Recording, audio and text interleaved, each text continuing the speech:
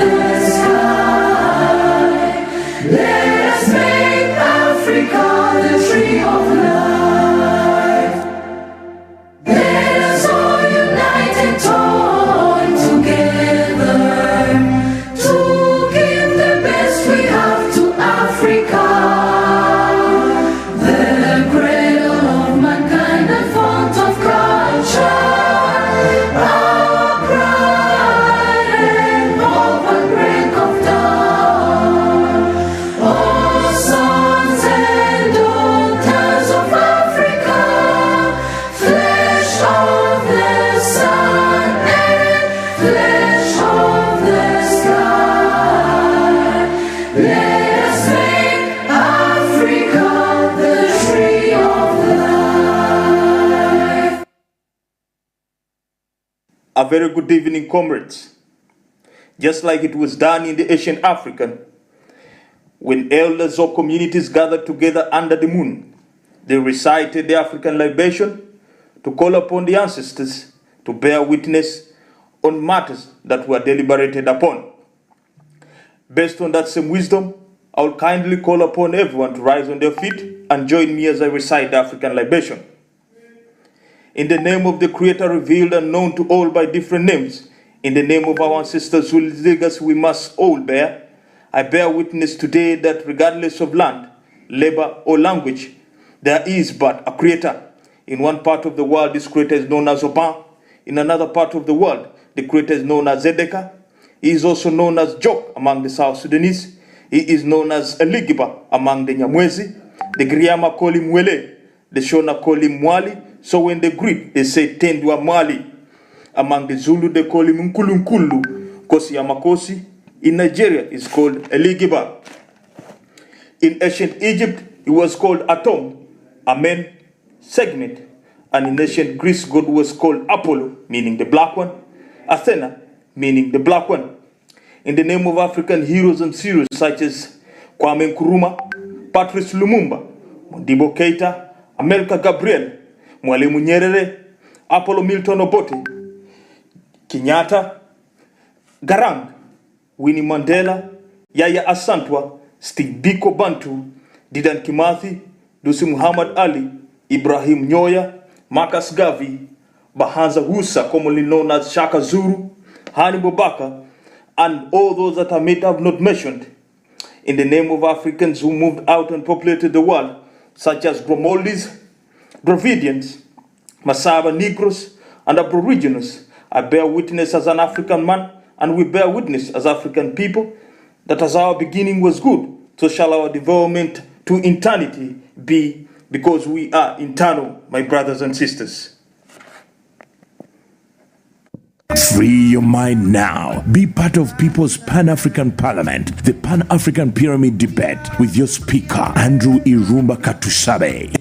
Free your mind now. Be part of People's Pan-African Parliament, the Pan-African Pyramid Debate with your speaker, Andrew Irumba Katusabe. Africa, my roots are Africa, my pride. Oh, Africa, my motherland. A place so rich and gifted. A nation filled with diversity of cultures. Cultures of Vanaba Malawa Sibilo. Oh, Africa, hear my cry. I'm crying for the spirit of Ubuntu. What happened to those days when women knew their place and children respecting their elders?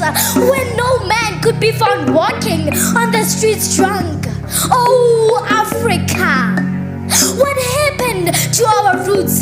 Those days when I look around, my spirit sings. For I look north, and all I see is a child raising a hand to her own mother. I look to the south, I see fathers who've neglected their roles and abandoned their families. I try running to the east, where the sun rises. Oh Nkosi yami, uma ubaba nengani baphethe imbohleli. Now where do I run to? Oh Africa, hear my cry. People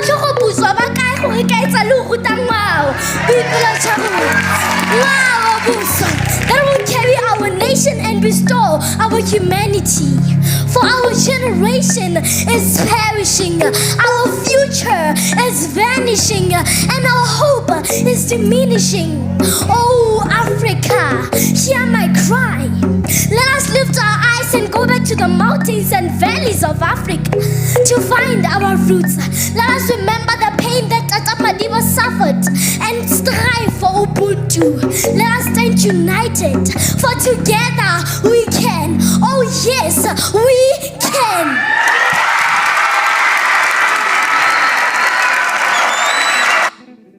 Can we have a round of applause, please?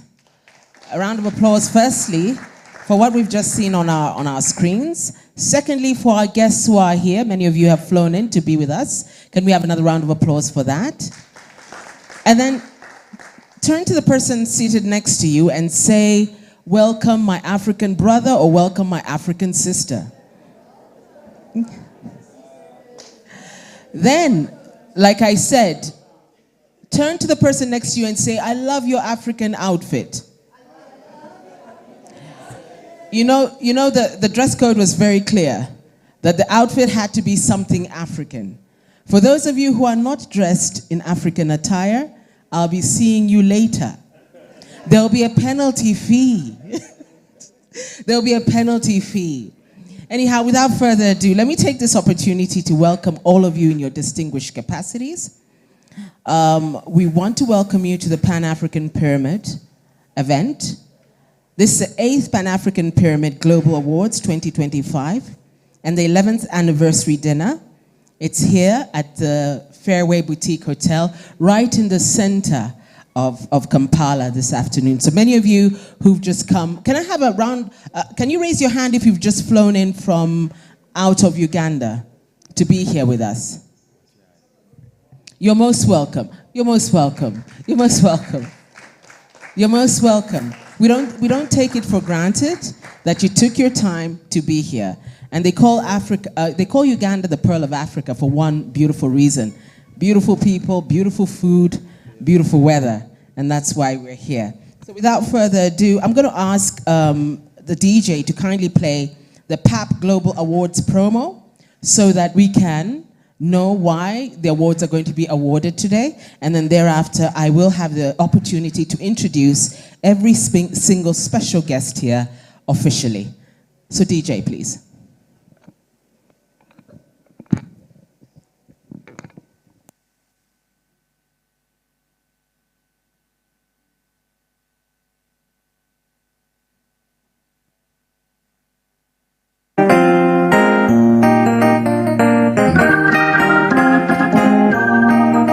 When I look at Africa, many questions come to mind.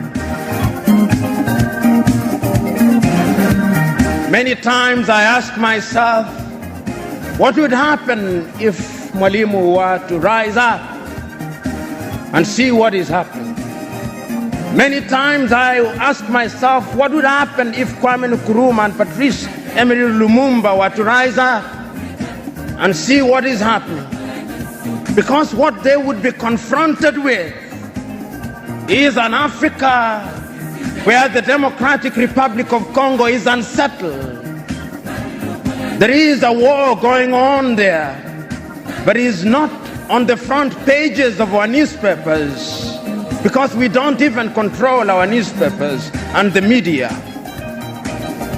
As I speak to you, the Central African Republic is at war, but we talk of it only mutedly.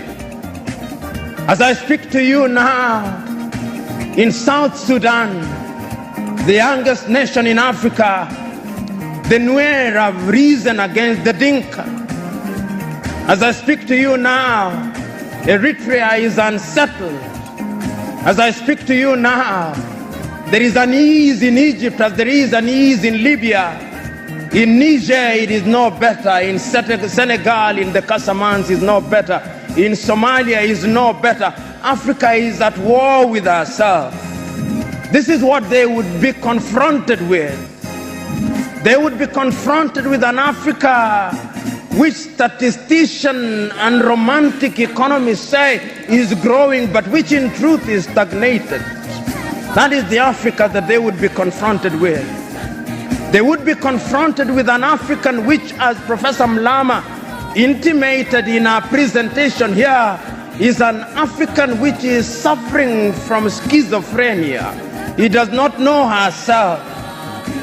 They would be confronted with an African whose young men and women have no interest and low love for their continent.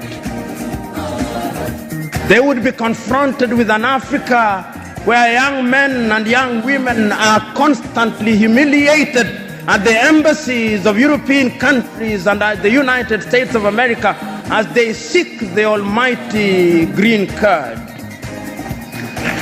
They would be confronted with an Africa where young men and women from Niger, Nigeria, Senegal, Mali, and Mauritania drown in the Mediterranean as they seek to be enslaved in Europe.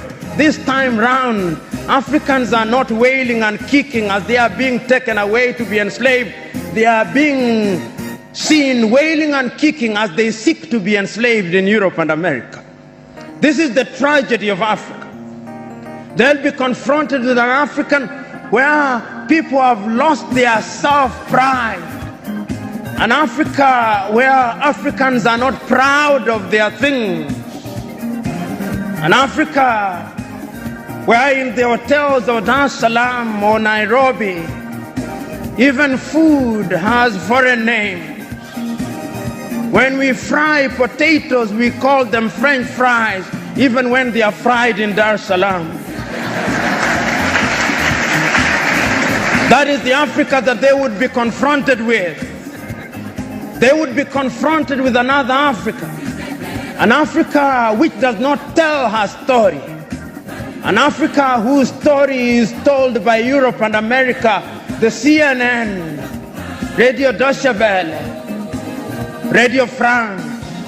That is the Africa they would be confronted with. They would be confronted with the young men and women who have no pride in Africa. When they want to enjoy themselves, they sing the praises of football teams from Europe and America. It is Manchester United. It is Arsenal. It is Real Madrid and Barcelona, not Yanga, not Mufulira Wanderers, not Gor Mahia, not FC Leopards. No. That is the Africa that they would be confronted with. They would be confronted with an Africa which does not enjoy its theater and drama. That Africa celebrates Leonardo DiCaprio. It celebrates Angelina Jolie and Brad Pitt. The Africa does not celebrate Genevieve Naji of Nigeria or Rita Dominic or Lou Jacobs of Nigeria. It does not celebrate Bongowood or Nollywood or Riverwood. It celebrates Hollywood. That is the Africa with which they would be confronted. They would be confronted with African women whose greatest source of joy is cheap grade B Mexican soap opera, La Patrona, La Mujer de mi Vida, The Rich Also Cry. Why must we remind ourselves of these realities? Because throughout the ages, the battle has always been the battle of the mind. And if your mind is conquered, then you are going nowhere. And that is why in the ages of enlightenment in Europe, the great René Descartes said, cogito ergo sum, I think, therefore I am. And therefore, if Africans are to begin to make a contribution in their affairs, Africans must begin to think. But the question is, are we thinking? We have universities in their numbers. Tanzania has universities including Dar es Salaam. Nairobi has universities, as indeed Kampala, as indeed South Africa, Johannesburg. We have all these universities. We have engineers, but our roads are not being made by Tanzanian civil engineers. It is the Chinese who are present in this assembly who are making our roads.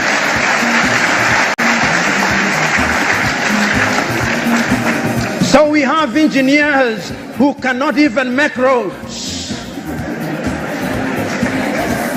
We have doctors whom we have trained, but when we are sick, particularly if we are of the political class, depending on who colonized you, if you are colonized by the United Kingdom, you rush to London. If you are colonized by the French, you rush to Paris. If you are colonized by the Portuguese, you rush to Lisbon. And if you are colonized by the Spaniards, you rush to Madrid, Spain. And recently, because the Asians are beginning to get their act together, we run to India. And very lately, because the Arabs are also beginning to get their act together, we run to Dubai. Notwithstanding that we have the Kenyatta hostels of this country, the Muhimbilis of Tanzania, the Chris Hani Baragwanaths of South Africa, and the Mama Yemos of Kinshasa in Zaire or the Democratic Republic of Congo, but we have no faith in our doctors. In the area of education, we also don't have faith. Our political class introduced something that they call free education, but it's free indeed, free of knowledge.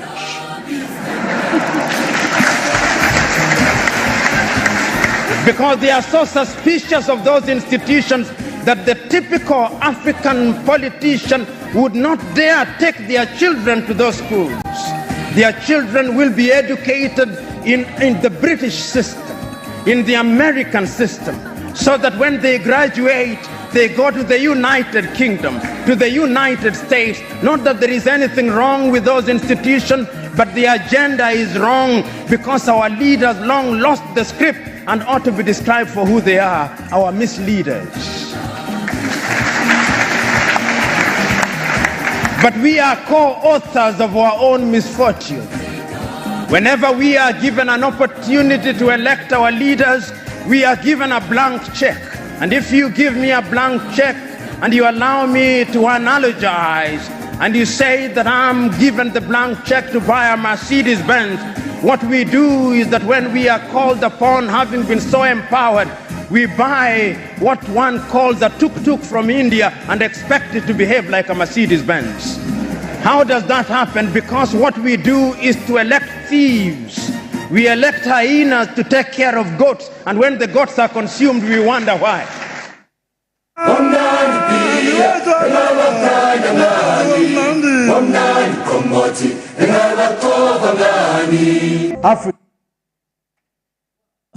Thank you very much. That was PLO Lumumba. PLO Lumumba supports the Pan-African Pyramid greatly, and that's why we had that montage from him. You might ask, what is a Pan-African Pyramid? Who are we? Well, the African Pyramid is an intellectual, non-partisan discussion forum built on the pillars of Pan-Africanism, patriotism, and nationalism, whose ideal preoccupation is to revive intellectual discourse among the youth with a bias of reconstructing our lost Pan-Africanism, patriotism, and nationalism values and spirit. And I think the Pan-African Pyramid is well needed here in Uganda today. It's well needed in the whole of Africa. At this juncture, let me take this opportunity to introduce a few of our guests. Kindly abide with the protocol. So I will start first and foremost with those who are representing the Libyan government. I want to thank His Excellency Ambassador Abdesela A.E. El-Geyi of the Libyan government. Thank you very much for coming, sir. Can you stand? Can you have a round of applause, please?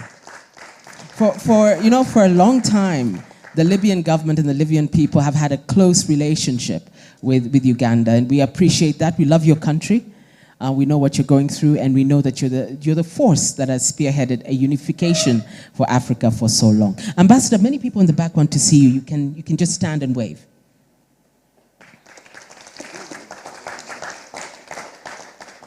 I also want to thank Mr. Mohammed Al-Krouti of the Libyan government, who's also here with us.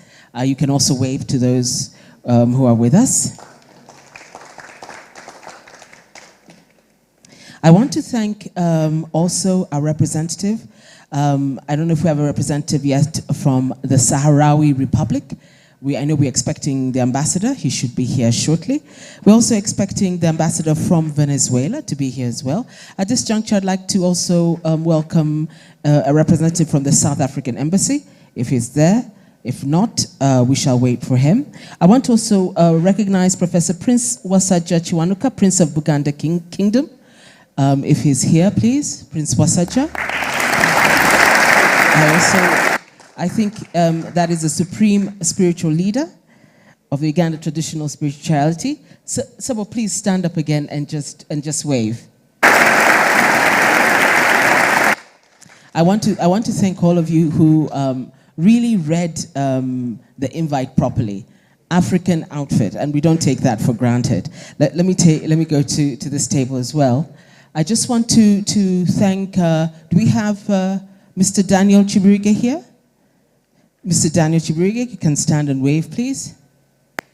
I'll be mentioning all of you, and because why I'm mentioning all of you one by one is because many of you are going to be part and parcel of our table discussion as well. I would like also to welcome and introduce all those who are sitting on that table. Please, can you also say hi? Hello. Thank you very much for coming. I'll be reaching you. Yeah, without further ado, let me go to the high table and really introduce one-on-one our guest, Mr. Gershom Okonda Mbunya. It's a pleasure to have you here, and he's from Kenya. You can stand up, please. I think, Mr. Gershom, after this event, we shall talk about your necklace. It's absolutely gorgeous. At this juncture, I'd like to also invite Professor Humphrey Ojwang Jeremiah.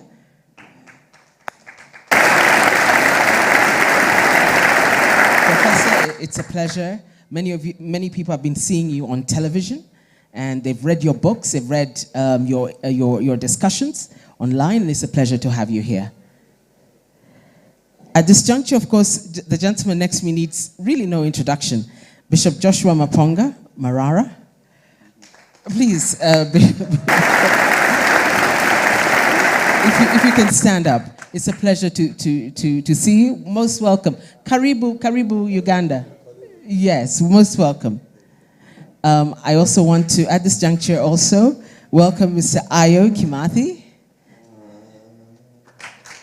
It's a pleasure to see you, Mr. Kimathi. Thank you for coming. At this juncture, I'd also like, the busiest man, apart from President Museveni, is this gentleman here, Mr. Andrew Irumba. I want to welcome the chairperson of PAP, the Pan-African Pyramid, Chairman Andrew Irumba Katshabe. Can you just wave to your guests? I want to thank you, our dignified guests, for coming. As they get your seats, you shall be seated shortly. I want to also welcome Your Excellency Ambassador of Algeria. Thank you so much. So you can wave. You can have the seat tentatively. Oh, you've already gotten a seat. And I want to thank you, all of you, for coming, all our distinguished guests. Thank you so much for coming. For the sake of time, we're going to go into a panel discussions, first and foremost. But at this juncture, I'm going to ask the DJ to play a small interlude, musical interlude, for around a minute or so as we prepare for our discussions and the rest of the program. Thank you. The whole of the African Union gave that committee a mandate to look for a solution for the Libyan problem. Now, on one occasion, I didn't go that time. These excellencies, this one here, Jacob Zuma, and the others, I was not there, but my minister was among them. They entered a plane in Nouakchott in his place. They were going to Libya to mediate. And they were told by NATO to go back. Yes. Said, you go back. Yes, he's here. If I'm telling lies,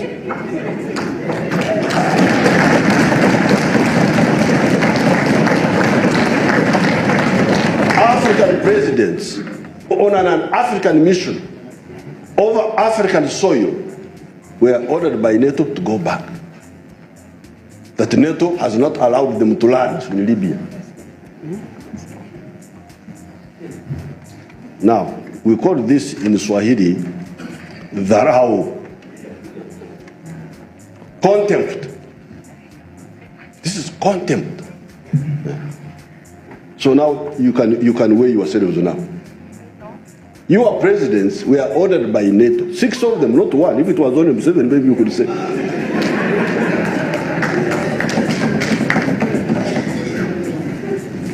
Six excellencies, African excellencies, were ordered, go back. Over Africa.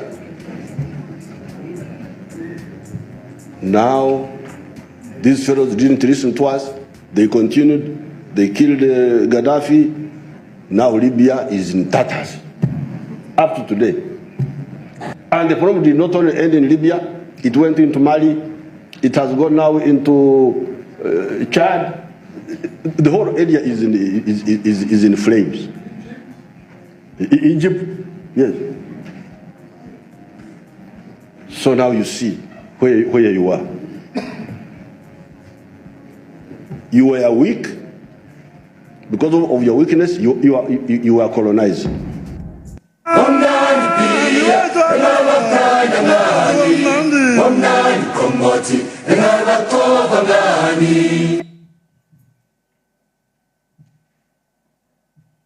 And I think that sets the mood for our discussion that's going to come up.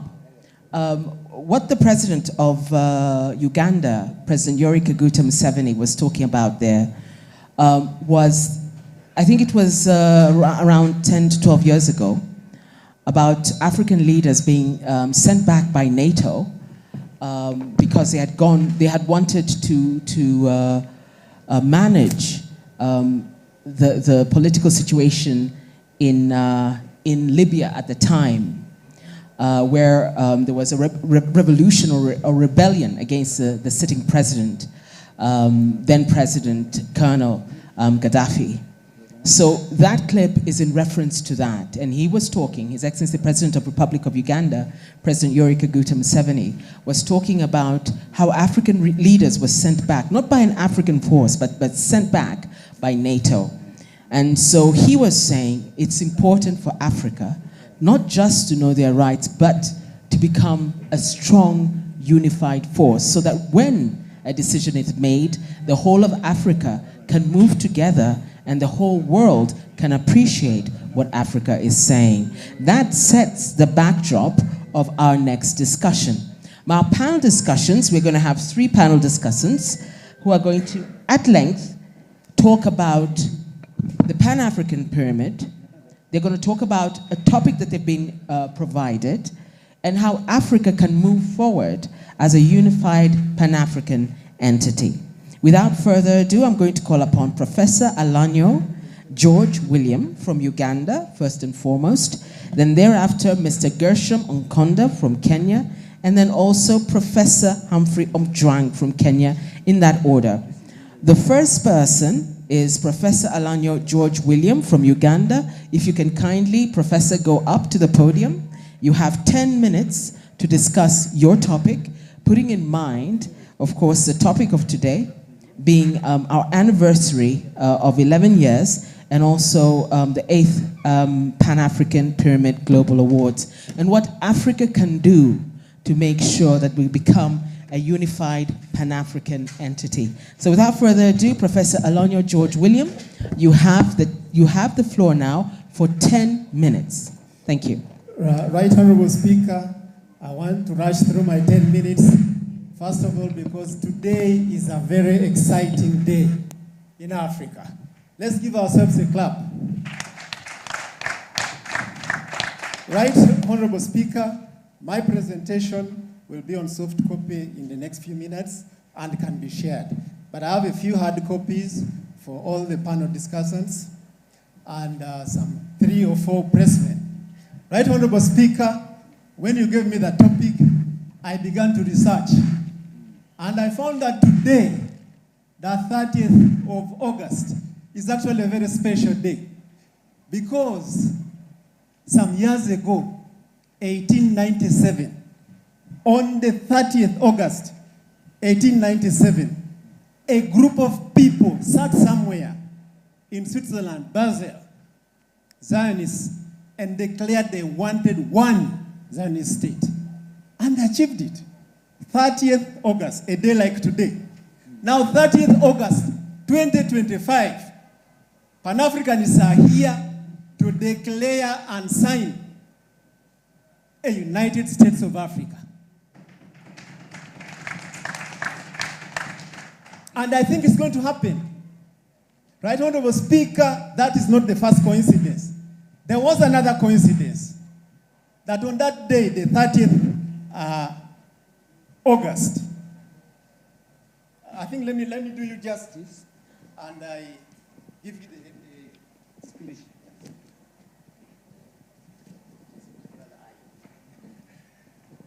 Yes.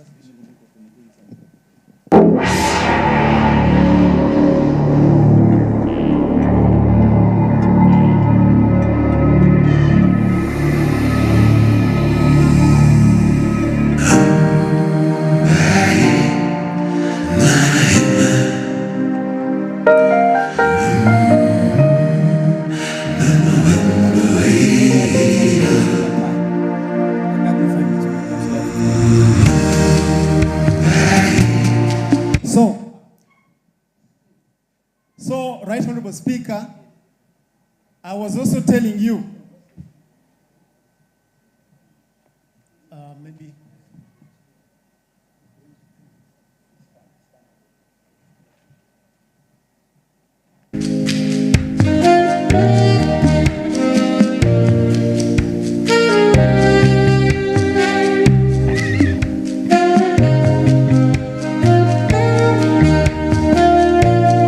Ladies and gentlemen, at this juncture, let us welcome our chief guest, First Deputy Prime Minister and Minister of East African Community Affairs, the Right Honorable Rebecca Kadaga. Can she have a round of applause, please? Members, please feel free also to stand.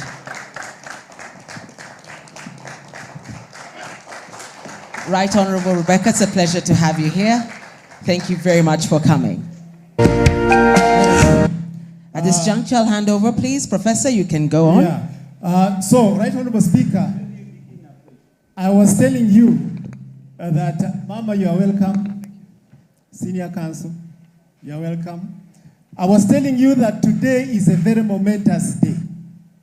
I was checking and I found that the 30th August, a few years ago, on the 30th August, a group of Zionists met in Basel, Switzerland, and they resolved to have a Jewish state, and they had it. Then today, 30th August, Pan-Africanists are resolving to have the United States of Africa. I felt that was a wonderful coincidence of days, and I'm fortified that it will succeed. Right Honorable Speaker, there was another coincidence. The people who were convening to make a state were not government officials. It was a journalist like you. Hey. So today you have also convened here as a journalist to declare the Pan-African state, the United States of Africa. Right Honorable Speaker, that's not the only coincidence. There was even yet another coincidence. We are supposed to have a banker here, Sudhir Peledia. And at that Basel meeting, there was also a banker, Rothschild.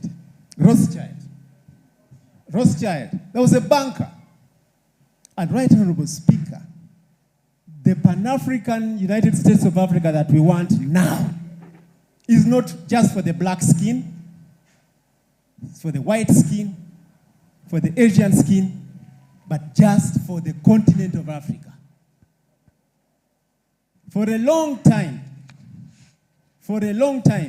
that dream of a Pan-African state has been held back by the Western powers. There's been a gimmick going on. Take a small country like Burundi. The economy of Burundi is like the economy of one street in New York. But the president of Burundi sits like the president of the USA. That has been a gimmick. Because the USA is a whole continent. It has been defiling these small African states. I call it defilement, political defilement. Because Trump, who heads a whole subcontinent, sits with Burundi, which is like a word in New York. We must make Africa one state. The whole of Africa, when it becomes one state, will become a superpower in one day. Because it will be the size of Russia, it will be the size of America, it will be the size of China. And yet in Africa, one country has got the mineral wealth of China. DRC Congo alone, the wealth of DRC Congo is equivalent to the wealth of China. The Jewish community controls the whole world on one product, Coca-Cola and Pepsi. That's why there is a Coca-Cola factory in every state. What about Africa? And do you know that the product that produces Coca-Cola is found in Africa? In Sudan. It's called Gamma Arabica. Google. Israel does not control the world by nuclear weapons alone, but by simple things like Coca-Cola. What about Africa? We can control this world in one day. If you have lived in Europe, every morning the Europeans are craving for a cup of coffee. Not so? The Europeans are craving for a cup of tea. The entire European economy is a chocolate economy. And the chocolate, they don't even produce it. It's produced in Ivory Coast. What, therefore, is Africa's problem? And this Right Honorable Speaker is guided by this topic where we say, why do neo-colonial African leaders stick to the old borders? They stick to the old borders because the presidents we have in Africa now, they have inherited the collaboration with white people.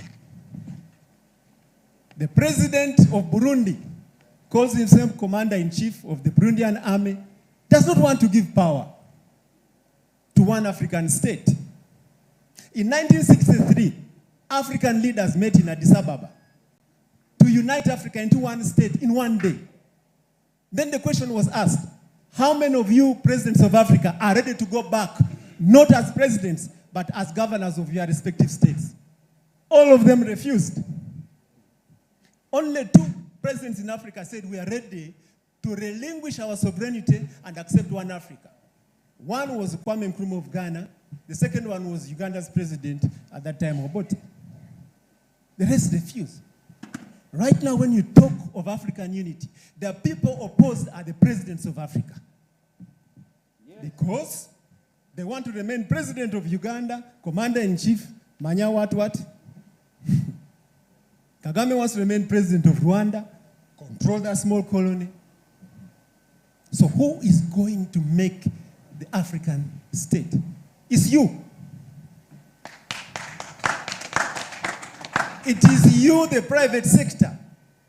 It's you, the individuals, like the Israelites. It is Israeli individuals, businessmen, private people who declared that we want a state. So if you want an African state, we shall get it. I think, Right Honorable Speaker, we have a book that we have circulated around. At that book, make sure you sign it. It is your declaration for the United States of Africa. And what do we want? I tell you, gentlemen, the problem killing Pan-Africanism is double mouth. Double mouth. What is the difference between a Rwandese and a Ugandan? You people help me. What's the difference? There's no difference. Why can't we be one country? What is the difference between a Burundian and a Ugandan? Can't we be one country? And Pan-Africanism will solve a problem. If we have one standard army, and Right Honorable Speaker, I want to tell you that there are already armies in Africa that have already come into existence that can unite this continent. The Uganda People's Defense Forces. The Uganda People's Defense Forces is the one controlling the security of South Sudan. Is that not clear? Hello? Is that not true? Without UPDF, Salva Kiir would be overthrown even tomorrow. That's one country. The second country is Somalia. It is the UPDF controlling the security of Somalia. Without UPDF, that government would be overthrown today. Burundi, it is the UPDF controlling Eastern Congo, and then Uganda. Then Central African Republic, UPDF is controlling. There are 6 countries in Africa that UPDF is controlling. Why is Museveni delaying to annex these countries and we declare one African state? It is possible for the UPDF to declare that today we have united Africa by force. It's very possible. UPDF to overrun Juba is a question of hours because Salva Kiir is depending on our army. But what is the problem? President Museveni he tethers. It's better for him to keep President of Uganda alone. Then the son can also succeed. But because God has paved the way for African unity. Museveni can unite this country in one day. I think most of you did history. Did you not read in the history books that Germany was united by blood and what? Iron. By Bismarck. So why are presidents presidents? Your Excellencies, the Libyan ambassador, I really thank you. When we see you, we see Gaddafi still alive. We don't know whether your government was part of the governments that killed him, the transitional government. We don't know. But what we know, you are Libyans. You are one people. Today, we are also going to sign in that book one declaration, a rejection of the killing of African presidents by NATO.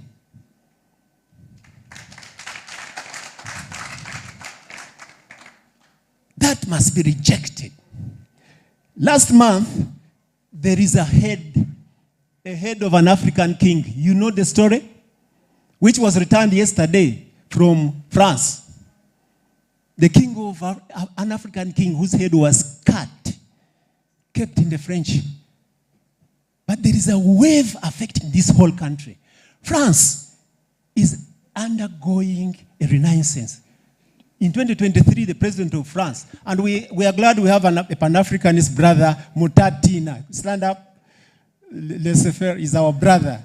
Is he there? Thomas. Thomas has gone out. He's a Pan-Africanist like us. Because not all Frenchmen agree with the colonial policies. You're going to see, you've seen the tall white man who is here? He's a Frenchman. He's one of us. He's a Pan-Africanist.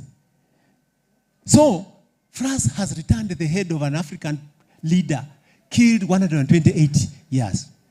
So the message to you people from Libya, today, 30th August, 2025, we are going to sign a declaration for reparation for every African leader in the colonial era or the present era who was killed by the United States of America, by Europe, and by NATO. A few months ago, Belgium, another European nation, returned the tooth of Patrice Lumumba. How long are they going to kill our leaders? And we say nothing. There must be reparations.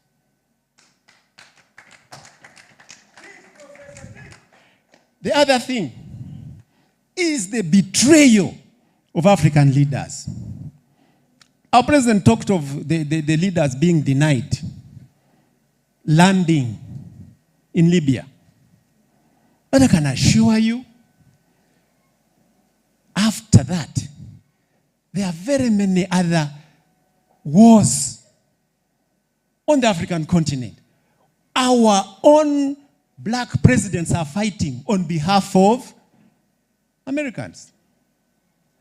As Pan-Africanists, what are we doing fighting in Somalia? Who has told you that Al-Shabaab are terrorists? The West. The same West told us that South Africans who are fighting apartheid were terrorists. If Africa is to get the United States of Africa, we should stop fighting any wars in Africa under the guise of fighting Islamist terrorism. There is no Islamic terrorism. Islam is a religion of peace. Every other thing is a creation of the Western world to divide us. The United States of Africa shall have no religion. Because Right Honorable Speaker and Bishop Maponga will attest to this, we cannot be defined as Christians. Because that's the religion of the Europeans. We cannot be defined as Muslims.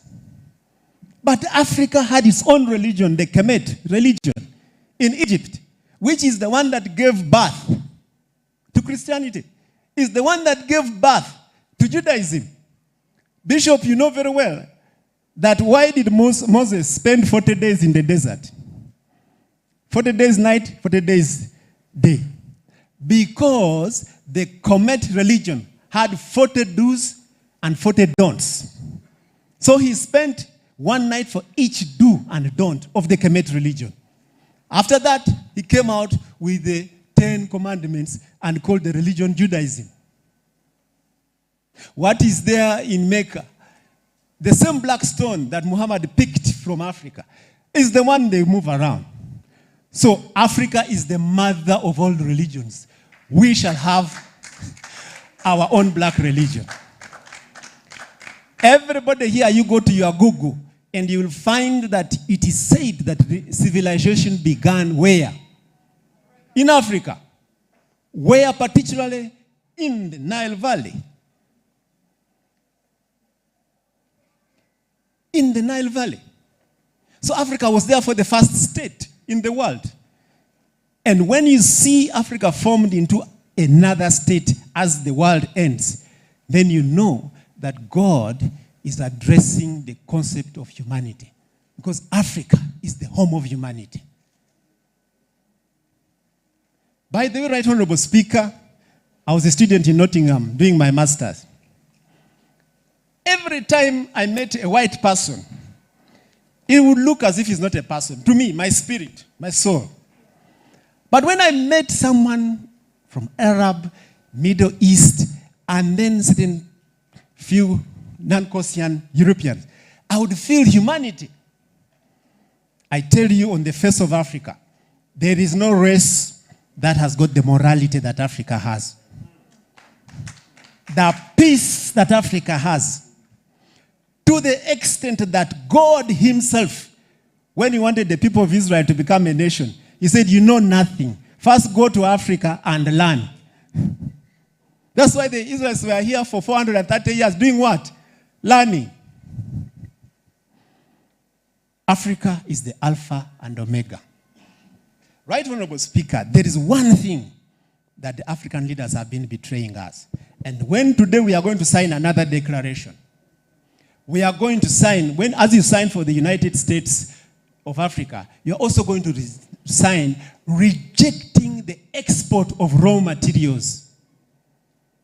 Rejecting the export of raw skill.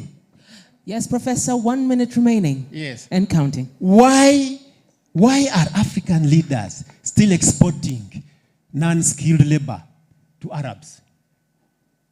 That is wrong. Then, as I sum my minute, Right Honorable Speaker, how are we going to develop the United States of Africa? Let us go by China. What did China do? China went back to their ancient kingdoms. All these belts and road networks they are making according to their old ancient kingdoms. Africa, we must go back to our ancient kingdoms. The Chwezi kingdom of the Bachwezi. The Kushite kingdom. East African community should be a reincarnation of the Bachwezi kingdom. And Muhozi and the father, they know that. But Moses says, we are Bachwezi, we are good people, at what? But why don't you unite now? If you have Bachwezi, even Rwandese have Bachwezi, Burundians have Bachwezi, why don't you make it one country? I am happy we have the speaker, I call her speaker still. She is from the Busoga kingdom. Professor Juang, you are a Luo like me. That lady there is your sister. She's from the Balamogi kingdom. And you are Ramogi. Can you greet yourselves? All the Luos in Kenya are Ramogi. Those of the Kadagas, they are Balamoji. One people. The East African Federation is supposed to reincarnate the old kingdoms. And Right Honorable Speaker, as Minister of East African Affairs, work on the Bamasaba kingdom. The president one time acknowledged that the Uganda and Kenya, the Bamasaba kingdom, which cuts across borders, would be the unifying factors. But errant as his government is, 4 months ago, the president abolished the Insuya Masaba, created another small kingdom, smaller one, for living around the other Insuya Masaba, which he had addressed in 2010, which cuts across the two borders. Because the Bamasaba of Kenya had elected a king cutting across borders. Like now, if we, the Luo of East Africa, want to elect a leader, we are going to call you Balamoji. And then we elect. Actually, Professor Ojwang is one of the contenders. I have leaked something.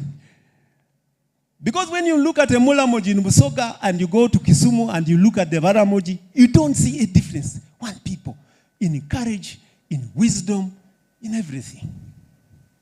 Right, Honorable Speaker, I don't want to exceed my time, but you said you had given me 5 minutes. Are you using it also? No, I think Professor. Let us finish. I think, Professor, we're time barred. Yeah, finished. Let us respect time. Okay. They say Africans don't follow time. Thank you so much. We can continue the debate.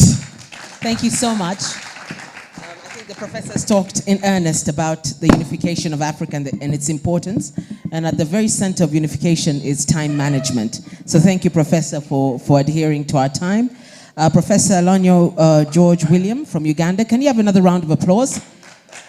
I think the most pertinent part, because he will take questions at the end of his presentation. The most important part about his discussion was the fact that he would want to see Africa unite. He's talked about Africa having a single and a unified army. He talked about the UPDF securing Uganda, securing Somalia, securing Burundi, Central African Republic, and I think someone must put it to him. He also said that why isn't it that President Yoweri Kaguta Museveni cannot ask the UPDF to totally unify the Great Lakes region and it becomes one state of Uganda. Those are the words of Professor Alanyo.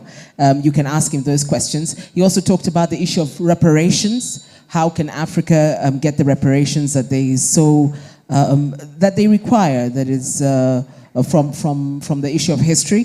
He also talked about that, and he also talked about African leaders and sticking together, and also the issue of old borders and why is it that we are still defined by our old borders. So thank you very much, Professor Alonyo. We shall come back to you. At this juncture, I'd like to call upon Mr. Gerishom Onkonda from Kenya. He's also going to further elaborate on African unity and where we go from here and the role that the Pan-African Pyramid can play. Can you have a round of applause, please, as he comes up to the podium?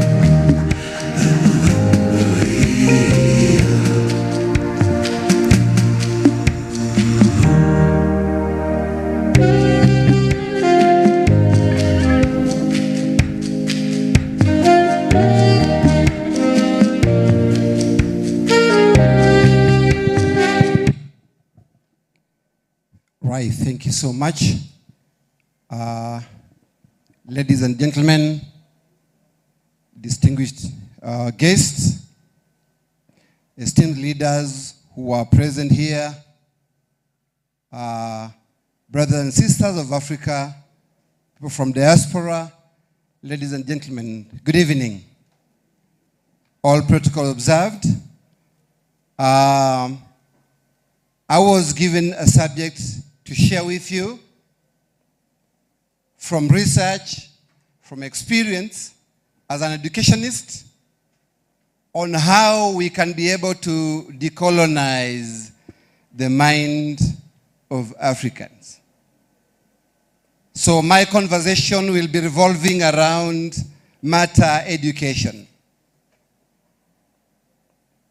I had prepared my conversation in a manner that I will read it. One, just to make sure I'm displayed with matter time. But I know we shall have more time to discuss during the question and answer time. I will start by saying that it is both a privilege and a sacred responsibility to stand before you this evening here in the heart of Kampala, Uganda, at the 8th Pan-African Pyramid Global Award and the 11th anniversary dinner. We gather not merely to celebrate achievements, but to reignite a fire, maybe for the generation that was born during the time of matchsticks and gaslighters, that an African man was well equipped with a special stick, igniting on a special stone where fire was lit. For me, that is a software that is lying dormant that we have to reawaken today.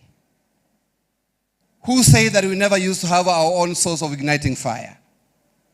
And so be prepared that this evening we are going to put our mind together and see how can we be able to decolonize our mind and think a bit different for us to get different results.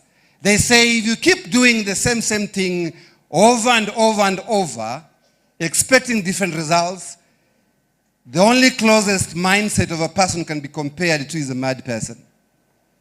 And so for us to get different results, we need to do things differently. And so, as an African proverb says, until the lion have their own history, or their own historians, the history of the hunt as an activity will always glorify the hunter. So today, let us be historians, the philosophers, the knowledge bearers, and above all, the liberators of our own mind. So why decolonize the African mind? I'll be slow in my conversation so that if you have a question to ask, you can put it down and see exactly how this conversation can bring a change. Colonization was not only about land. Many times when you talk about colonization, we're talking about, our land was taken away. Our heritage, our culture was demeaned. But let me tell you, the real colonization was the colonization of the mind. Sometimes it's not about the hardware. It's about the software. The greatest conqueror of Africa was not seizing of territories. It was not the captivity of the thought. It was the captivity of our mindset. When Europe invaded Africa, it did not only carry guns, neither did it just carry Bibles, neither did it just carry the textbooks. It carried schools, it carried churches, it carried more dangerously the language, The one, if I teach you my language and I make you look at your language as the third material, then already your identity has been lost. Ngugi wa Thiong'o, one of the greatest Kenyan sons, once said that the biggest weapon wielded and actually daily unleashed by imperialism is the cultural bomb. The effect of cultural bomb is to annihilate a people's belief in their names, in their language, in their heritage, in their unity, in their capacity, and ultimately in themselves. That is exactly what we must undo. Ladies and gentlemen, it is time to start unlearning what we learned yesterday and start relearning freshly. Of course, when we are more informed about how the knowledge of yesterday of the colonizer affected the way we live today and affected what we believe in today. I will make a quote from Kwame Nkrumah, who reminded us that we face neither east or west, but we face forward. So facing forward means standing in the firm foundation of African wisdom, while also engaging the modern world with dignity. Brothers and sisters, when a child learns that God speaks only English, only French and Portuguese, but not language like Luganda or Kiswahili or Zulu or Yoruba or Luo, then we are already getting cheated. When we need to start questioning why all angels had English or European names. Was it just the spread of religion, or was it mind conditioning? When we teach philosophy only from the Greek, but forget the Egypt and the Timbuktu housed libraries and universities long before even the Athens, then colonization will continue. The mind must be freed from Africa to be free. Until we free our mind, Africa is not yet free. And freeing of our mind will start today, this evening. All of us must be ready for the game. The chain of the mind are heavier than the chain of the body. All we learn in history is about how our ancestors were chained. But we rarely talk about how our mind was chained. If I may borrow shortly from a story of a young man who was called Kunta Kinte, who was forced to take a new name. His name was Kunta Kinte, but the colonizers gave him a new name and told him, say your name is Toby. And he refused. He kept saying, my name is Kunta Kinte. And he was whipped. On chains, he was chained. But he kept refusing until that time when the pain was more unbearable. He gave in just to make sure that now I'm no longer going to be whipped. But if all of us were to have that mindset, that attitude, that resilience of Kunta Kinte, who knew so well by changing my name, you are changing my identity, then today we are going to start having a new conversation. We need to be thinking about reclaiming African epistemologies. Epistemologies is the way we know. It's about knowledge, the way we understand the world. It has always been at the core of African society. Before the colonizers came, Africans had their way of knowing things. It was rooted in the culture, in the community, spirituality, and observation. For purpose of clarity, epistemology is a branch of philosophy that is concerned with knowledge. And it asks specific questions. For example, what is knowledge? How do we know what we know? What counts as truth and justified beliefs? What are the source of the knowledge that we are learning? Is it the perception that were given to us when we were in class? Reasons, memory, traditions, and testimonies. What are the limits of this knowledge? Ladies and gentlemen, schools did not come with the colonizers. We had our own education system as Africans, remember? We could sit down under a tree and an elder will come to counsel us. Our girls will be mentored by their aunties. And young men went through an initiation which turned you from boys to men. How you are supposed to take care of your family. How you are supposed to be protecting your family. We went through education. We had faculties of medicine, ladies and gentlemen. We had our own medicine which we were using to heal ourselves.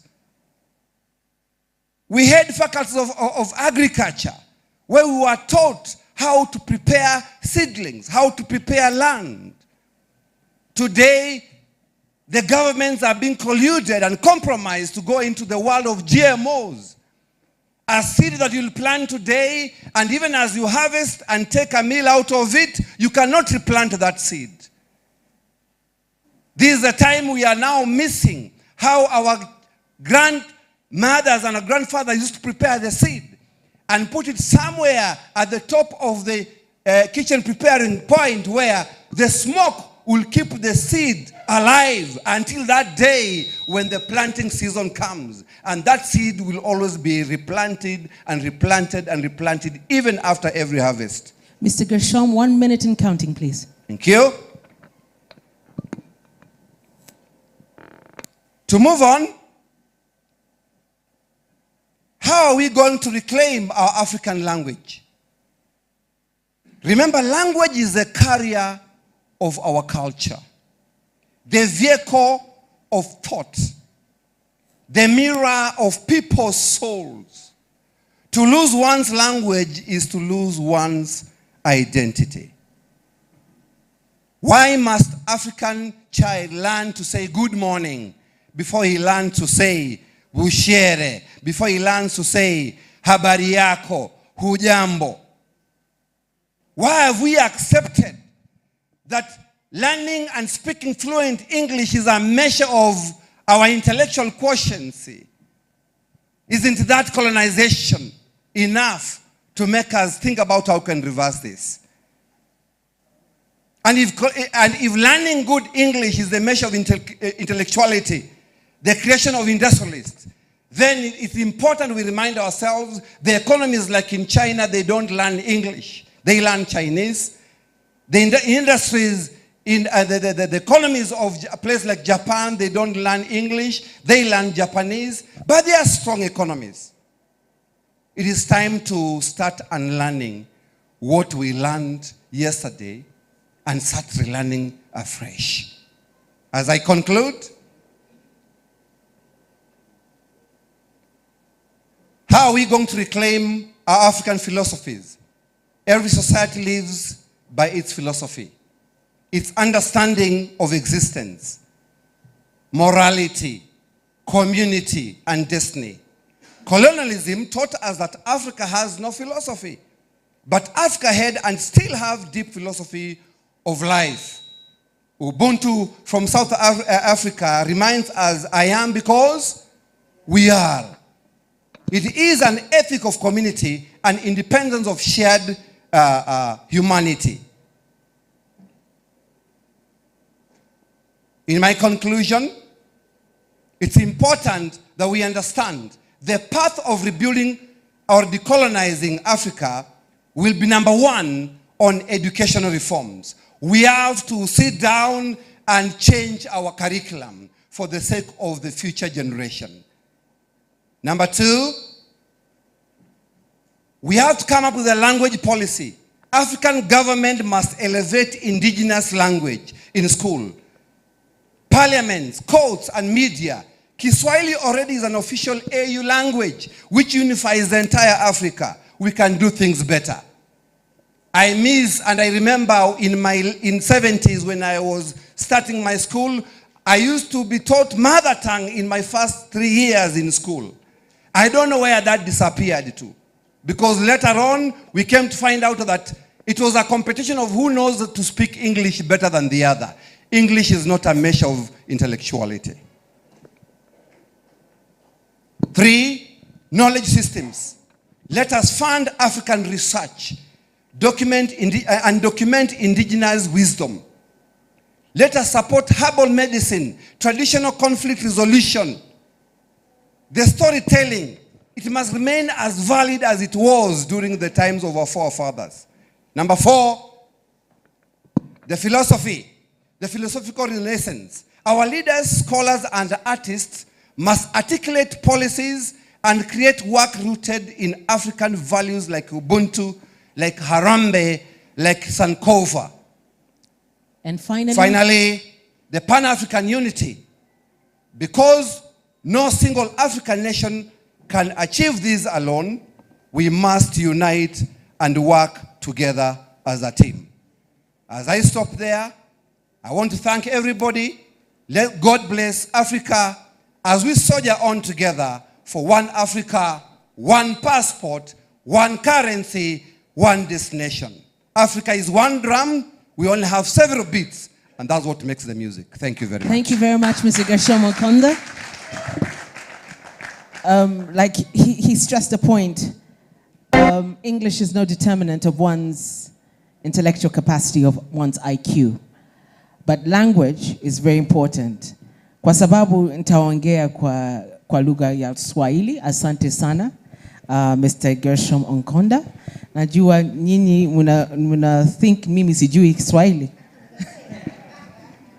Mimi najua. Okay, without further ado, can I kindly call Professor Humphrey Ojwang? But before I call Professor Humphrey Ojwang, I know Honorable Mukasa Mbide has kindly joined us. He's supposed to be next. So without further ado, Senior Counsel Mukasa Mbide, can you kindly take the floor and have your discussion? We are limiting it to 10 minutes. You know, we're talking about Pan-Africanism, we're talking about unifying Africa, we're talking about being great. The one most important thing that we can't do without is time management. Okay, so as Mr. Mukasa Mbide prepares, can we kindly have Professor Ojwang please go to the podium.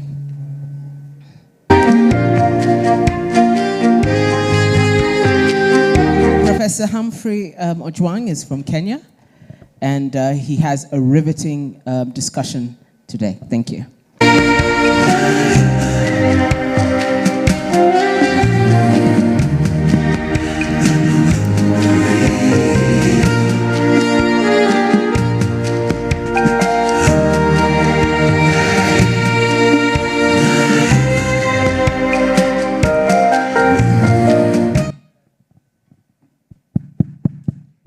Thank you.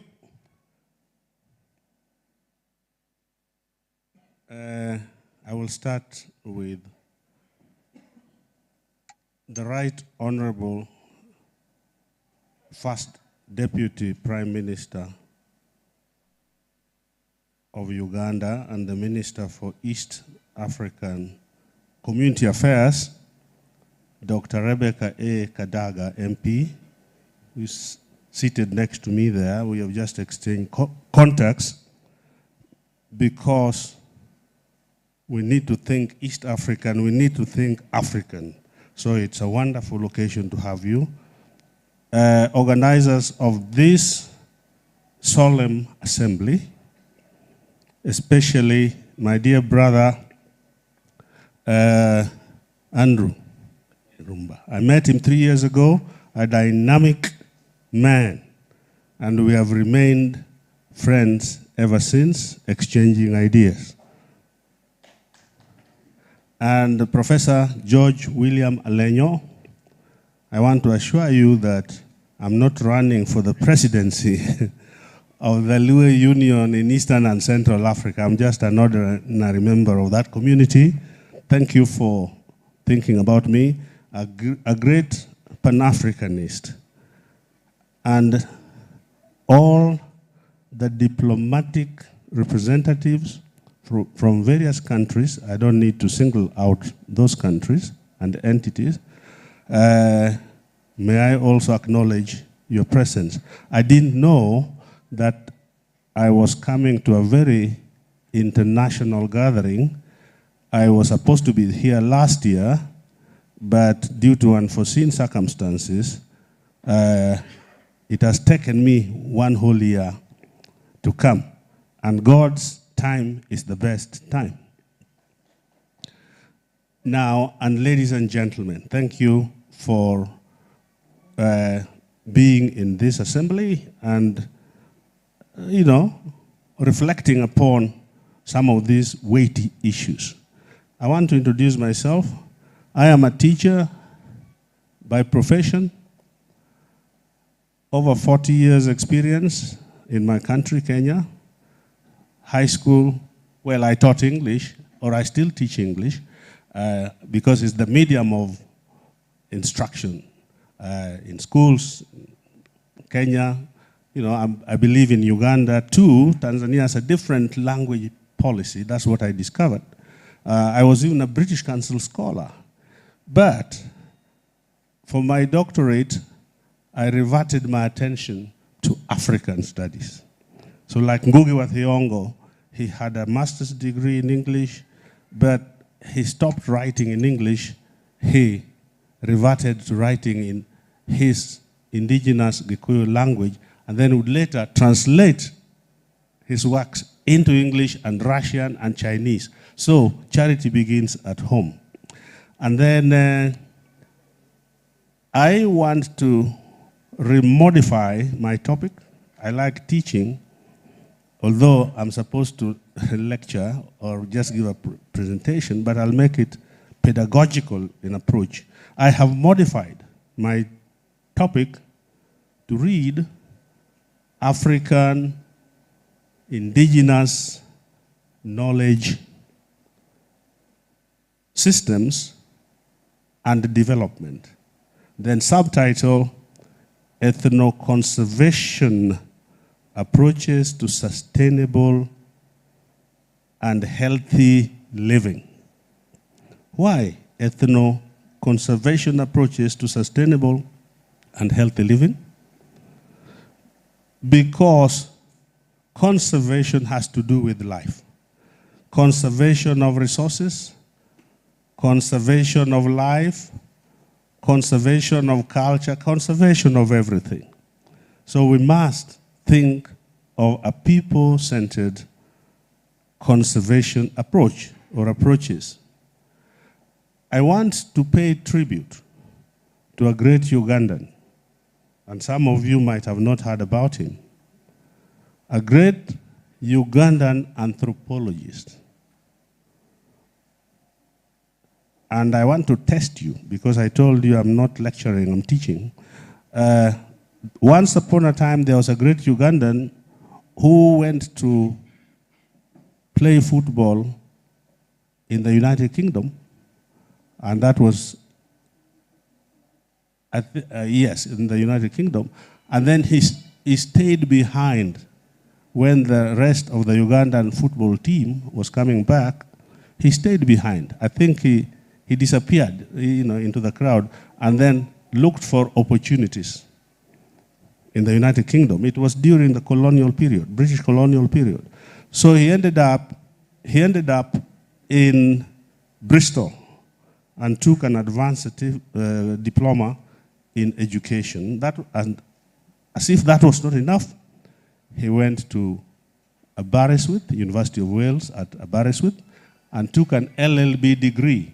But while he was taking his LLB degree, he heard something about trial by ordeal. trial by ordeal. He wanted to pursue it. What is trial by ordeal? And his lecturer told him, we don't do social anthropology here. After your LLB, please go to Oxford and register with the Institute of Anthropology under Evans Pritchard. And he did that. But when he was in Oxford, the first lecture, African culture was being referred to as primitive, backward, ignorant, and he stood up and protested violently and said, African culture is not primitive, Africa is not a dark continent, and our culture is as good as any other culture. So I want to test you, the Ugandans all the Ugandans in the house, hands up. Or if you are a Ugandan, well, I was a Ugandan 600 years ago. Then I migrated to Kenya. And okay, anybody wants to try? Yes. Okot Bitek. Thank you, Joseph, my brother Joseph Ocheno from Eastern Uganda, Tororo, I think. Yes. Okot P. Bitek. So in 1980, he was born in 1931 and he died in 1982 at the age of 51. But what he did is being retrieved now, and I'm one of the people in the vanguard of rehabilitating Okot Bitek. In 1982, after his death at Makerere University in his house, I was moved because he had shaped my thinking. I'd attended his lectures in Kisumu, in Kenya. So I wrote a tribute to Okot Bitek. Okot Bitek on trial. I wrote this play and the substance. I wrote this play as a tribute to Okot Bitek in 1982-83, and it was published in 1993, and it has been revisited in Kenya 3 times. Kisumu twice, sponsored by Professor Peter Nyang' Nyong'o, and Arusha during Festac. People like PLO Lumumba organized Festac in Arusha, so it was also staged there. Of course, last year we had Festac in Kisumu, and this month, September, they are going to Ghana. You know what Festac is all about. It's all about black artists and all that. So, Okot Bitek. Why am I starting with that narratology? African narrative epistemology. And somebody talked about, my friend from Kenya, epistemology. For me, I talk of African narrative epistemology. You must tell your own story from your own perspective. If you don't tell your story, someone will tell your story on your behalf, and the story might not represent you. So we must start with telling our stories. So, as I said earlier, African indigenous knowledge systems. That's my main topic. And I will focus on a very small area, ethnobotany. Ethnobotany. Notice that I'm not talking about botany. I'm talking about ethnobotany. And by extension, you can talk of ethnozoology. And you can, by extension, talk about ethno-veterinary medicine or veterinary sciences. And when I'm talking of veterinary or livestock development, the person who comes to my mind is the President of the Republic of Uganda. And his attachment to those indigenous long-horned cows. I would like to interview him about that, why he's attached to those cows. And one time, 2 Kenyan leaders came to Uganda, and instead of treating them, in a house or whatever, he took them out to go and look after cattle. Raila Odinga and William Samoei Ruto. Now, by giving that example, I'm talking about our indigenous knowledge system. The Ankole cattle, the Borana cattle, the kienyeji kuku, the kienyeji seeds. And my brother from Kenya has just talked about that. The GMOs and the indigenous seeds. I did research in Homa Bay County, which is on the shores of Lake Victoria. I met a woman who was a plant breeder.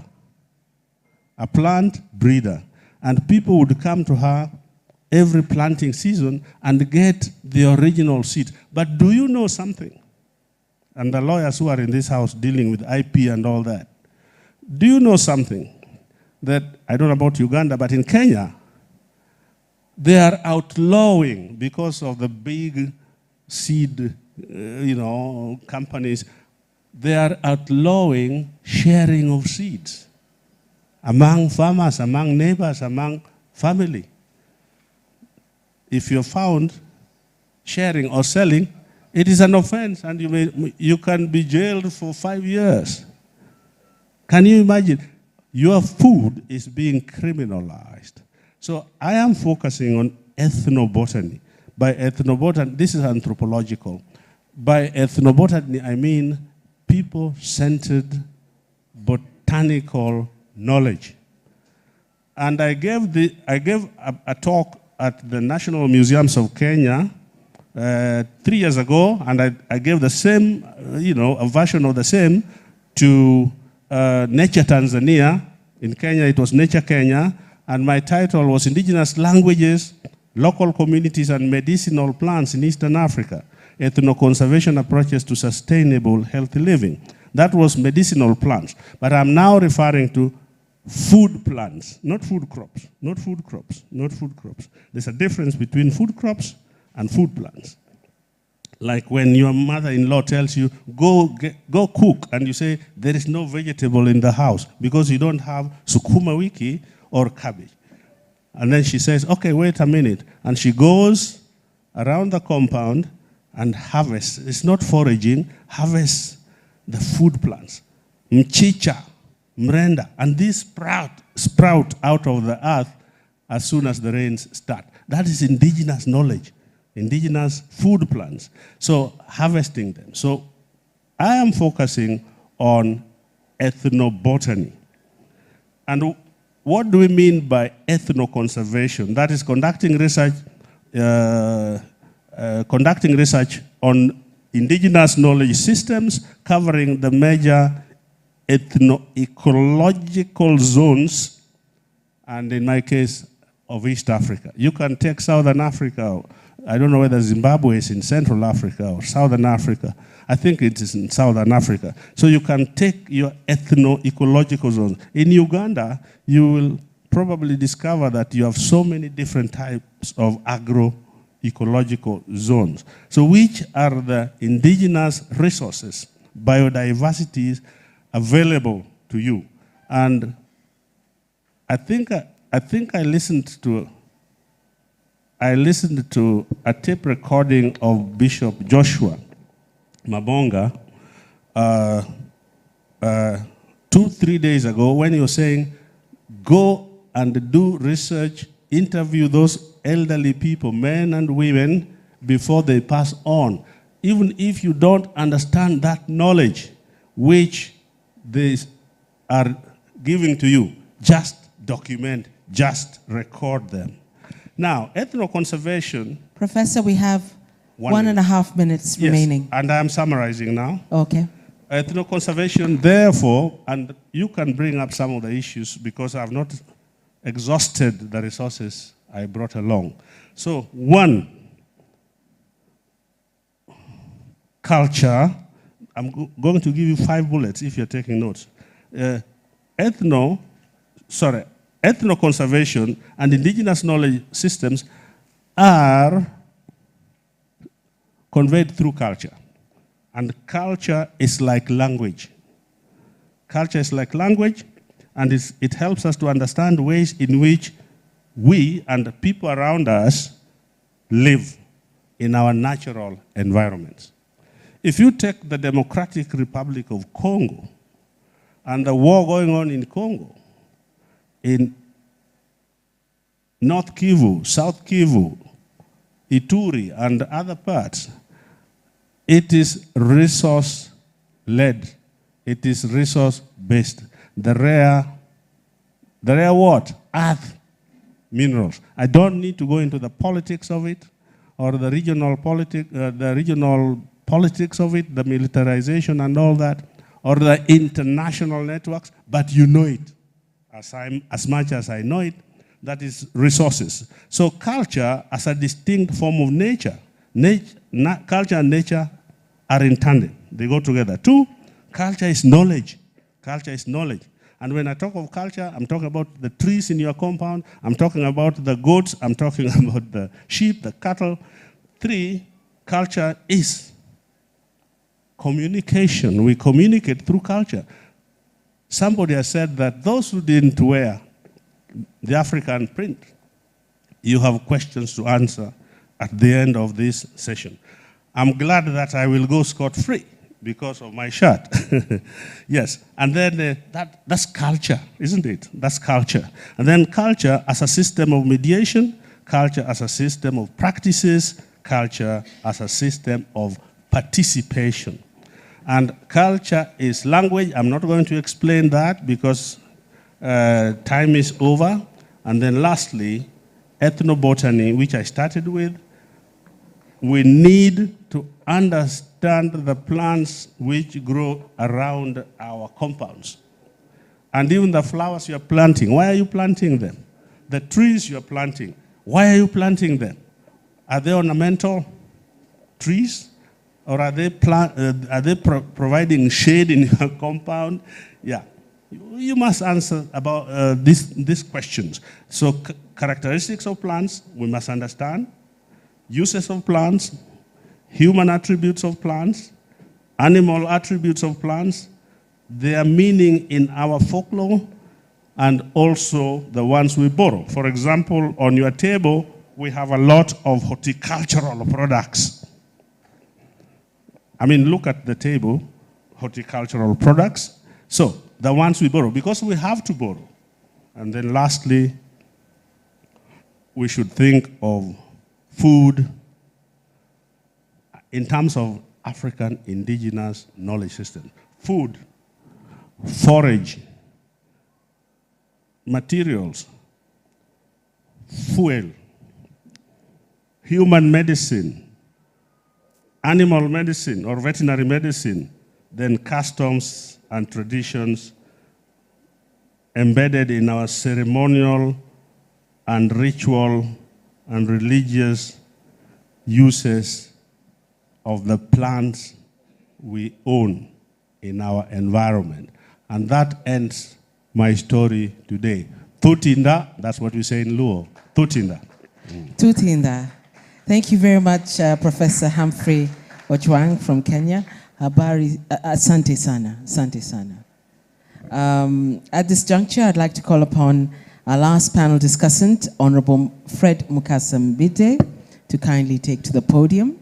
He will also discuss at length what Pan-Africanism means and his thoughts on the same. But at this juncture, I'd also want to recognize His Excellency Ambassador of Sahrawi Republic, please. If you can stand up, sir, and wave. Thank you for coming. We appreciate Sahrawi Republic very much here in Uganda. I also want to recognize His Excellency the Ambassador of Algeria, who's also here. Thank you so much. Algeria does fantastic cross-border relations with Uganda. That is very, very commendable. Thank you very much. I also want to recognize Dr. Otieno, who's also here with us. Yes, Doctor, thank you very much for coming. So can I hand over to you, Honorable Mukasa-Mbite. Thank you. Thank you very much, Madam Moderator, our speaker for PAP, our chief guest, I do not know whether chief or substantive, Right Honorable Mama Rebecca Kadaga.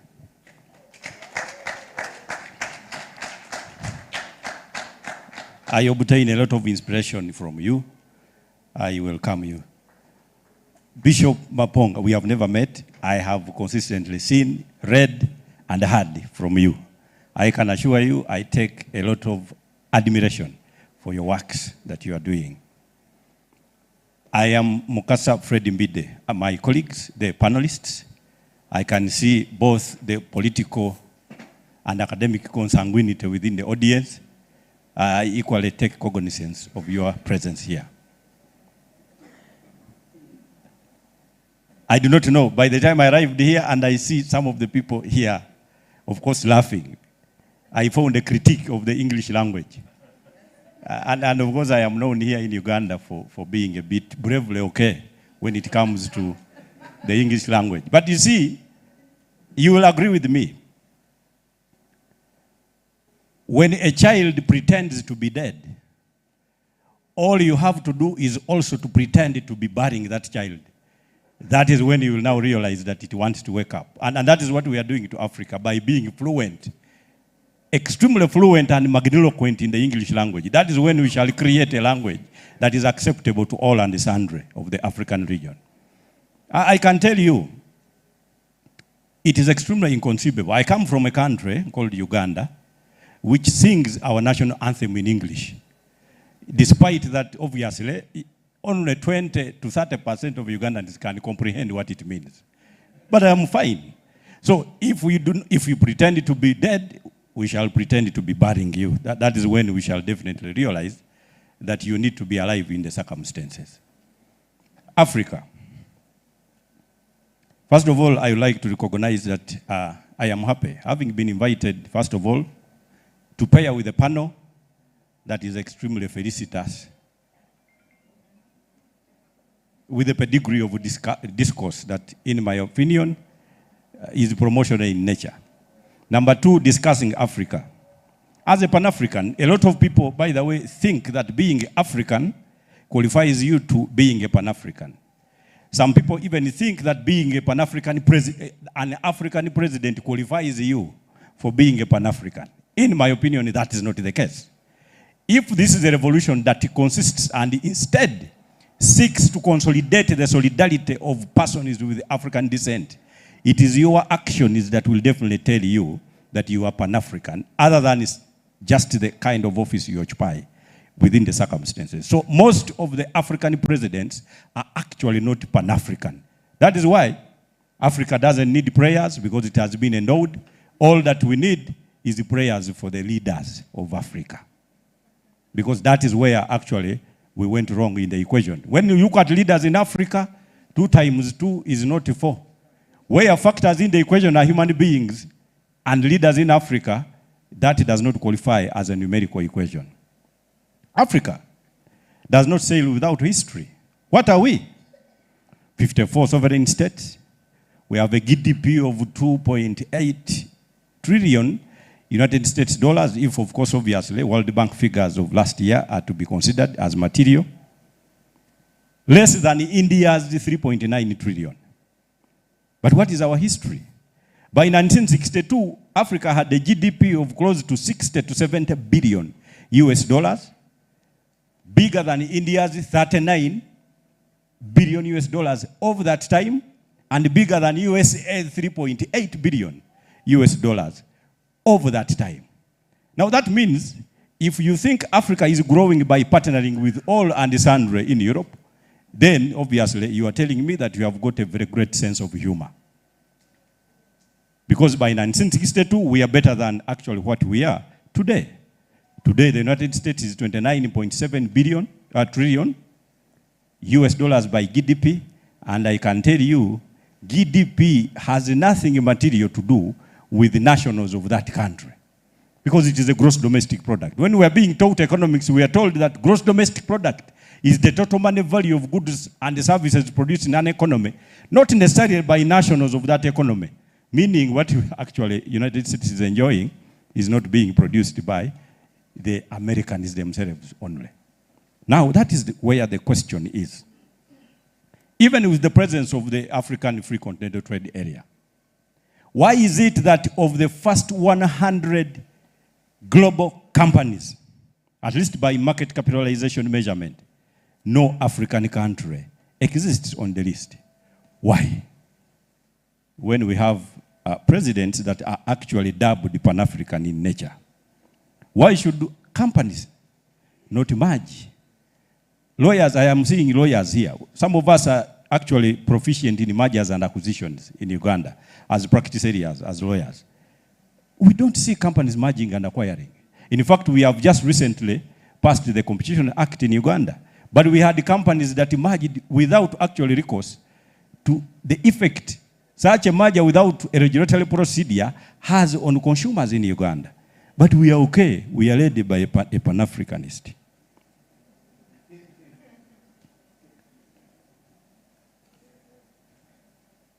So, when I am discussing the issue that I was told to discuss, how Africa should adopt a single passport, what is the history of the adoption of that single passport for Africa? What is it? When it was outed in 2016, I think that is around 10 years ago, everybody, actually including all of us, we thought Africa is now heading to the best direction. Little did we know that up to today, it is only presidents, some diplomats, and a few permanent secretaries that actually have the passport. So they are actually endowed with the free movement within the East African continent, yet they actually did not face travel processes restrictions. So in effect, it was given to those that did not need it and restricted against those that actually fancied what it should have done. So our leaders are tainted with the big money syndrome. They are so huge, even when you see them moving, you may think they are actually shifting. They carry everything, they move along. We used to think that it is actually because of what their fears are. In terms of emergencies, that they create convoys. If you fear that we are likely to face some kind of terrorism activities, obviously a president will move with a few guns. If the president, for example, has grown beyond what would have been expected, you may find that actually an ambulance would escort. But when a president moves with a toilet, then you know there is also a problem of emergencies that are incalculable. So I am saying, why would we have an African passport only to be given to those that actually don't need it? I shudder. If anybody would tell me that there would have been a restriction of any president or minister to enter a specific country within Africa for either trade or other purposes. So if that doesn't exist, then what exists that creates the logical possibility for you only to restrict an African passport to those that actually do not need it, or in fact those who issue it?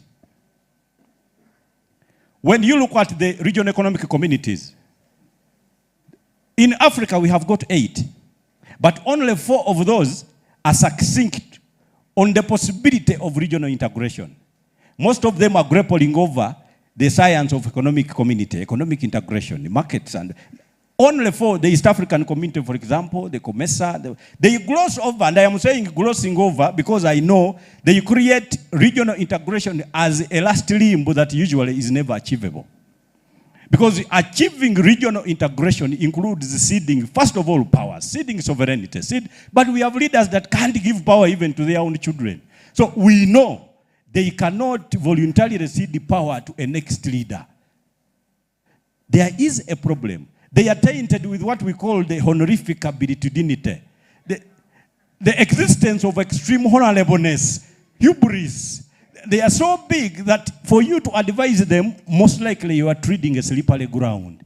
And that is what we have read on the African continent.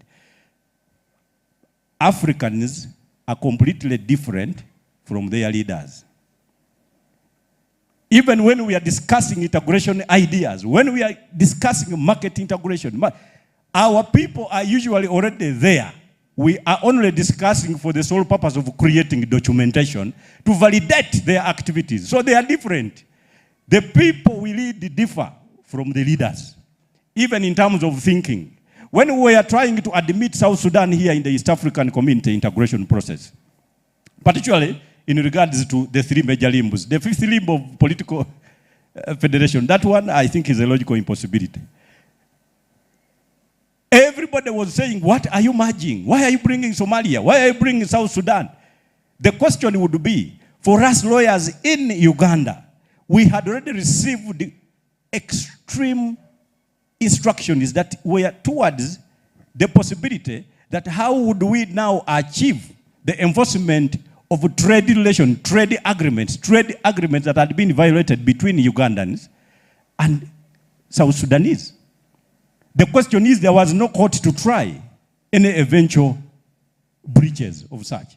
Until, of course, obviously, when you admit them into the fold of the East African community, that therefore their matters would be the subject of resolution by the East African Community Court of Justice.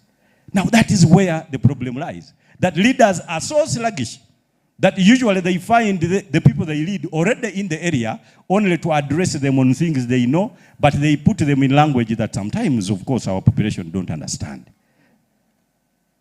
So, respect for treaty obligations. I'm trying to run as fast as possible. Ugandans and Africans per se are extremely quick at appending signatures to treaties without definitely following up on what the obligations are under those treaties. As an advocate of courts of judicature, I have been arguing with the states. There was a time I sued Uganda, Tanzania, Burundi, Rwanda, and most of the states were arguing sovereignty as one of the defenses against fulfillment of the obligations under the East African Community Treaty. Appending a signature to a regional treaty is an act of sovereignty. So you cannot turn around and argue sovereignty as a defense against fulfillment of the requirements of the obligations. You look at all these leaders, they give sublime speeches, very brilliant speeches, when they go to everywhere, beginning with those that existed before we were born at Lancaster. They spoke about a lot of good things. Now, the requirement for following treaties for which you have appended the signatures is actually 100%. That is enshrined under the principle of Pacta Sunt Servanda and under Article 26 of the Vienna Convention on the Law of Treaties. Lawyers can understand. So these violators here say they are leaders, they are Pan-Africanists, but they do less. Why? Free movement within Africa is enshrined under the African Charter on Human and People's Rights. African leaders have appended signature to that charter that emanates from the Banjul.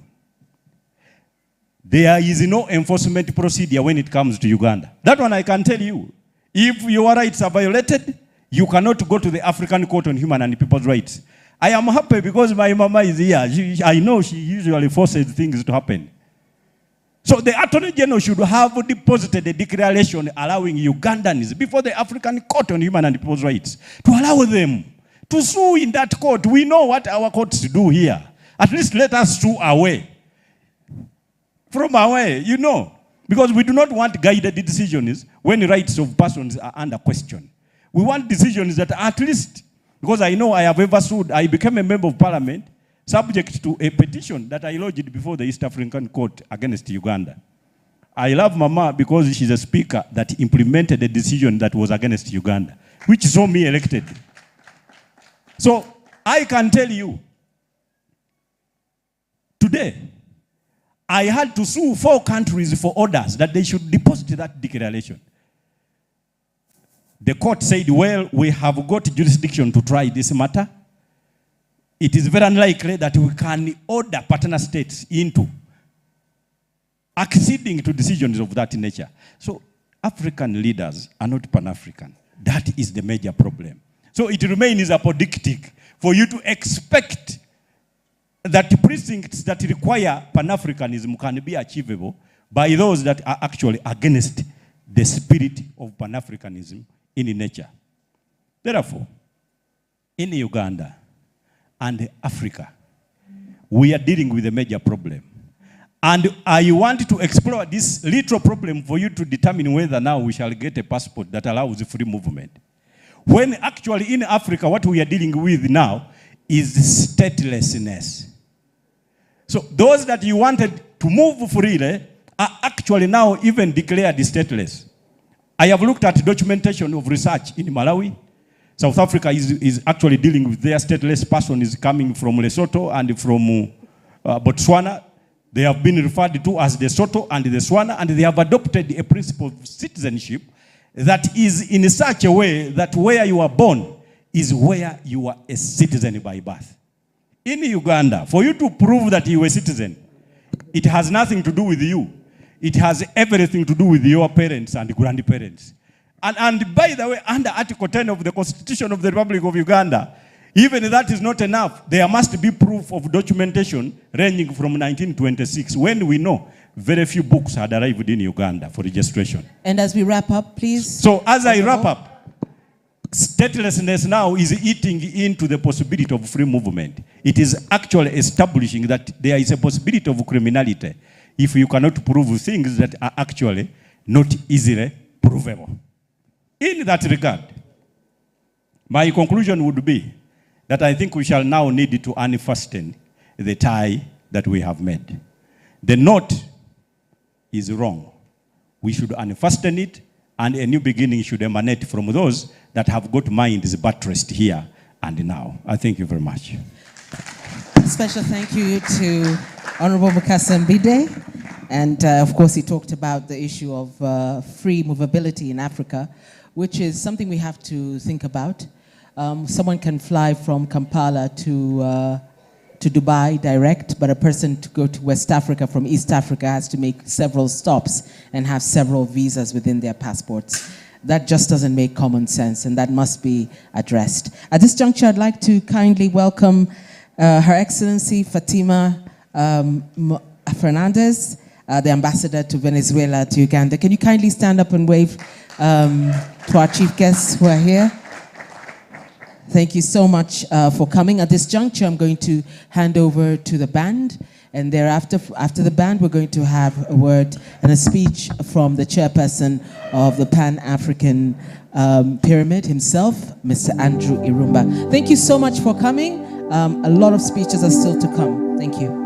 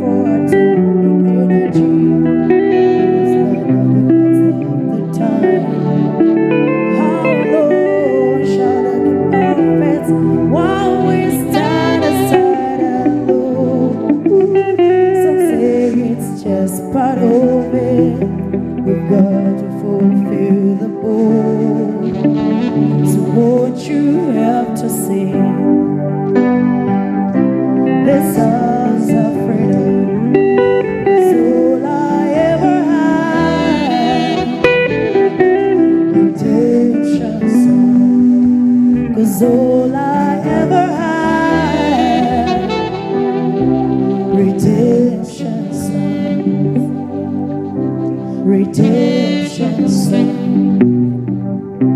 the songs of freedom. Redemption song.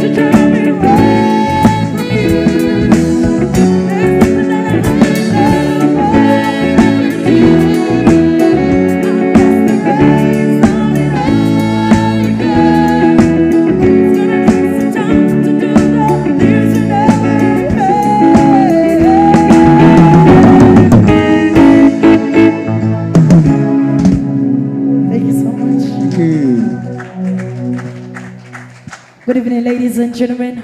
We are the VTM band taking you through the evening. Hope you're enjoying so far, and we are really glad to be here with you guys. Thank you so much. Thank you very, very much to our band, to our resident band. At this juncture, I would like to welcome the South African Embassy and their representatives. Thank you very much for coming. You can wave up for recognition.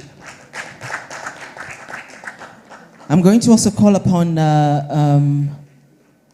Andrew Irumba to kindly come and invite the Libyan ambassador to have his speech. So, Mr. Irumba.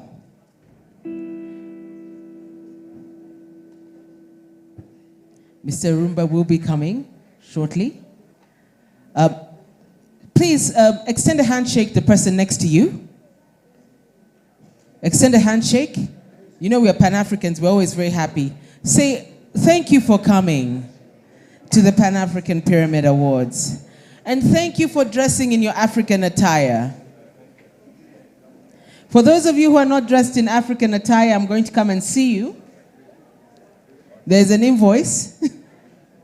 We were very clear that everyone has to wear African outfits. I just want to thank you all. You look very, very, very smart indeed.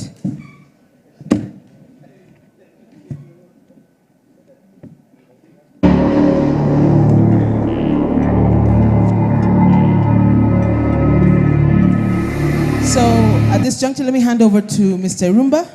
Mr. Irumba will then call upon the Libyan delegation to make their speech. Thank you.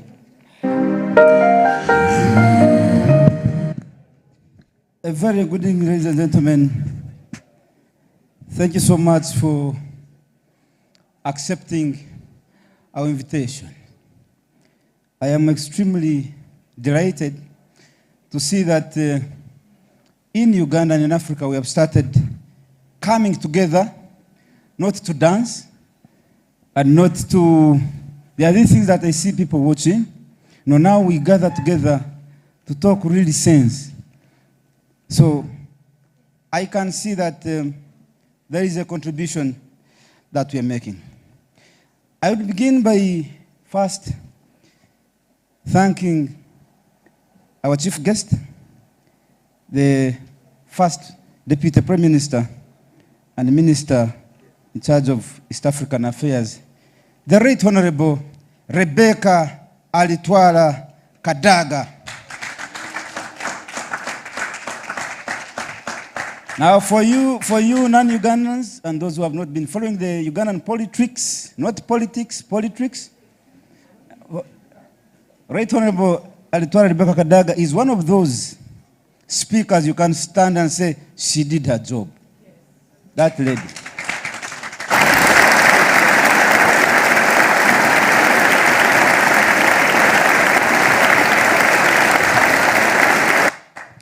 Let me also take the opportunity to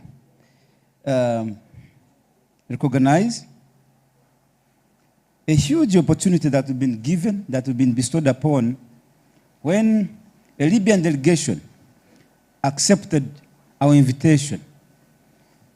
They got a plane, paid their tickets, paid the hotel rooms, paid their food, and they are right here.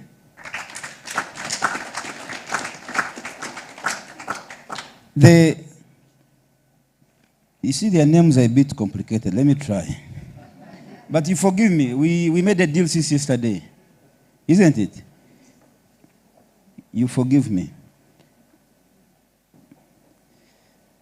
His Excellency Abdul Salas E.A. Abdusalam Ergi. He's the Director, Department of African Affairs. The Ambassador Abdusalam, if you could stand up kindly for recognition. From Libya. And the delegation he led also consists of Mr. Muhammad N.O. Al-Karit. Mr. Muhammad is in charge of East African affairs. So they sent us the right people.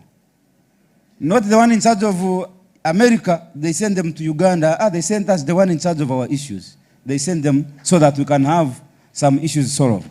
I want to thank you very much for accepting our invitation. Let me also take the honor to recognize the Ambassador of Venezuela. Her Excellency, her name is also some problem. Fernandez, the Ambassador of Venezuela, I also want to thank you for coming. I also have the ambassador, a very good friend of mine for now 2 years, I think. And the friendship is stronger than 10 years. The ambassador of Algeria. I now call him Comrade. Comrade Amral, thank you for accepting our invitation. The ambassador of Sahrawi, I brought him, yeah. Thank you for coming also, the ambassador of Sahrawi. I also would like to appreciate every other year when I invite him. He's one of the few guests who actually do not ask you for a return ticket. When you say, I want you to come to Kampala, he says when and what is the purpose. If the purpose is African, he will come. Bishop Joshua Maponga, my elder. The other one is Ayo Kimathi from USA, Washington, D.C. I think he has excused himself. These guys, ladies and gentlemen, in this struggle, there are many things that we go through, but people don't actually realize. There are some people who think we are making money, when they are not even giving it to us, but they think you are making. First give it to me, then accuse me. Our agenda is completely different. It's not about money. No. There is a reason why a white man wants you to be called Andrew, not Irumba. Who paid him? Did you? So there is a reason. Professor Ojwang Jeremiah from Nairobi, Kenya. I had invited him last year. Because at his age, you have to forgive him. Today he can be okay, tomorrow he tells you I'm not okay. What are you going to do? You postpone the event. So I have been waiting for him since last August 30th. He has made the year today. He has answered the invitation today. Comrade Gershom Ambunya Okonda, again from Nairobi, Kenya. There is a reason why we have two Kenyans here and seated next to each other. There is a reason. I think there is Kimathi inside there. Let me also recognize my brother, my friend, the Deputy RCC for Poto, the Honorable Nesta Lare. Thank you so much. Of course, all of you are my friends. I may not recognize each one of you, but kindly accept my appreciation for your presence.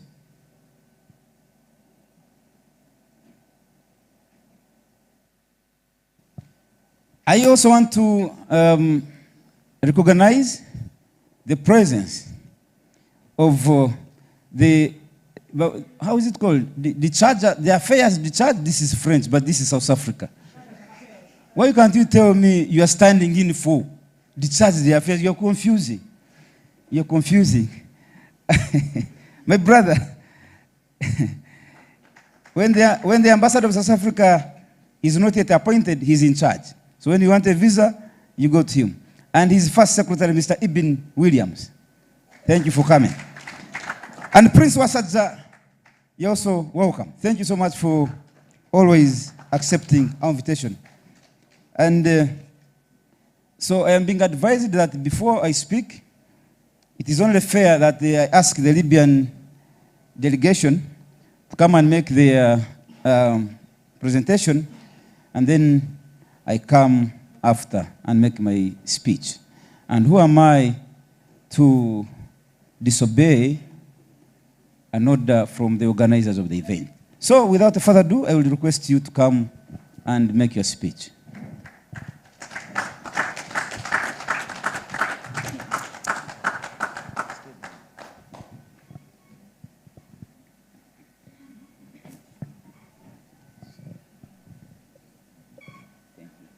The translator.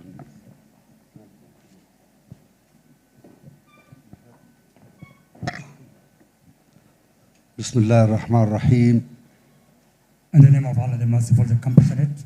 يطيب لي في البداية أن أتوجه بالشكر لحفاوة الاستقبال وكرم الضيافة التي قوبلنا بها من قبل منظمة بان أفريقيا. Thank you very much for the warm welcome and the generous hospitality that we are find here through from the Pan African. نوجه التحية للسيدة نائب رئيس الحكومة ووزير شرق أفريقيا شؤون شرق أفريقيا لحضورها لهذا التجمع الأفريقي. Our compliment to Minister of East African Affairs, Madame Rebecca Kadaga, for being here with us. نظرا أن كلمتي جاءت في النهاية، أود أن أختصر الكلمة لأن يبدو أن الملل بدأ يصيب البحر. I'd like to be very concise in my word. أريد أن أشير فقط إلى نقطتين. النقطة الأولى لها صلة بما تناول عدد من الباحثين والمتحدثين الأكاديميين حول مشكلة الثقافة الأفريقية. I'd like to give a point about 2 points here. What my scholars before they have said about the African culture. وأود الإشارة إلى أن وزارة الخارجية والتعاون الدولي في الحكومة الليبية اقترحت على مفوضية الاتحاد الأفريقي إنشاء منظمة أفريقية للتربية والعلوم والثقافة شأنها شأن اليونسكو لكن تختص بأفريقيا فقط، وهذا مشابه لما فعل المؤتمر الإسلامي بإنشاء منظمة على مستوى الدول الإسلامية تعرف بمنظمة الأسيسكو. The Ministry of Foreign Affairs and International Cooperation of Libya has already decided that, or has a proposal that we also form an organization, the same like the European one, concerning Africa. It is not the European one, it is international one, UNESCO. There is another one, Cisco, for the Islamic countries. And no time we must have the same organization for the African. هذه واحدة. والأخرى مذكرة أخرى أحيلت إلى كل وزارات الخارجية في الدول الأفريقية تقترح فيها ليبيا فتح قنصليات لهذه الدول في بنغازي، مقر الحكومة الليبية في بنغازي. Yeah, the second proposal, we have already given a memo to all African countries to open a consulate in Benghazi, government of Libya there.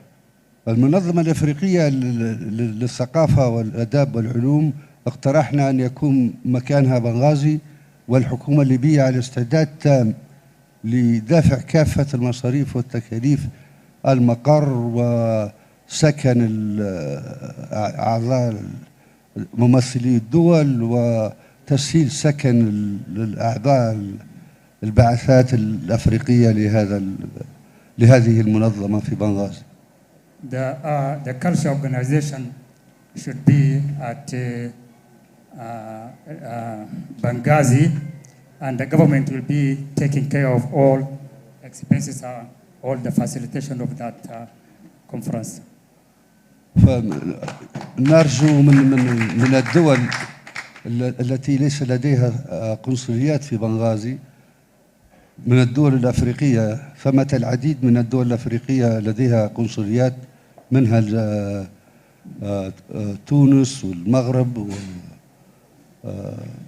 ومصر وتشاد والنيجر الآن قابلت، ونتوقع أن بوركينا فاسو سنستلم ردها في خلال اليومين القادمين. Many African countries have already has its own consulate there, including of Egypt, Tunisia, Sudan, and we're waiting for Burkina Faso to also to submit it.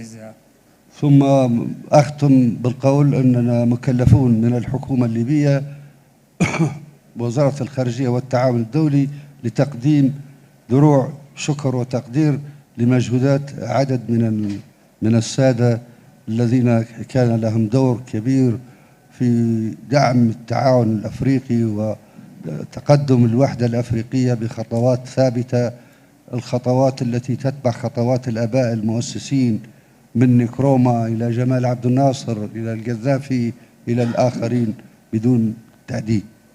We also having shields from the government of Libya to be presented to those who have played a big role in Africa and cooperation together also in Libya also. في البداية لدينا درع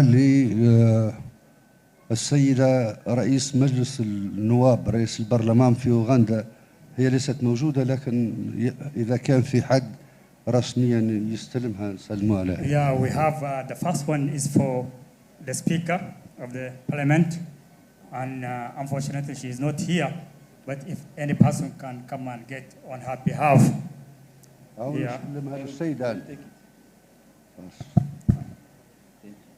Thank you very much. Thank you very much. الثانية مقدمة للسيدة نائب رئيس الوزراء في أوغندا ووزير شرق أفريقيا. The second one is for Minister of East African Affairs, Madame Rebecca Kadaga.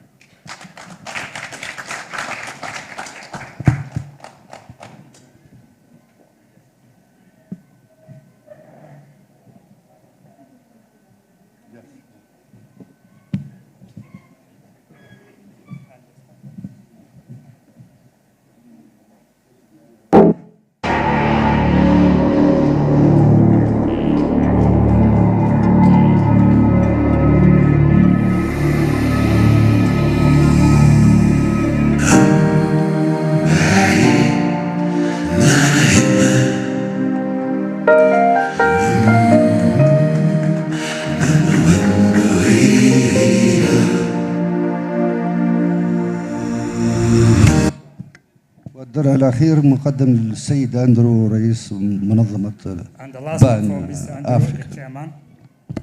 Of the Pan Africa.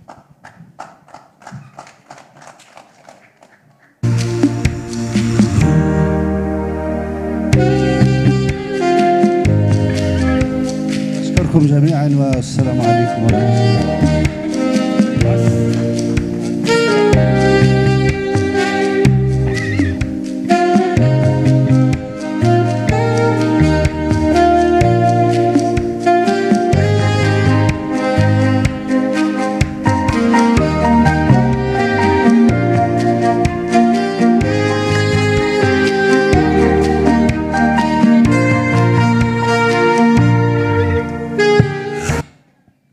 Okay, thank you so much, our elders from Libya. Thank you so much. We appreciate for your kind hearts.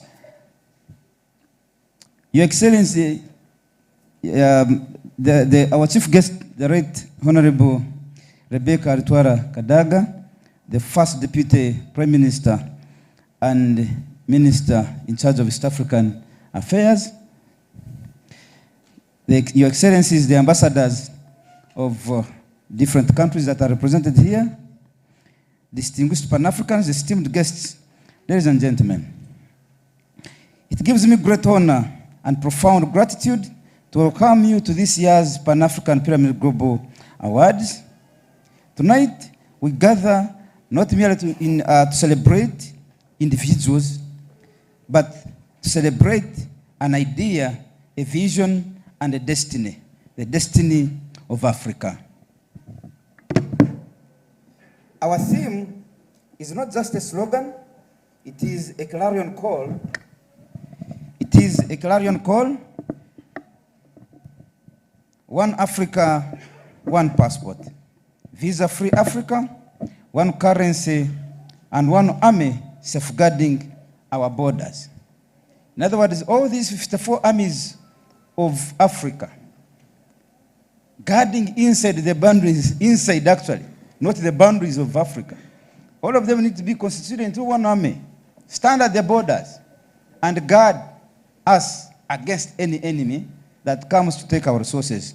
But most of our countries' armies are guarding themselves against us, the citizens. So you wonder. This vision is not new. It was the dream of Kwame Nkrumah, who reminded us that the independence of Ghana is meaningless unless it is linked with the total liberation of Africa. It was the lifelong pursuit of Julius Kambarage Nyerere, who said, without unity, there is no future for Africa. It was the fear conviction of Patrice Lumumba, who declared that the day will come when history will speak. Africa will write its own history, and it will be history of glory and dignity. Your Excellencies, distinguished guests, today Africa is the richest continent on earth in terms of natural wealth. Yet, our people remain the poorest. Why? Because our wealth is divided. Our strength is fragmented, and our borders are artificial scars of colonialism. The Berlin Conference cut us apart. It is now time for the Kampala Declaration and beyond to stitch us back together. A single passport that allows every African child to walk freely across this continent, from Cape Town, from Lagos to Addis Ababa. A single currency that liberates us from dependence on foreign valuations. A visa-free Africa where brother doesn't need permission to embrace brother. A continental army that ensures our resources are never looted again and our sovereignty never compromised. Africa has the youngest population in the world. This is not a burden, it is a gift. A vast ocean of energy waiting to be harnessed. But unless we unite, that energy will continue to serve foreign interests instead of African renaissance. The youth must rise as the vanguard of Pan-Africanism, just as Thomas Sankara did when he said, we must dare to invent the future. Tonight, ladies and gentlemen, we honor Pan-Africanists who have carried this flame, who have refused to betray Africa's destiny. These awards are not medals of vanity, they are torches of responsibility. To those who receive them, remember you are being called to duty. Let me end with words of Marcus Garvey, the father of Pan-African consciousness. The black skin is not a badge of shame, but rather a glorious symbol of national greatness. From this night forward, let us recommit ourselves to one Africa. Let us march beyond borders, beyond currencies, beyond divisions. Let us build the United States of Africa, not tomorrow, not someday, but beginning right now.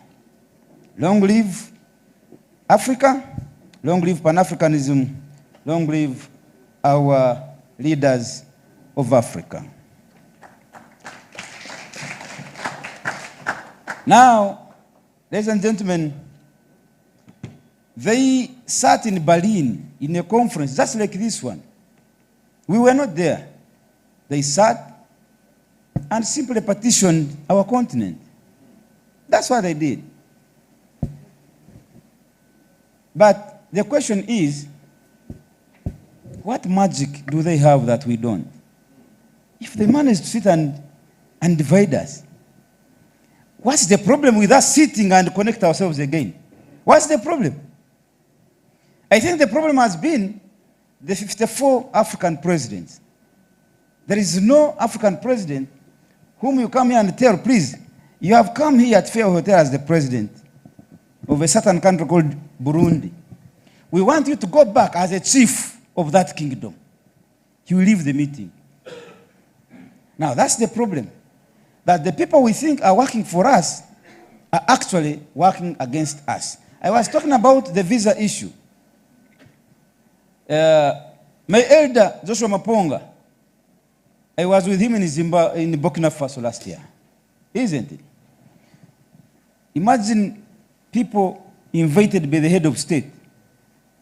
But what we found at the airport is something that somehow needs some urgent attention. And that's just one country. But this is true to all the 54.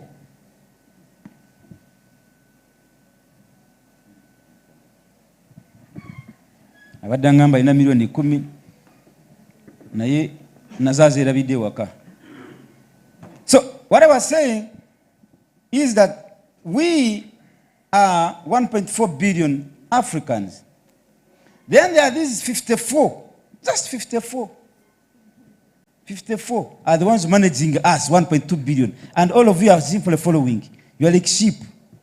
So we are saying we must stop following them and they instead follow us. That's what we are saying. And this is the declaration that we are making today. And I want to thank you, Professor Alenyo William. Your candid presentation. You spoke out my words. Now I don't even know what to speak. You spoke my mind, you spoke my word, you spoke my spirit. Thank you so much, Professor Alenyo William.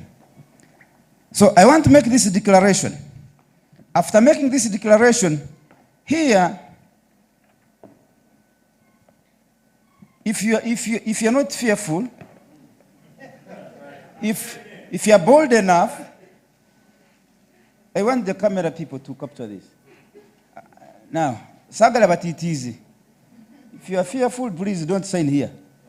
This is a declaration to go back to what we used to be. You're going to put here your name, passport ID, let us leave it for the meantime. But you can put your telephone number and your email. Yeah, this one. When you sign this, it means you agree with us that Africa should be one.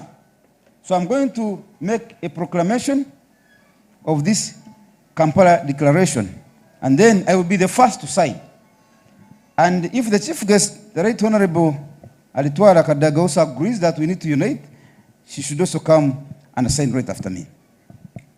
The Kampala Declaration for United States of Africa, adopted at the 8th Pan-African Pyramid Global Awards 2025 and 11th anniversary dinner at Kampala, Uganda, dated August 30th, 2025. We, the sons and daughters of Africa, gathered in Kampala, Uganda, not in America, we're in Kampala, in the spirit of Pan-Africanism, send revolutionary greetings to our brothers and sisters across the continent and the diaspora.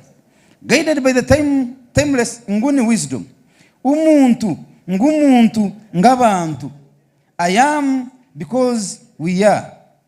We reaffirm our collective destiny as Africans, united in struggle, bound by shared history, and propelled by the vision of one sovereign and indivisible continent, Africa. This Kampala Declaration is both a covenant and a clarion call, a pledge to resist and all forces of imperialism, neocolonialism, and external domination, and a vote to defend the dignity, sovereignty, and prosperity of Africa. We draw strength from eternal legacies of Kwame Nkrumah, Patrice Lumumba, Julius Kambarage Nyerere, Thomas Sankara, Muammar Gaddafi, Nelson Mandela, and I can't say Nelson Mandela without mentioning Winnie Mandela, America Cabral, Steve Biko, Marcus Garvey, Malcolm X, and Dr. Martin Luther King Jr. Giants whose sacrifices continue to light the path towards total liberation.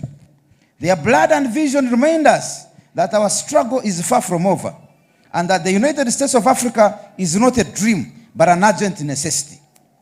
Under the banner of One Africa, One Passport, we declare that the time has come for one continental passport, enabling all Africans, both on the continent and in the diaspora, to travel freely across our land without artificial borders. A visa-free Africa, restoring natural unity of our people. One African currency, to liberate our economies from foreign manipulation and to strengthen intra-African trade. A continental standby force to safeguard Africa's sovereignty, defend our territorial integrity, and ensure peace and security without external interference. An African continental government, the United States of Africa, embodying the dreams of our ancestors and the aspirations of our children. We, the Pan-African family, solemnly commit ourselves to awakening African consciousness, promoting unity of purpose, identity, and destiny among Africans on the continent and in the diaspora, defending our leaders and liberation ideals, standing firm with leaders who champion African pride, independence, self-determination, and resistance to foreign domination, fostering innovation and self-reliance, harnessing the creativity, inventions, and resources of our people to build a prosperous and self-sufficient continent. Solidarity and protection, ensuring that no African stands alone in the struggle for justice, dignity, and freedom. African leaders did this to Gaddafi. After he died, now they are regretting why he was killed. We proclaim with one voice, Africa shall be free, Africa shall be united, Africa shall rise to claim her rightful place in the world. This is our solemn vow. This is our Kampala Declaration.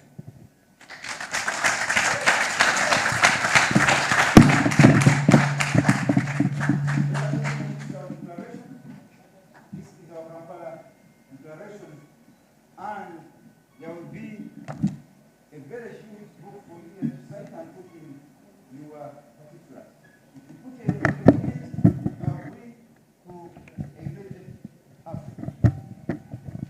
and with those few words, I would like to thank you. I would like to thank you for accepting our invitation. Thank you for being good people who actually can sit here and listen to the African message. I've been advised that I should call the chief guest because I'm told she has another assignment. Am I correct?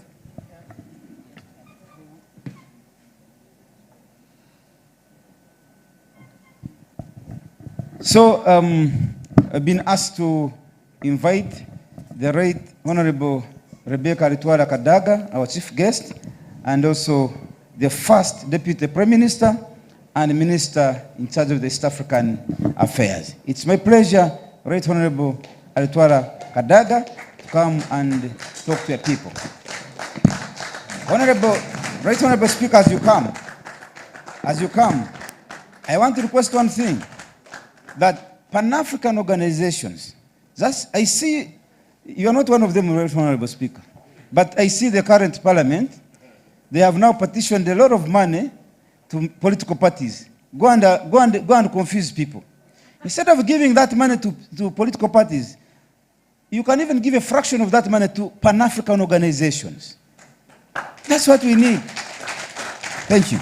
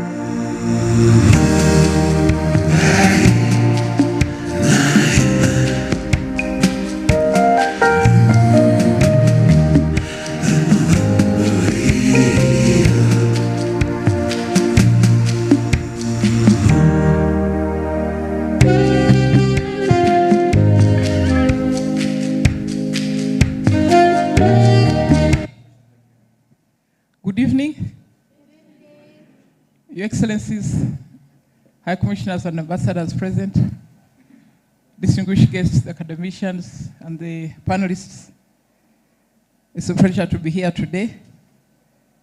Thank you indeed for the invitation. But it's very exciting to see that you are gathered here to speak to reclaiming our heritage, our culture, our languages, and our dressing. Now, what Mr. Irumba said, I think General Tafir will be very excited, and I'll tell him about it. To see how we can build a strategy to ensure that funds go to the Pan-African organizations. They should not be limping as they are. But indeed, thank you so much. All the presenters, everything you said is very, very exciting. Just wanted to report that, of course, the dream of the United States of Africa has been around for a long time, but it's remained in the air. Our leaders thought we should go by regional blocks. The blocks are there, but they remain blocks in their area. They've not come together in any other form. So I think you're right. This move may reignite that intention and see that our people are refocused. I was listening about the African passport. I was wondering who actually issues that passport. Where do you apply? What are the qualifications for accessing it? I think it also remains in the air. Sometime back, I'd gone to attend the PAP in Pretoria. So one of the officials of the Pan-African Parliament from Nigeria attempted to fly into Johannesburg with that passport. He was taken back. He was told, don't recognize this. But he was flying to the headquarters of the Pan-African Parliament, the headquarters of the people of Africa, apart from Addis Ababa. So I think we need to find ways of ensuring that this actualized. When I arrived, I heard about the Bamasaba Kingdom between Kenya and Uganda, but we also have the Morimoro. The Morimoro of Uganda is the same Morimoro of Kenya, the king of the Itesos. And he's acknowledged here and acknowledged there as well. So we need to build on that. I did not know that the Inzu Masaba has disappeared. Someone said the Inzu has, something has happened to it. But we shall find out. We shall find out.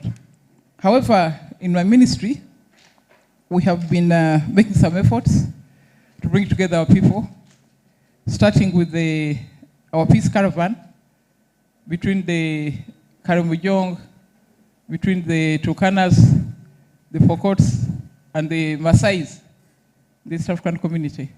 We've had 2 caravans, one from Uganda to Lodwar, and then to Kajiado, via Namanga. And then another one we assembled in Moroto with the Tepes, the Didinga. I was shocked to hear that they are all speaking the same language. All of them were speaking the same language. It was very, very interesting. They were completely at peace with one another. Last April, we had the big meeting of the Ateke of East Africa, including the Ethiopians. They were here in Soroti for a 3-day meeting. So the people are pushing the government to do something. On the 2nd of January this year, I went with the head of state to Kisumu. There was a big meeting of the Luos of Africa. Massive, from Central African Republic, from all over the continent. So the efforts are there, but I think we need to actualize them, not just have ceremonies where things end. So I think we need to put in more energy along those lines.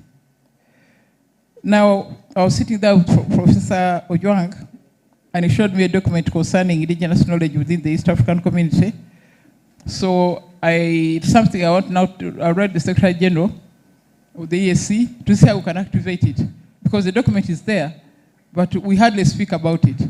And I was asking Honorable Mbide, who has just been through Yala, whether there is a committee that deals with indigenous knowledge. And he said no, but we might put the committee on legal affairs. So we shall follow it up to to see that it's actualized, because it is our role to ensure that we actualize the aspirations of the people of East Africa.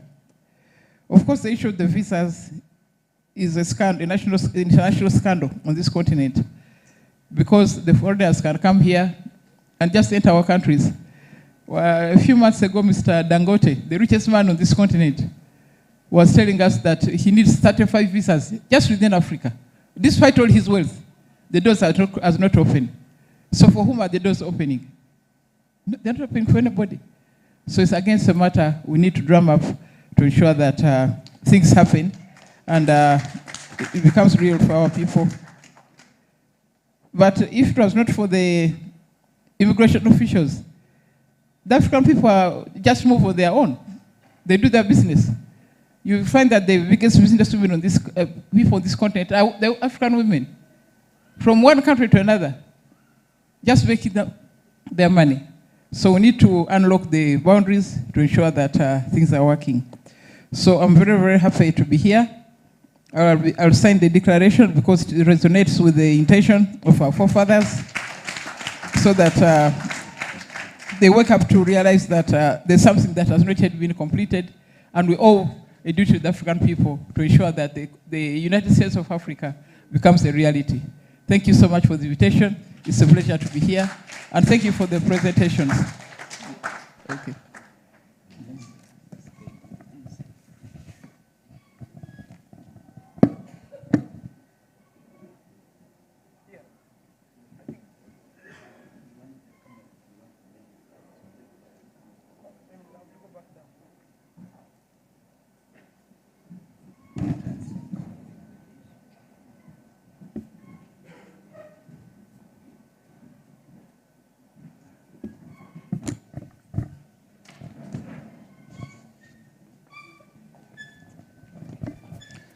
So,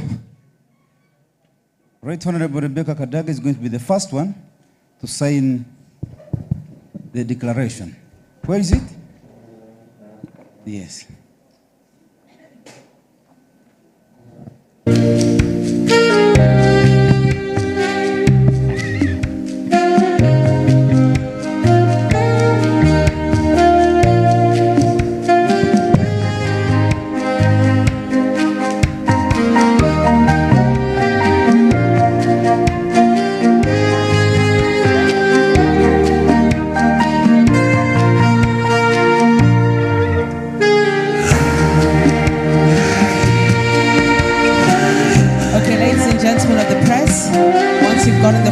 We're going to ask for a bit of leeway so we can have some live coverage from the cameras that are behind us, please. Those of you who are in the front, if you've taken your pictures, please move aside so the cameras in the back can also capture the event, please.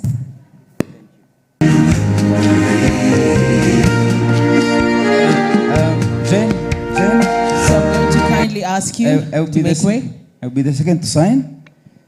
Then I'll be the second to sign, then I take it from there. Yeah, this signing is not for the faint of heart. It's for the strong men and women of Africa. This day, people will remember that we sat at Fairway Boutique Hotel and courageous men and women penned their signatures to the declaration for a united Africa. Mr. Rumba will tell us where that document will be going. Hopefully not to NATO, but to African Union.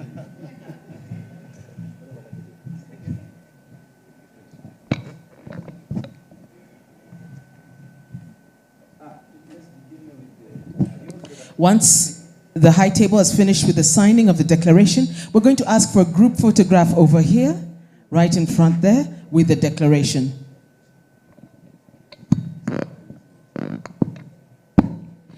In that juncture, once that group photograph is done, I'm going to ask for Mr. Ayo to also have his opportunity on the podium. But we're waiting for the declaration to be signed. Then our chief guest, the Right Honorable Kadaga, will go right into the center there, accompanied by those who are at the high table for a group photograph. Thank you.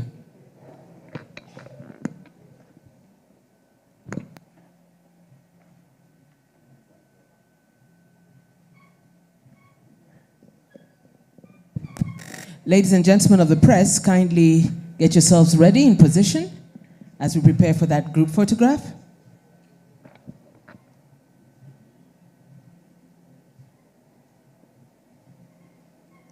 Don't worry if you're at the back, the book for declaration signing will reach you.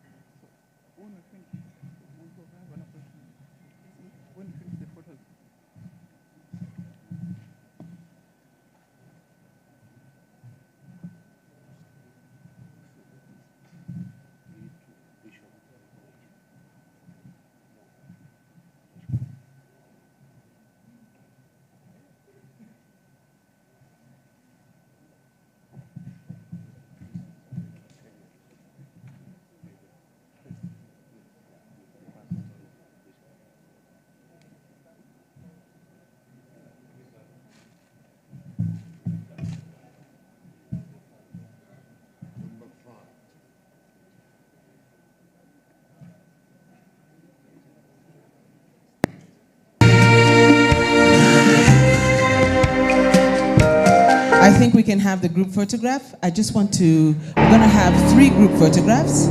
Our chief guest will be in the middle, accompanied by those on the high table first. Then after that, we'll have the ambassadors with the chief guest. And then thereafter, we shall have some of our key partners for the Pan-African Pyramid. Thank you so much for your time. Thank you so much for being really our distinguished guests. So at this juncture, I know Bishop Maponga is signing. Today is 30th of August. It's going, and we're signing. And you see the same way that those gentlemen sat in Belgium and divided us. We want this to be noticed and mentioned that today we signed. So if you're courageous enough, if you believe in one people and one Africa, that signing is for you. And Mr. Irumba told us that he will let us know where he's sending the declaration. He will let us know.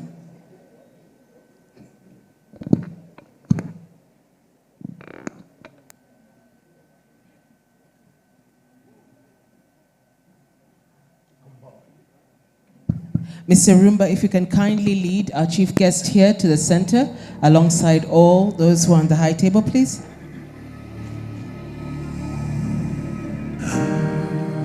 After that first photograph, I'm going to ask all those who are Your Excellencies, the ambassadors and representing African states today to kindly come.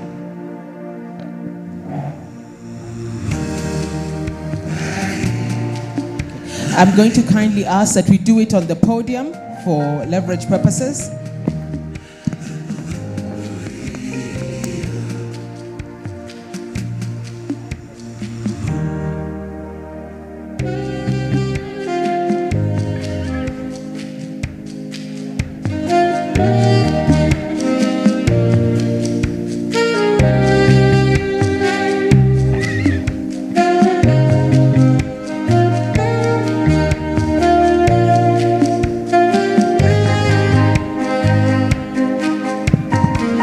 Ladies and gentlemen of the press,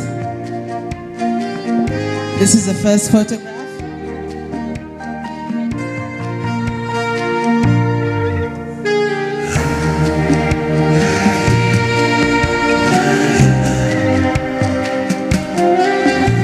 This is the first photograph, please. We're going to also have the declaration. Okay, ladies and gentlemen. DJ, if you can decrease the volume, please. Ladies and gentlemen, at the count of 3, this is the first group photograph. Okay.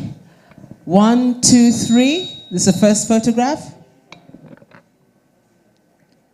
1, 2, 3. This is the second photograph. 1, 2, 3. This is the third photograph. I'm going to kindly ask for the chief guest to remain standing. I'm going to ask Mr. Rumba to remain standing. I'm going to ask Bishop Maponga to remain standing, please, there. The rest can kindly move off the stage.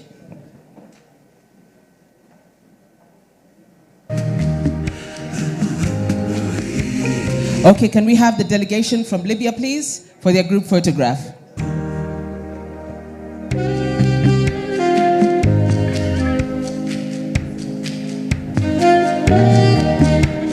The delegation from Libya first, alone.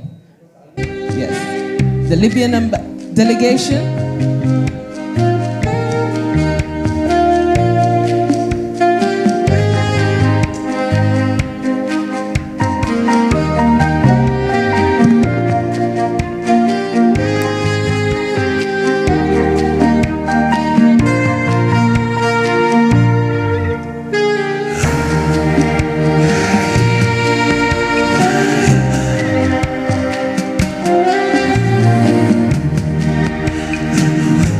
Thank you very much. The count of 3, thank you very much. I'm going to kindly ask our chief guest to remain standing, Mr. Rumba to remain standing, Bishop Maponga to remain standing there, please. I'm going to ask for the ambassadors, please. Her Excellency from Venezuela, Mrs. Fernandez, His Excellency Ambassador of Algeria, His Excellency Ambassador from Sahrawi Republic,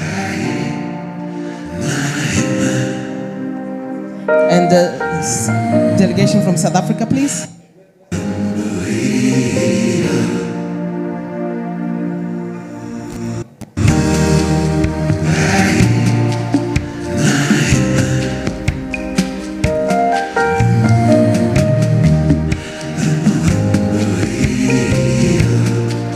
Please, Mr. Rumba, can we kindly get into the picture?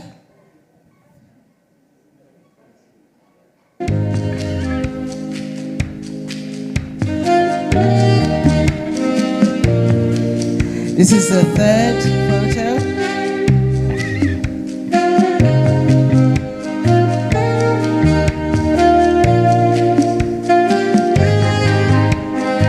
Thank you very, very much.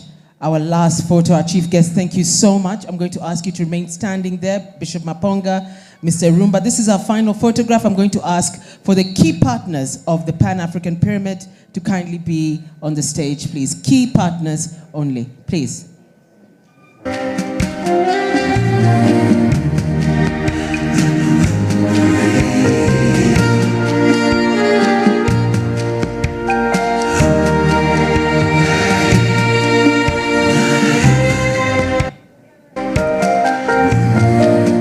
Our key partners, if you know you're a key partner and has been behind ensuring the success of this evening, kindly come on the stage, please.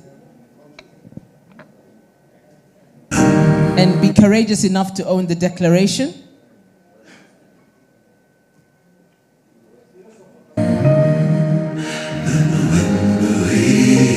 Philosopher, please, if you can come quickly. This is our last. Jane, I'm sorry. Philosopher Kasozi, where is Tugume Gideon? He's a panelist on my Pan-African show. Honorable Nesta, please come. Yes, Honorable Nesta, please. Dr. Siraj Iga. Doctor, please come. The Princess of Zambia, come please. The Prince of Zambia.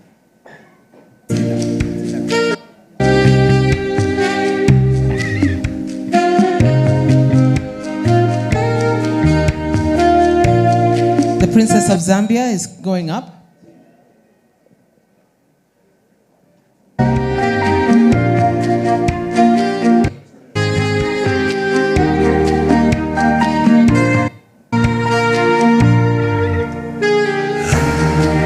Thank you. Okay, our last photograph. Our last photograph. 1, 2, 3. That's our first photograph of the last photograph. 1, 2, 3. That's our final photograph. Thank you so much. To our chief guest, thank you so much. Jen, there's a group of Rastafarians. Where are they? Rastafarians. Rastafarians. Join. Kindly give them one photo. Rastafarians.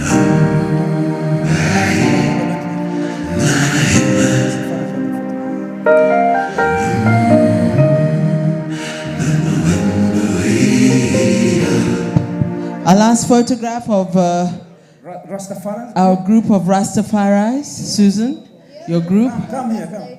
Mr. Ras Niger.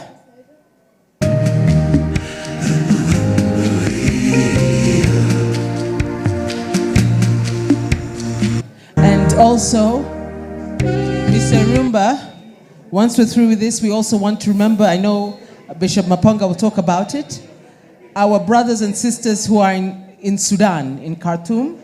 We need to put them in our prayers as well. African issues should be sorted by Africa. There's no reason why a war like that should continue for over 2 years. It's totally unacceptable. We'll discuss that.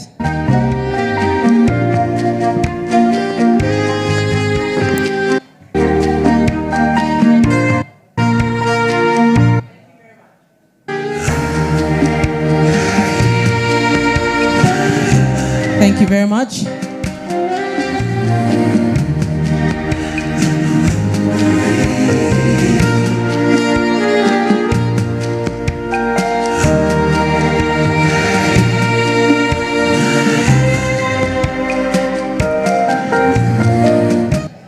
So, our distinguished guests, thank you so much. Thank you for the photo opportunities. Thank you so much for coming. At this juncture, I'm going to ask for the podium to kindly be put back on the stage. Oh, you don't need it? Okay. So I'm going to call, at this juncture, for his speech, Mr. Ayo Kimathi from the United States of America. And then after him, we shall have Bishop Maponga. Mr. Ayo Kimathi, you have 10 minutes.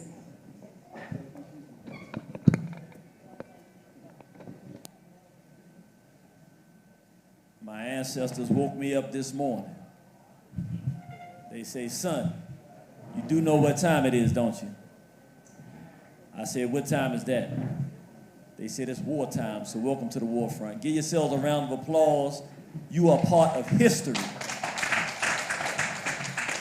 I want to first say a real moment of appreciation for Brother Arumba. He did not let me know the kind of historic moment this was.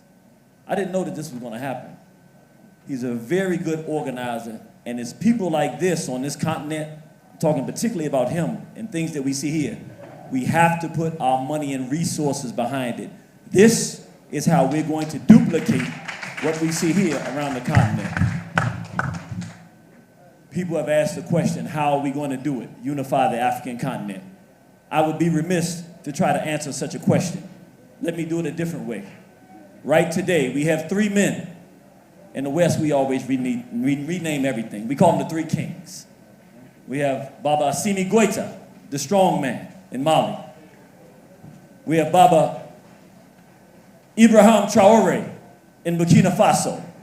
We call him the prince.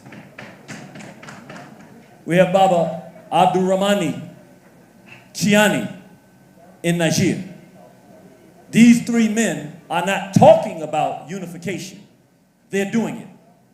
Why should I, as an African in the West, watching 3 men come together and say it's not 3 countries, we're one now? The real one African example for it, why should I speak to how it should be done? Rather, I would say they're doing it. That's how we do it. So, I could say that one way, or I could say it another way. Who in here agrees with me that these men are showing leadership for African people on this continent? Let me see your hands high. It's not all, that's good, that's no problem. Do me a favor. It's one thing for me to say it. Can we stand and look in the camera so that we can salute these men and they can see that they have support in what they're doing? If you're not afraid and you're supporting what these men are doing, could you stand? Everybody, if you believe in what they're doing. If you don't, that's okay. I believe in it. I'm an African and we're trying to move towards sovereignty, so we don't have to wait for permission, do we? If we see leadership and we support it, let's look at them and salute as they stand for freedom and free their countries and show us what real African unity looks like. So Baba Goïta, Baba Traoré, Baba Chiani, You continue to be the fighting chiefs. We will support and be the fighting Indians. I have two things I'll speak on very briefly, because it's not enough just to talk about what we're going to do to stand ourselves up. There are two primary things that we're going to have to address in order to liberate this African continent. One of them is cultural. I'll be very definitive to be quick. I want to respect the time. A man is supposed to be with a woman. I didn't negotiate that. I didn't say sometimes. It's only one African acceptable relationship. A consenting man and a consenting woman. Now some of you say, well, what about if you have two wives? Well, you're still a man, right? And that wife is a woman, and then that wife is a woman. Okay, it's still a man and a woman. That's it. We're not interested in negotiating anything different. We're African men. We love African women. Do we, black men? Do we love these black women? Yeah. I can't. Y'all don't say. I said, black man, are these some beautiful women? Oh, wait a minute, hold on. Am I in the wrong place? I'm going to ask it again. Is there a black man? Raise your hand if you're a black man. Yeah. I'm going to ask you like you're supposed to. I'm going to show you, because when I ask the sisters, watch how they do it. I'm going to show you they know what to do. Black man, do we have supportive, strong, brilliant, beautiful women? Yeah. Let me show you. Watch this. Black woman. There ain't no other man for you. Yes, we fallen. We got to get back up. There's no other man for you. Could you do something? We're supposed to show leadership, but I need your help this time. I want you to show the brothers what it's supposed to sound like when you show loyalty and support for your partner. So I'm going to ask you if you love the black man. And when you do it, I want the people to place the rock so loud that the people downstairs come rushing up thinking something's wrong, all right? Show the brothers how to do it, to not be afraid, to show your love and commitment for your eternal partner, that God put us here first, to be complementary partners in the journey of life. I want you to show the brothers how to do it. Black woman, are y'all in the house? Yeah. Do you love the black man? All right, I'm going to do that one more time.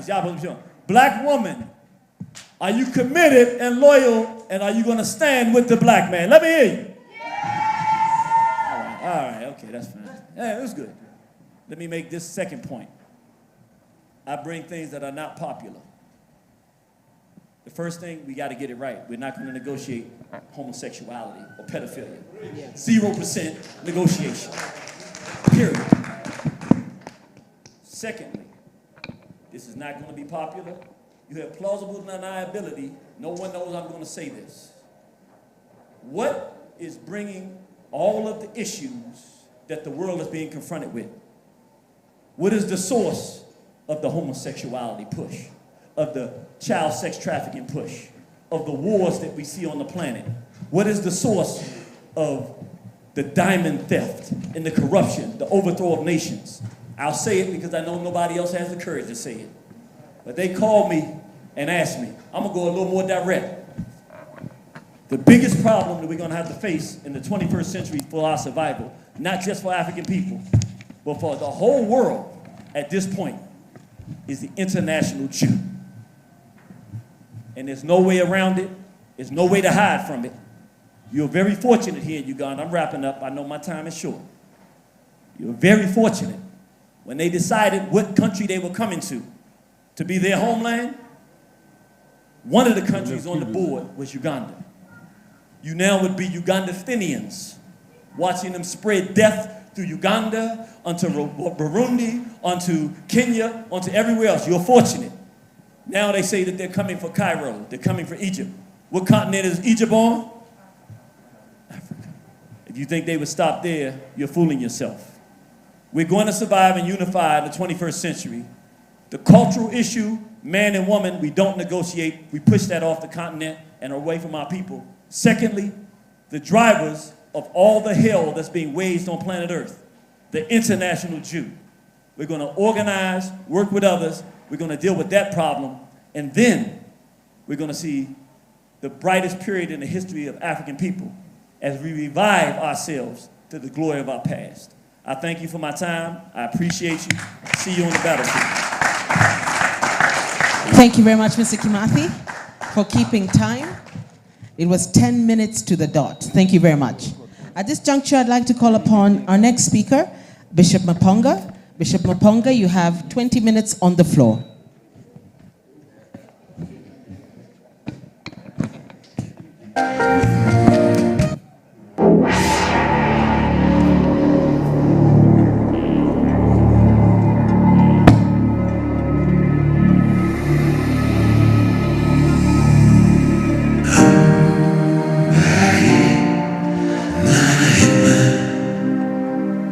Well. The night is far spent. Speeches have been given. All protocols observed. Ambassadors, dignitaries, business partners, friends and colleagues. I greet you all. And I'm quite glad and excited to be here to see this final signing off of the declaration. I will not waste your time with pleasantries. Let's get down to business as fast as we can. Put your hand on your head. Say after me, this is how I think.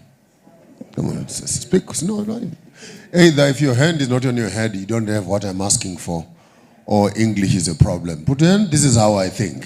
This is how I think. Like you believe it, this is how I think. This is how I think. Some of us have heads, but they are cosmetic centers. We spend more time fixing them than putting stuff into them.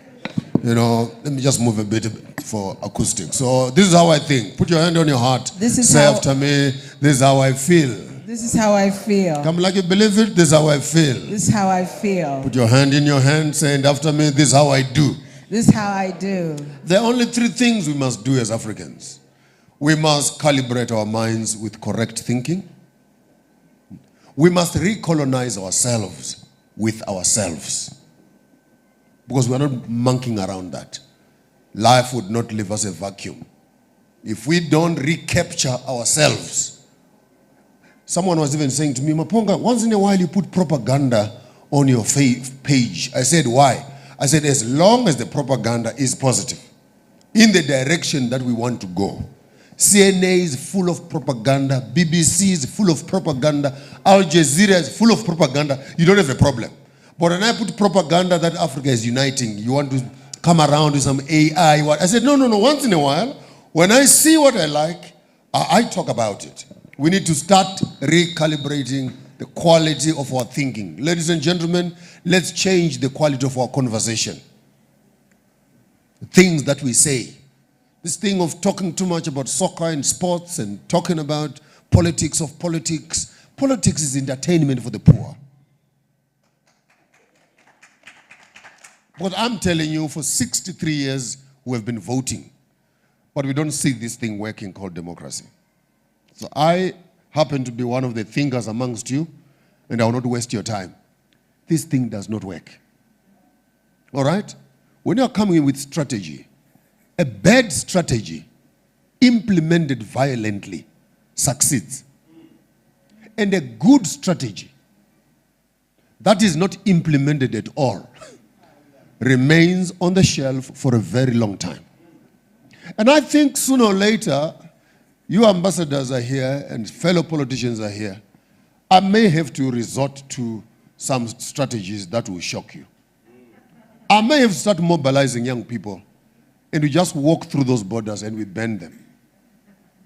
Because they don't serve any professional, progressive purpose. We have been telling you we want to walk here. We want to walk. And you government officials are the problem to our movement. Because you can walk through from Egypt to South Africa. You will never find a place where one tribe stops and another tribe begins. You can't put a ruler and draw and say the Luos stop here. And then the Maasai start here. And then the Chewas start. There's nothing. We grow into each other like a beautiful river that flows through the continent.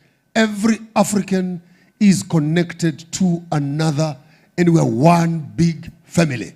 So this whole thing of borders is an economic business. I don't know who got the contract for printing those passports and printing that money, whether it's worth anything or it's worth nothing, but keep on printing, keep on printing. That thing is not working.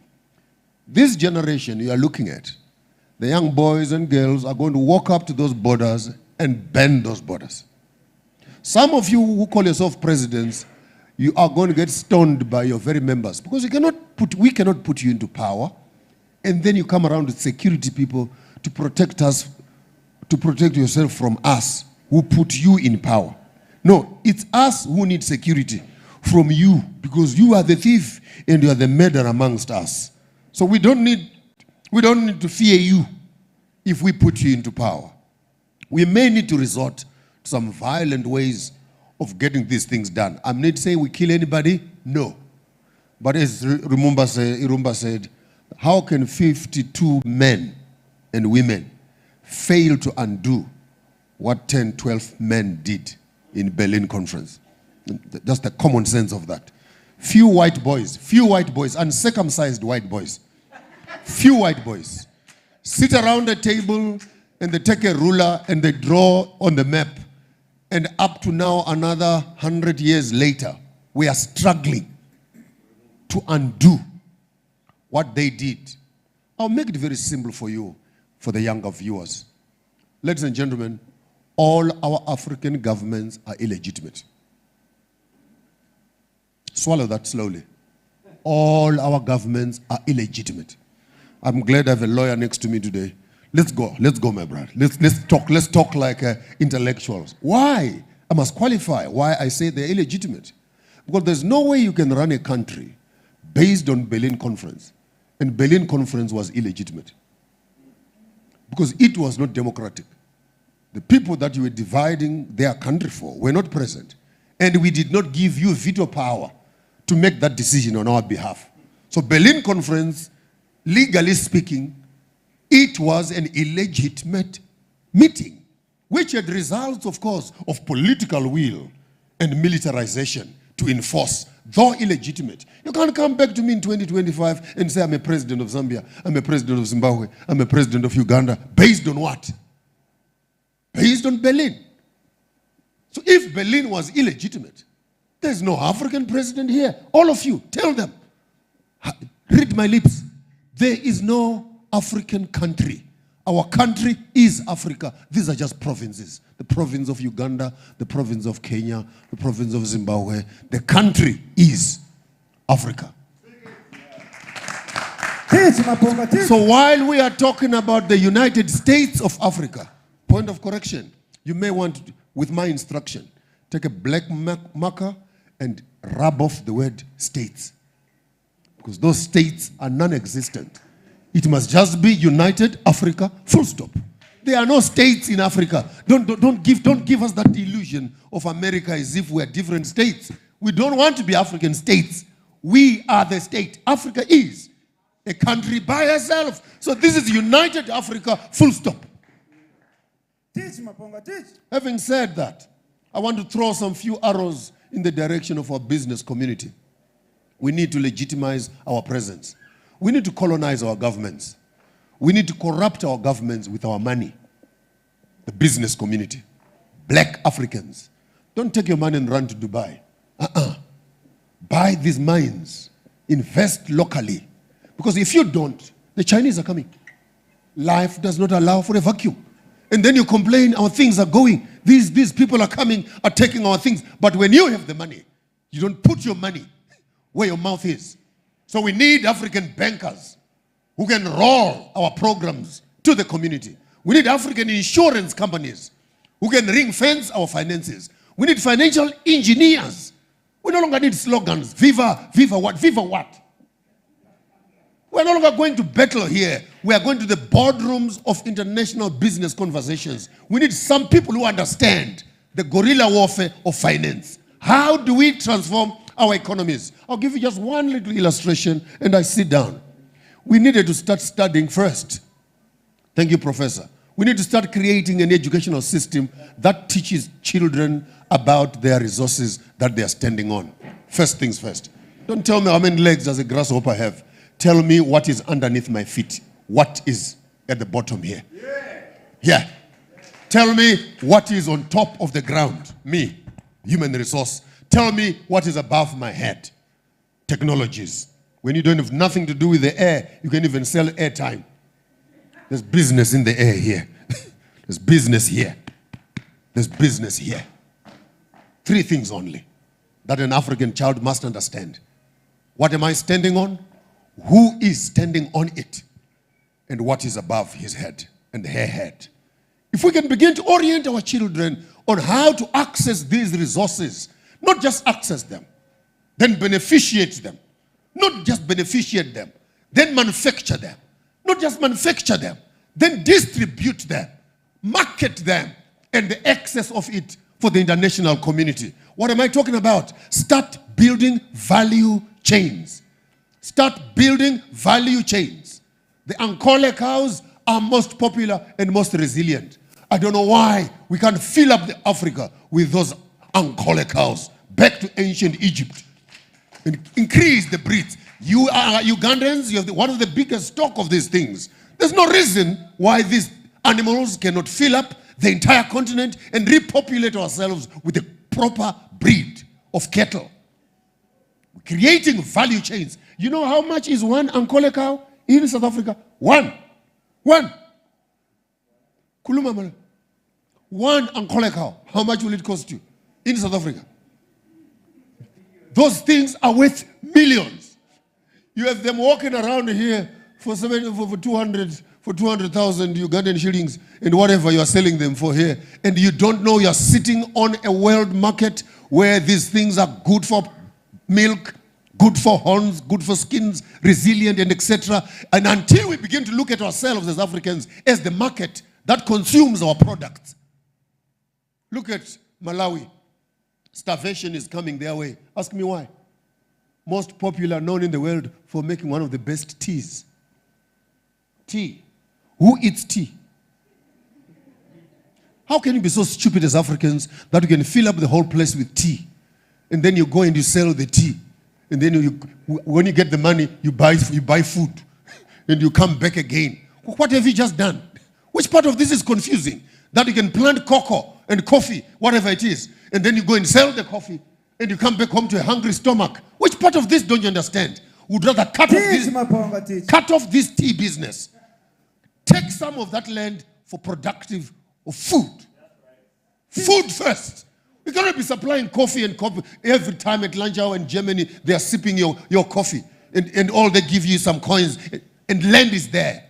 Let's learn how to utilize land. It's not agriculture. It is agriculture. The culture of food. The culture of seeds.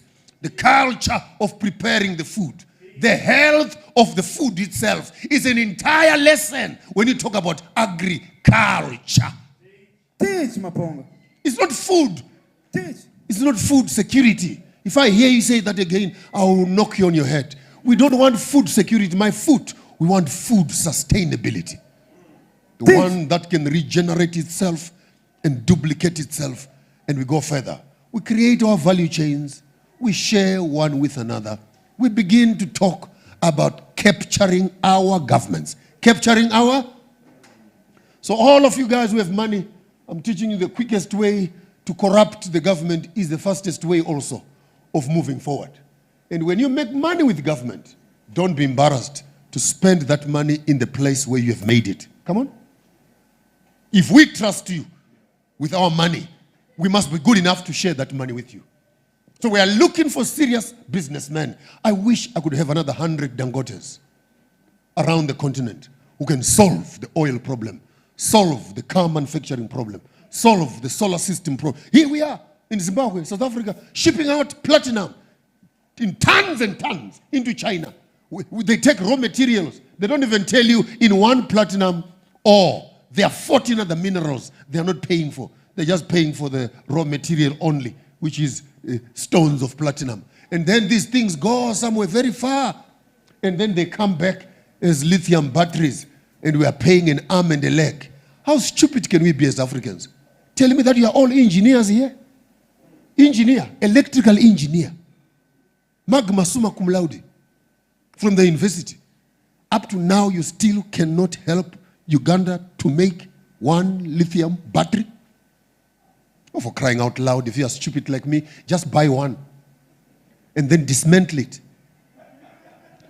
And look inside what is there. And try and make it again. That's how China built its economy. We call that reverse re-engineering. Hello, somebody? Reverse? Go buy some caterpillars and break them to pieces. And then manufacture the new pieces, assemble it. Don't even call it Zomyong. Call it Kaguta. Anything that you want. Give it a local name.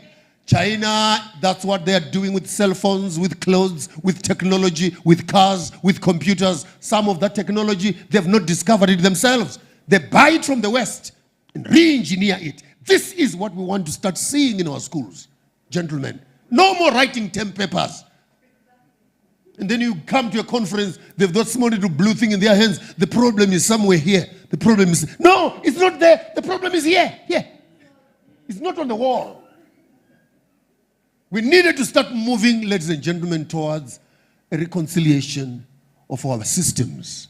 Our banking systems must speak to our government institutions. And you who are busy doing law, that law is illegitimate also. Ask me why. The first paragraph in the law is jurisdiction. By definition, Roman Dutch law. Right. Africans, please walk away. This is Rome and this is Dutch. And when you're Ugandan, what are you doing with the Roman Dutch law? That law has its own God, has its own wives, has its own property rights, has its own business terms, has its own legal and illegal things, some of which are quite offensive to us. You can't walk to an African person and say you belong to the Witchcraft Act because they're eating herbs. And herbs are not allowed because the Constitution says before you give someone tablets, they should have been tested. Go to hell. We've been here for millenniums of years eating these herbs. What other test do you want? What test do you want? No, the white man must put it in a test tube. And then only after he has approved it, then it is good enough for eating. Do I look sick? I was born behind a kitchen in my grandmother's house. I didn't even get vaccination until I was grown up and old for schooling purposes. But whoever treats a person that is not sick is a witch. These laws have no relationship with us. They don't even know who owns the land. And when two people are discussing land that belongs to another, theft is rife. Put the bank here, and put the government here, and they start talking about land which belongs to the kings. Someone is getting stolen. Someone is getting robbed right there. So this concept of using the foreign forms of governance, we need you as young men who can now sit down and re-engineer what can we call a common law amongst us as Africans. I'll educate you quickly. There are only 3 laws we need as I'm sitting down. Law number 1, the law of self-preservation. Come on. The law of, all of us, the law of, if I find you drunk, walking on the road, and you cannot see your way home, you are a criminal. Because you are now about to kill yourself. Looking after yourself must be business number 1. Teach, Mapamba, teach. Eat well, drink well, sleep well, live well.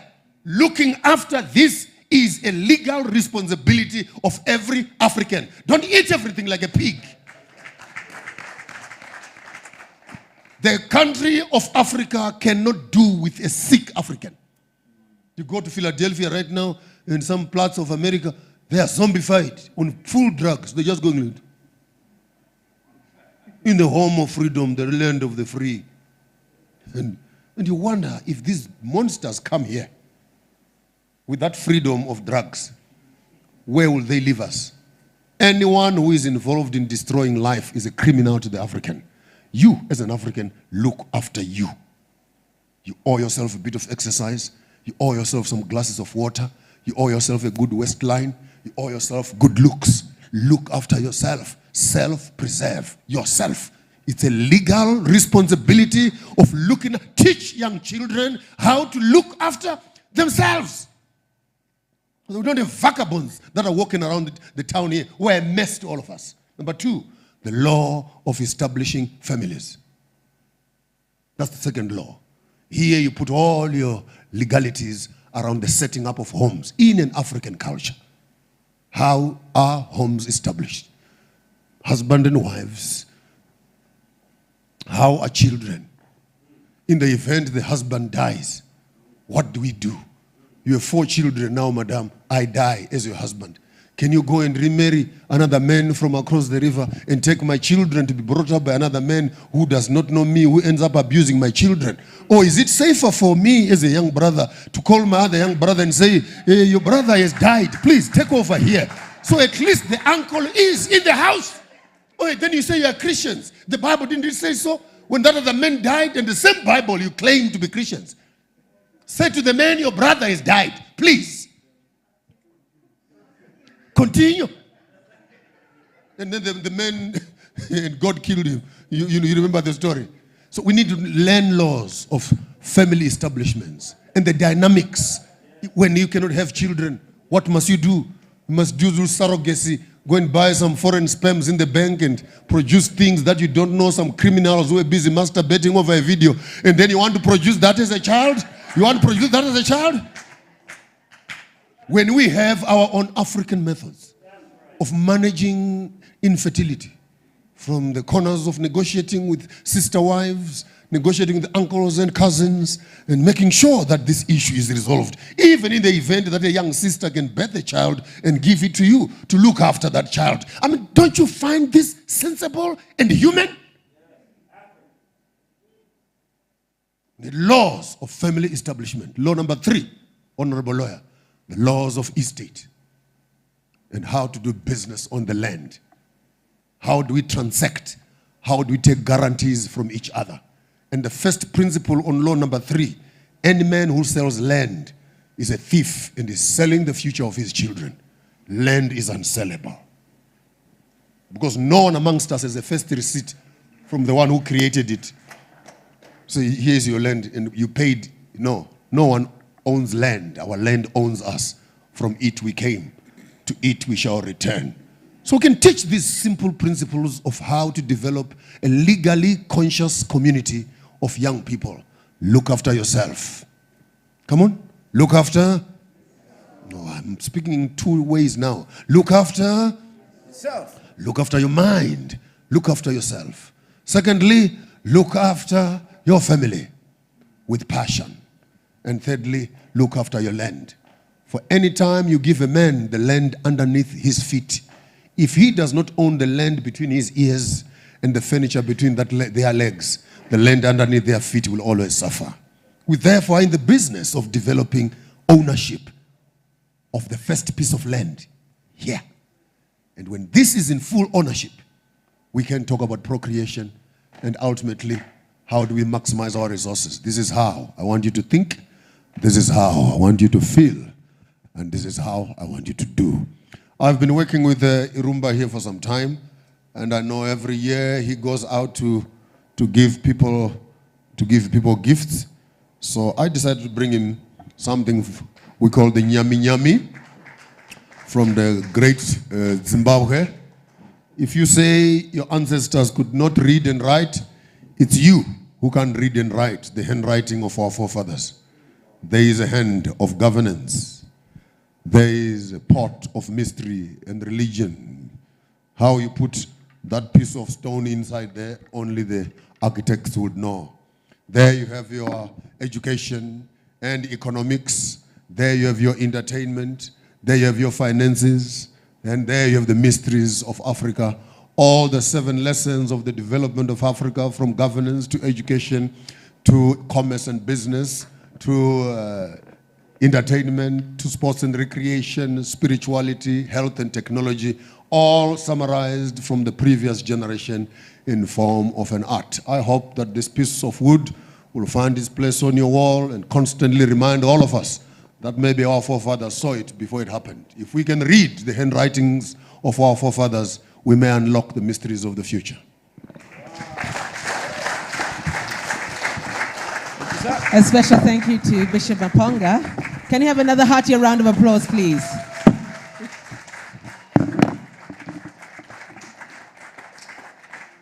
Mr. Irumba is being knighted.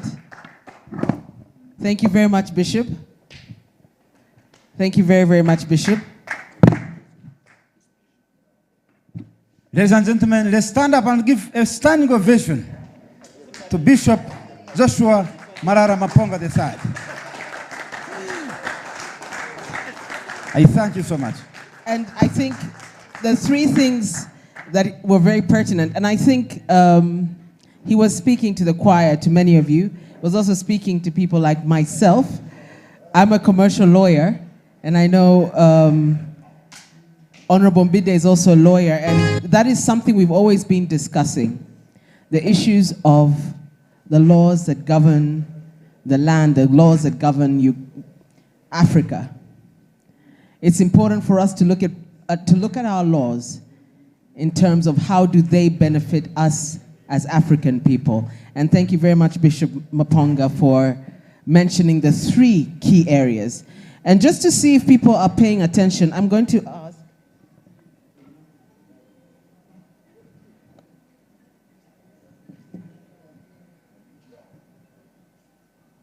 So I can also call for Aaron to be on standby, please, for a small poem. But I want to see how attentive we've been.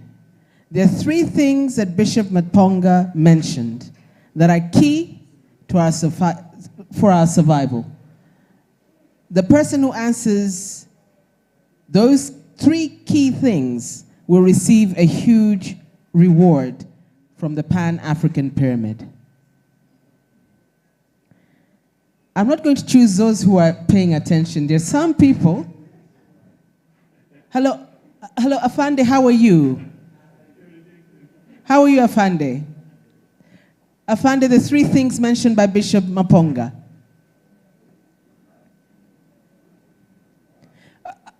Afande, you can come up here so we can see you.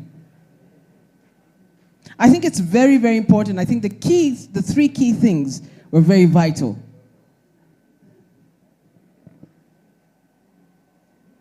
Three things. No, because you know. I saw people who are, no, you know. No, you know. You know. I saw you writing, recording. Ambassador, Your Excellency. Afande, yes, the three things. Thank you. You talked about self-preservation, how to take good care of yourself, and you must love yourself, because you cannot achieve what they are talking about when you have ill health. So take good care of yourselves. Then you talked about family. Family is very key. You need to take good care of your family, your children. When everything is gone, you remain with your family. Then how do you look after even the family? You must preserve land. There is a tendency of some children wanting to sell land when their parents have died.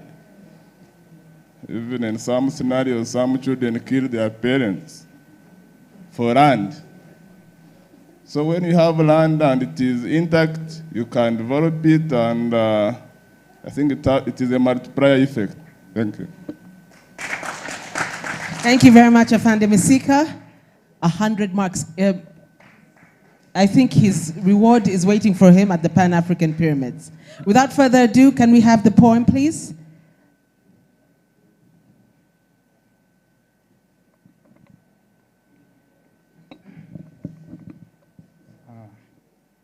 Good evening, everyone. My name is Alitua Aaron. I'm a first-year student of software engineering at Victoria University, a proud, aspiring Pan-African, and the son of Mr. Andrew Irumba. This is my poem in recognition of the role of Pan-Africanism in the age of AI. In silicon halls, where code reigns supreme, a new dawn rises, the Pan-African dream. AI, the force that breaks every chain, uniting our past, our future, our gain. Africa, don't agonize, organize. It's time to rise with AI's power let our collective voice amplify a destiny where unity and progress ignite from Cairo's pyramids to Kigali's city lights. No longer the world's silent spectator, Africa stands tall, the new innovator. The future of knowledge, of science, of trade will bear Africa's mark where history is made. Not in foreign lands shall our fate be defined, but in Rwanda, Kinshasa, Bissau, and the Nile combined. From Accra to Lagos, from Cape Town to Khartoum, Africa's brilliance is set to bloom. We'll reclaim our voice and shape our destiny with AI's wisdom and Pan-African unity, 1 billion strong with one common goal. Africa shall rise, the heart, the soul. For if you used well this tool in our hand, we'll make Africa rule and the world understand that the credo of humankind, rich and divine, shall lead tomorrow with power and design. Thank you very much. Thank you very much. We're going to have a music interlude as we prepare for the awards. So I'm going to ask for the award team kindly to let us know the categories. Number 1, the award recipients, and we shall be giving out the awards, please. So music interlude, please, as we prepare for the awards. It's a shame that the whole of the African continent is just asleep, waiting to be saved by others. If they don't save us, we shall die, like happened with the slave trade. How can this be? Slave trade went on here for 400 years. That the whole of the African continent is just asleep, waiting to be saved by others. If they don't save us, we shall die, like happened with the slave trade. How can this be? Slave trade went on here for 400 years. These idiot chiefs were here just putting on monkey skins and so on, looking like clowns.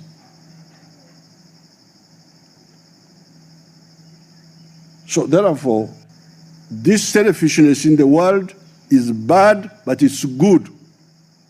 I like it because it wakes up Africans.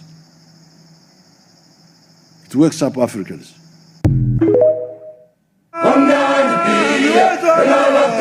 Free your mind now. Be part of People's Pan-African Parliament, the Pan-African Pyramid Debate with your speaker, Andrew Irumba Katusabe. That is why you see when the Chinese president invites African president, all of them, without exception, run to Beijing very quickly. And when they get to Beijing, they are given $60 billion, all of them, the 55 of them, to share. And I ask myself, why don't you ask Nigeria's Aliko Dangote? You don't have to move. Aliko will give you 60 billion. He has it. And if he doesn't have it, you ask Patrick Motsepe from South Africa to add a little more. And if you didn't ask him, and may his soul rest in peace before he passed on, you asked Reginald Mengi here to add a little more. He could. And if it is not much, there is no shortage of Africans who can give you that much, because there is no free lunch. Free your mind now. The Chinese know what they want, and they must be celebrated and praised for it. Because any civilization that knows what they want will always reach their destination. Do we know what we want? We don't. We must, in the nature of things, restructure our universities. Time has come that we must ask ourselves, what are we teaching at our universities? If it is in engineering, you go to many engineering schools in Africa and look at the equipment that is being used. Perhaps in some universities, the equipment should be in the museum alongside the spinning wheel. At a time when people are talking about nanotechnology and 5G, you go to typical African university, we're still using blackboard and chalk, and others are teaching differently. Yet we think we are going to compete. We are not going to compete. Right now, people are talking about 5G. But what are we Africans doing? We are watching and observing and celebrating as if we are watching a football match between the United States of America and China, asking which one will win? Because the winner is the one that will conquer us again.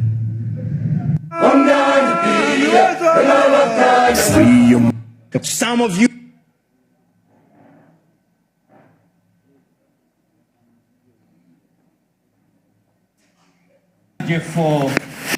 Free your mind now. Be part of People's Pan-African Parliament, the Pan-African Pyramid Debate with your speaker, Andrew Irumba Katusabe. The intervention in Iraq was couched in very benign terms.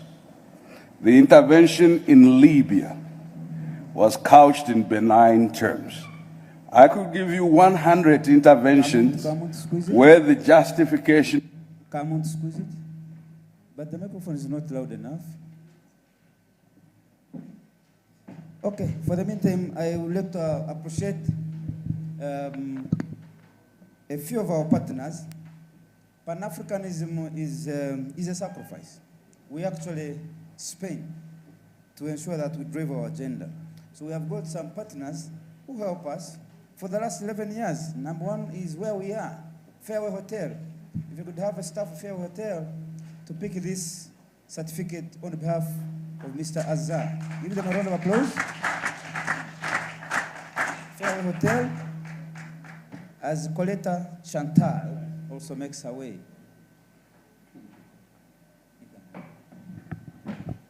Fairway Hotel. I saw Stephen. Where is Stephen? Stephen.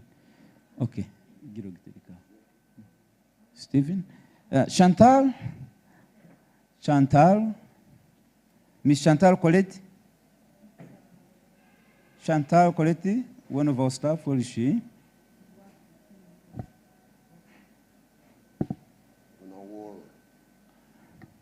She must be handling something. Chams Uganda.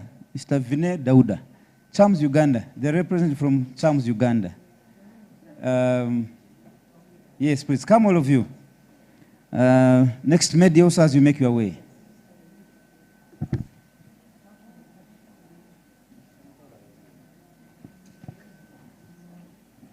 Chantal is one of our staff, and she has been doing a fantastic job. I'd like Bishop Maponga to be the one to hand over this certificate to her as a sign of appreciation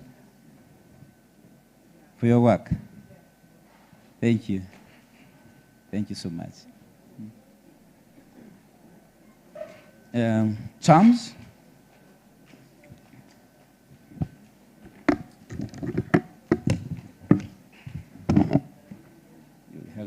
Yes. Charms Uganda, I really thank you for your support.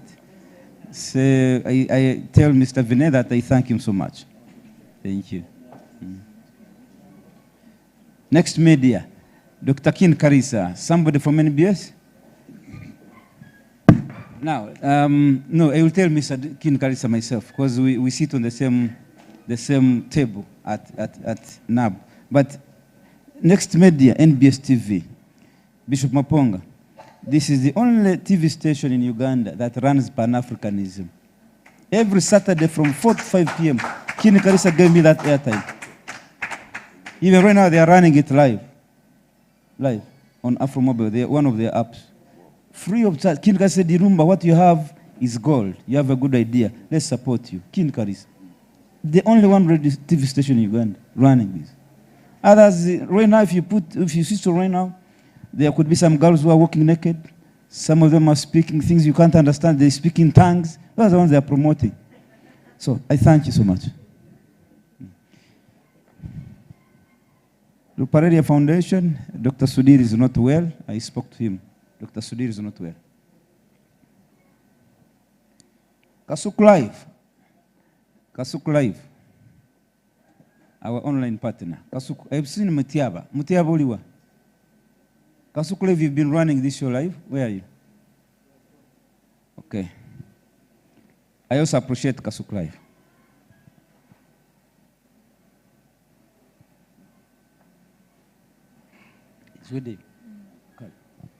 So that's all.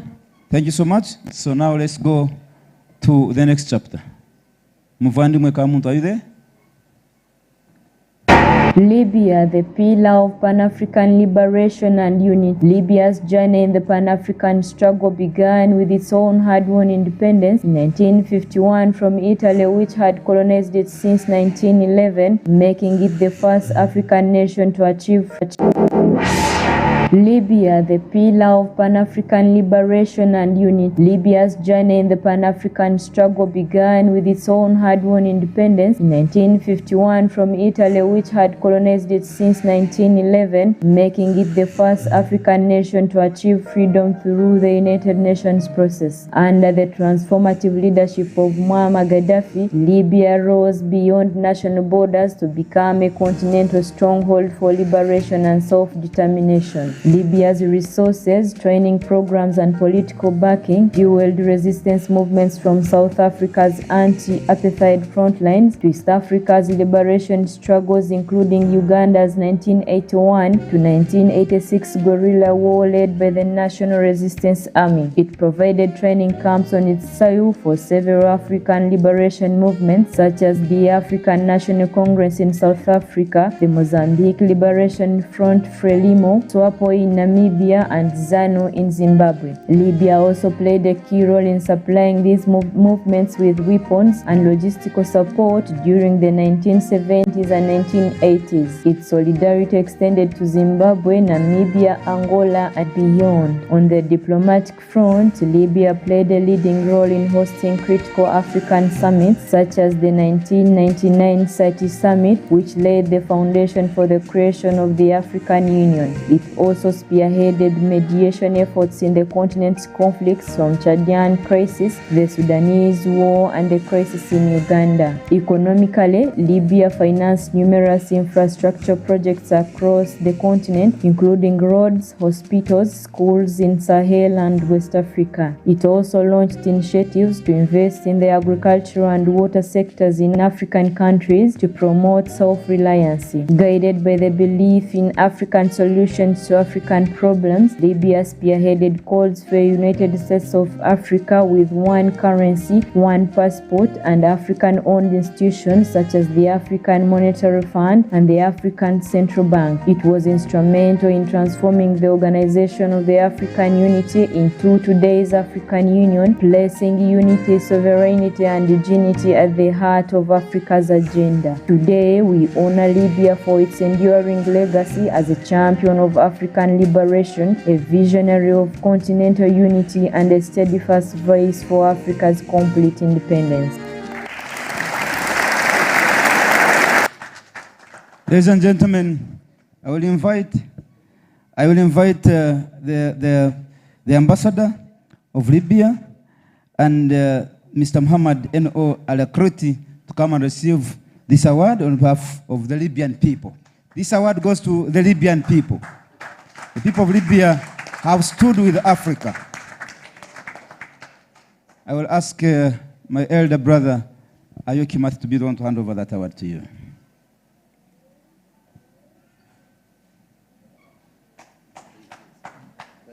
First handle it like this, then face the camera.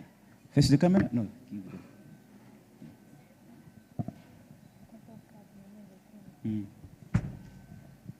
Thank you, Mr. Ayoki Masi. You can have this medal and put it in the ambassador's neck.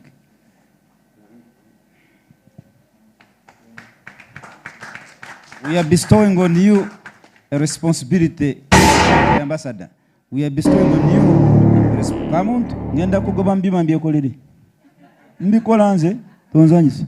is a responsibility, His Excellency the Ambassador. It's a responsibility bestowed on you to do the things that will take Africa from where we are to the next chapter. This is. And I forget in my speech to invite you. The next meeting will be in Benghazi, please. You want me to come to Benghazi? Yes. Very good. Thank you so much. They want to host us in Benghazi. Before you go, you have Ambassador. You have an ID. This is a membership card. That is a membership card That's a membership card. You are a permanent platinum member of Pan-African Pyramid. This one, you hand over to him. And this is for the country Libya. We are brothers and sisters. That's for Libya. As a country, also has a membership. Thank you. The next chapter. Ayo Kimathi, born and raised in Washington, here. D.C. on December 2nd, 1973, and seeing how... Ayo Kimathi, don't run away. Start.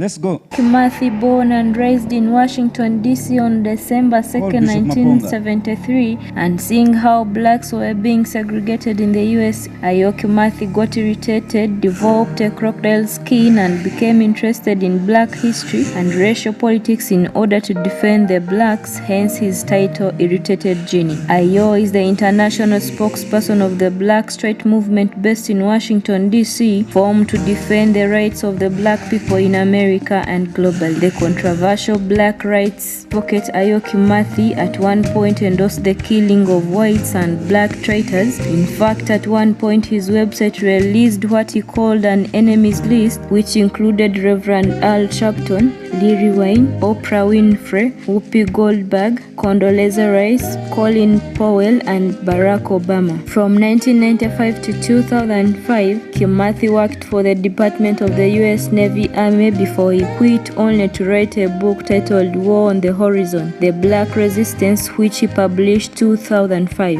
In 2009, after 6 years working as a lecturer, Kimathi returned to work with the U.S. government under Immigration Customs Enforcement as a facilitator for small businesses to win multi-billion government contracts. Ayo didn't last long, as he was later, this time round, fired in December 2013 for a lecture he did under the pseudonym Irritated Genie of Sophie. The Irritated Genie is the title of a book authored by Jacob Carruthers, and it refers to the spirit of black people who fought in the Haitian Revolution. Sophie's is a takeoff of the southeastern region of Washington, D.C., where he grew up from. To put it more bluntly, Ayo was fired from the U.S. government job, defending the rights of the black community and his adamant stance against homosexuality. In 2015, Kimathi was elected international spokesperson Straight Black Pride Movement. The same year, he was officially banned from Bermuda for a lecture he did there titled A Feminization of the Black Male. During the same lecture in Bermuda, Ayo submitted to the full House audience without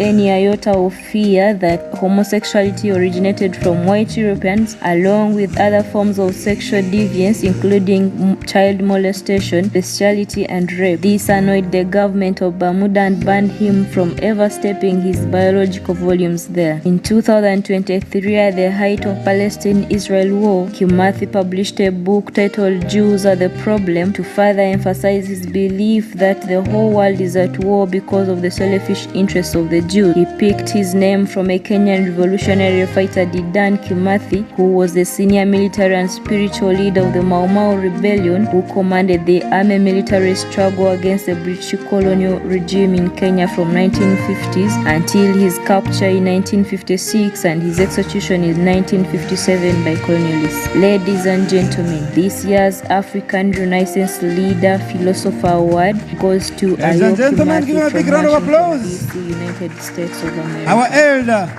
Bishop Joshua Maponga, will be the one to give this Algeria, award. the indomitable flame.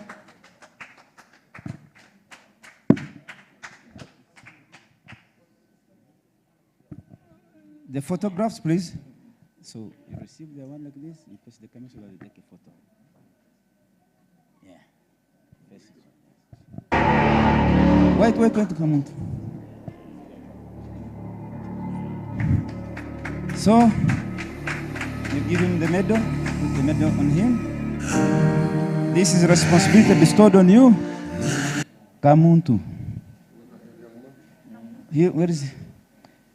Mr. Ayo Kimathi, from now on, platinum category is the highest membership category in our Pan-African hierarchy. So you sit at the highest with me and our elder.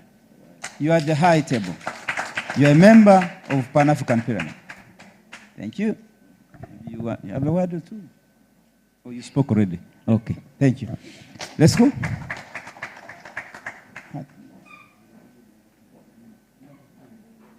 Come on, let's go.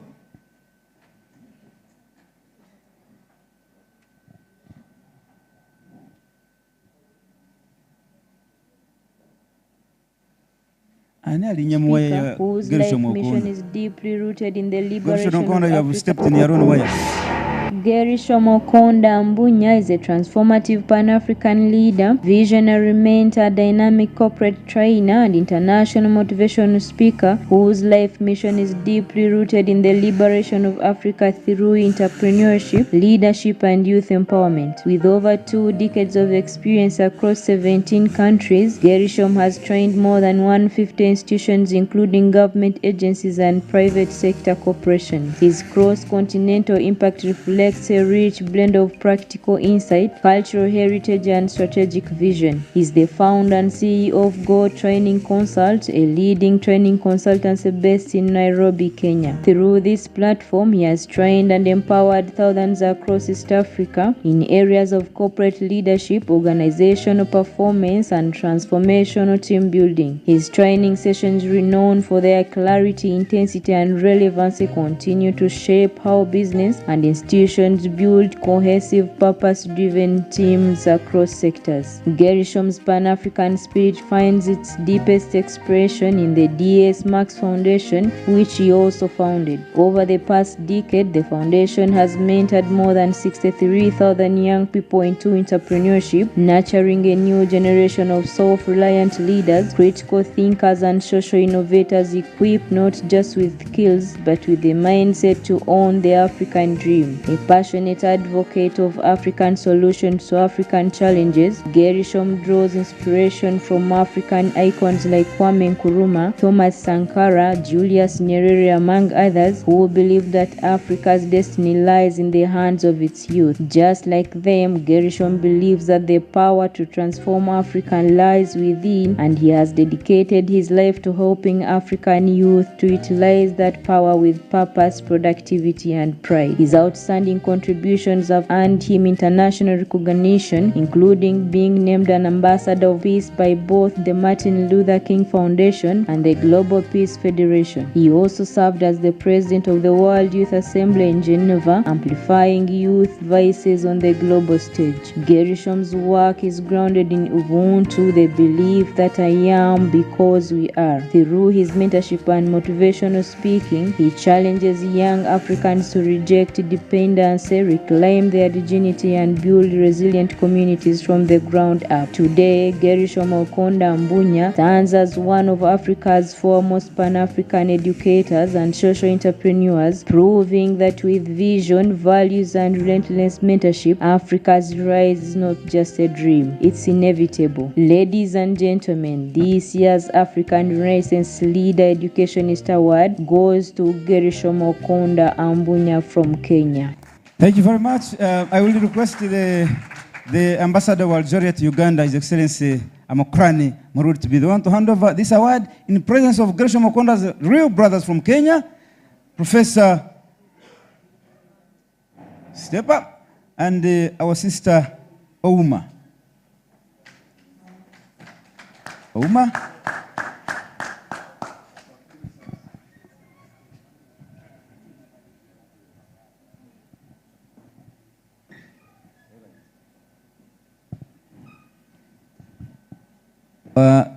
First of all, you need to know that you're not the first Kenyan to be awarded. This was the first one last year. Ouma has been in the in the house. So thank you so much. His Excellency, you will be the one to hand over. Then, Professor, you can stand this side, and Ouma stands the other side as witnesses. No, it is him, Gershom Okonda. You have come to award him. You have come to award him.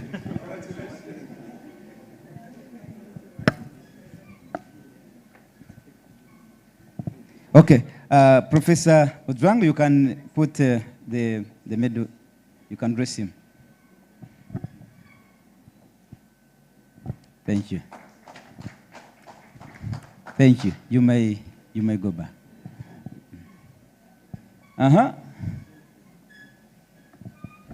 Algeria, the indomitable flame of Pan-Africanism. Located in North Africa, bordered by the Mediterranean Sea and the Sahara Desert, Algeria stands tall as a towering... Algeria, the indomitable flame of Pan-Africanism. Located in North Africa, bordered by the Mediterranean Sea and the Sahara Desert, Algeria stands tall as a towering symbol of African resistance, liberation, and unity. As Africa's largest country by land, Algeria has played a pivotal role in shaping the continent's identity and pursuit of self-determination. Algeria's modern Pan-African legacy is deeply rooted in its fierce war of independence against French colonialism, who had ruled them for over 132 years, from 1830 to 1962, one of the most brutal liberation struggles in African history. Led by the National Liberation Front, the revolution mobilized millions, resulting in the death of up to 1.5 million Algerians. The sacrifice birthed a free Algeria that emerged not only as a sovereign nation, but as a continental symbol of revolutionary defiance. Algeria became the maker of revolutionaries. Algiers hosted and materially supported liberation movements including South Africa's ANC, Mozambique's Frelimo, Angola's MPLA, and Namibia's SWAPO, offering not just solidarity but weapons, training, and diplomatic protection. Indeed, whenever Africa has risen against colonialism, Algeria has not just stood by, it has sacrificed. Algeria became a cornerstone of the Organization of African Unity, OAU, and a champion of economic independence, South-to-South cooperation, and non-alignment. Algeria was a leading voice for African nations to reclaim sovereignty over their natural resources and resist foreign domination. Algeria's revolutionary spirit extended beyond Africa, forming alliances with liberation movements in Latin America, Asia, and the Middle East, cementing its place in the heart of the global Southeast decolonization discourse. Today, blessed with abundant natural resources, Algeria continues to advocate for African resource sovereignty and champions initiatives like the African Continental Free Trade Area as a pathway to economic liberation. In foreign policy, Algeria remains unwavering in its Pan-African values, promoting peace-building, unity, and continental integration rooted in indigeneity, sovereignty, and self-reliance. Ladies and gentlemen, let's rise in honor of Algeria as they take this year's most distinguished Pan-African of all times award. Bishop Joshua Maponga, I request you to come and hand over. And since we are dealing with country-to-country relations, let's also invite our head legal, Comrade Fred Mukasambide, the Englishman.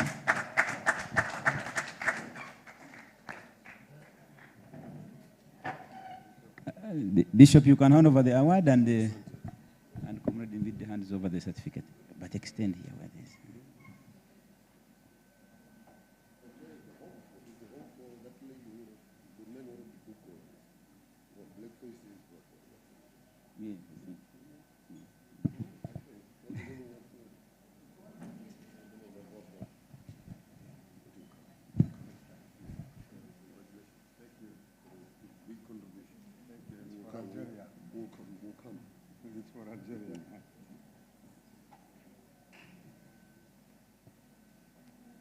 You can address him.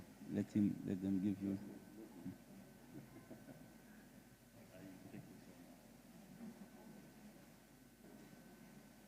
Mr. Ambassador, that's a responsibility they have bestowed on you to continue supporting Pan-Africanism.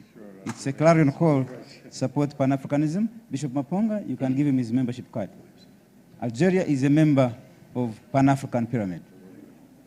So it's a responsibility that we must promote and support Pan-Africanism across the world, across the continent. You'd like to say something? Okay. I have to say something. Yes. First of all, okay.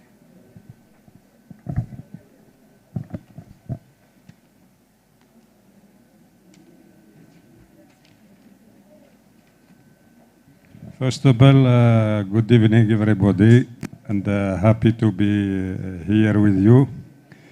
I prepared a few words about the role of Algeria in Africa and the story of Pan-Africanism, how from we come and how we are now. Ladies and gentlemen, our esteemed guest of honor,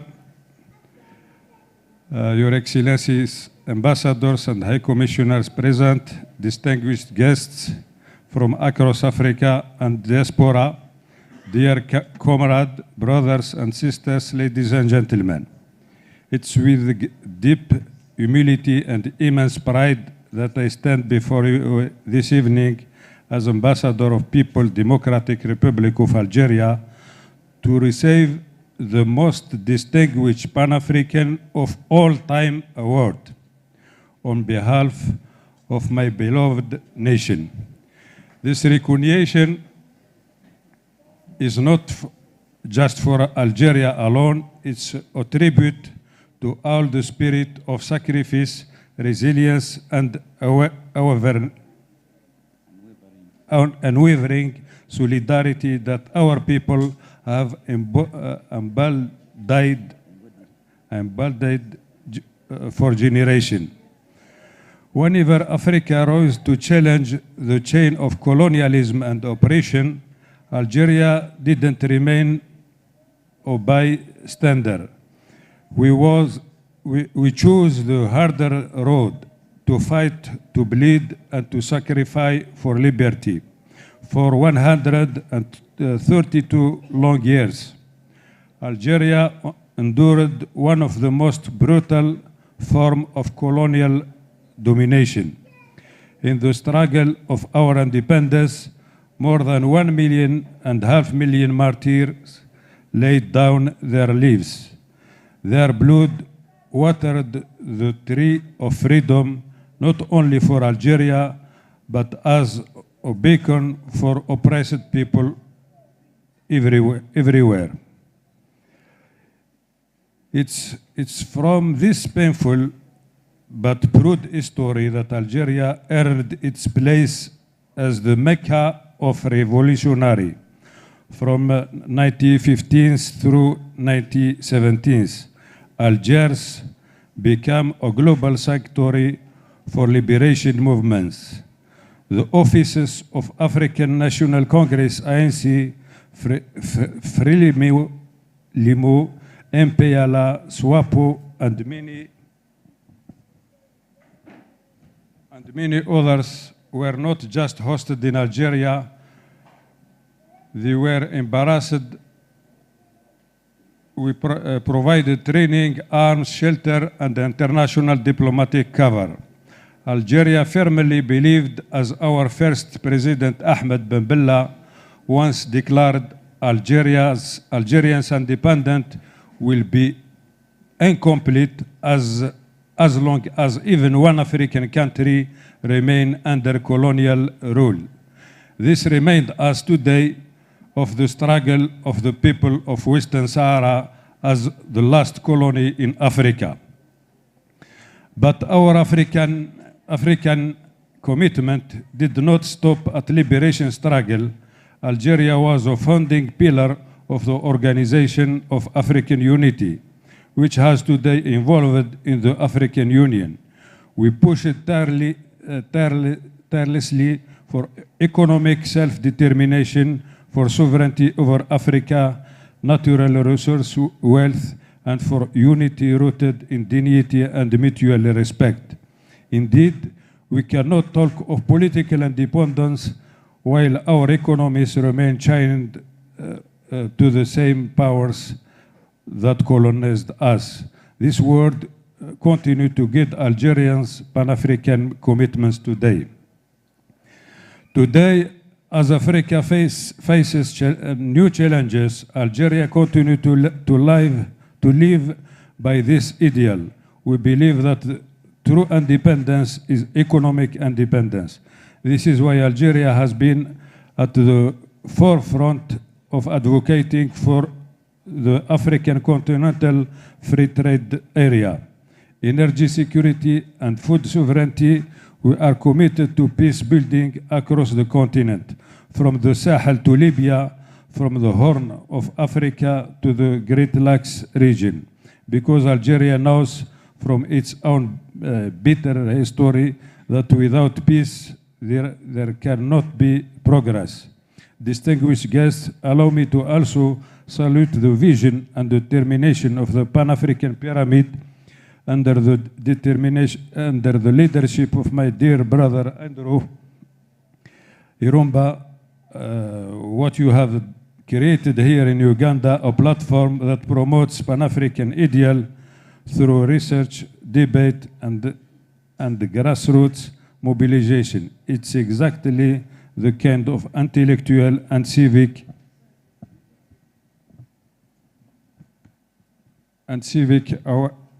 awakening our continent needs. Algeria stands not only in admiration but also in solidarity, ready to collaborate and support this noble mission. Algeria looks to the future. We remain convinced that the destiny of Africa will be written by Africans themselves, by our unity, by our innovation, and by our refusal to be divided or exploited. Our youth, who constitute the majority of Africa's population, must be equipped with knowledge, skill, and pride in their identity so that they can lead the continent into a new era of dignity, prosperity, and sovereignty. Ladies and gentlemen, this award we receive tonight is therefore not just a recognition of Algeria's past, but also a call to continue the struggle for Pan-African unity, justice, and renaissance. It is a reminder that we are one people with one destiny, buoyed by history and propelled by hope. And now, in deep respect and pride, I kindly invite you to all to rise as we dedicate this award to the people of Algeria, to the martyr of Africa, liberation struggle, and to the unbreakable spirit of Pan-Africanism. As Frantz Fanon, who made Algeria his home during the revolution, once said, each generation must, out of relative obscurity, discover its mission, fulfill it, or betray it. Let us, the son and daughter of Africa, not betray our mission. Long live Africa, long live Pan-Africanism, long live Pan-African Pyramid, long live the solidarity of our people. Thank you.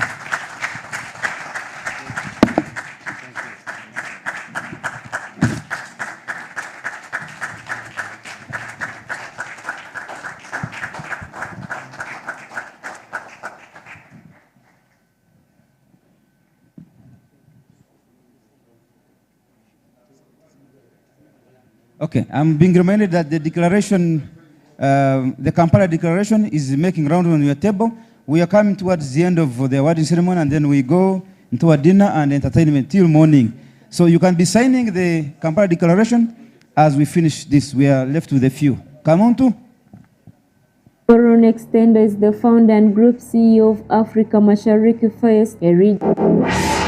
Dr. Kisembo Ron Extender is the founder and group CEO of Africa Mashariki First, a regional youth movement that uses art and sports as powerful tools to promote East African integration and Pan-African brotherhood. Through initiatives like the Pedal for Peace bicycle tours and the Africa Mashariki First marathons, he has bridged communities across the East African community, inspiring ordinary citizens, especially the youth, to see themselves as part of one African family. His approach is unique, using the simplicity of sports, from recycling across borders to organizing peace runs. In 2017, he organized the Bujumbura Peace Run following Burundi's political crisis, rallying East African youth to stand together for peace. He has also championed the flying of the East African flag at global stages, from Olympics Games in Rio in 2016 and Tokyo in 2021 to world sporting arenas across Europe, Asia, Asia and the Americas, showcasing Africa's unity on the international stage. Through Africa Mashariki Fest, Dr. Kisembo has mobilized thousands of young people across Uganda, Kenya, Burundi, Tanzania, and beyond, creating platforms where the values of patriotism, integration, and peace are lived out. His most recent milestone, the Tanzania 60th Independence Anniversary Cycle Tour, brought together cyclists from 12 African countries, retracing liberation history and paying homage to Mwalimu Julius Nyerere's role in Africa's freedom struggles. Dr. Kisembo is also a Global Peace Ambassador, a member of the Global Pan-African Movement, and a recipient of high honors including the Uganda Golden Jubilee Independence Medal in 2019 and Goodwill Peace Ambassador recognition in Burundi in 2017. In 2023, his impact was further acknowledged with an honorary doctorate of humanity.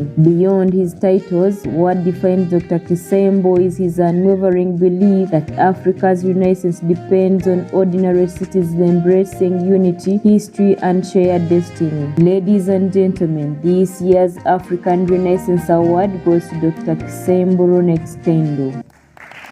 I will request the Ambassador of Venezuela, Her Excellency Fatima Fernandez, to be the one to give this. I knew that you wanted that to be the one. I knew. I knew.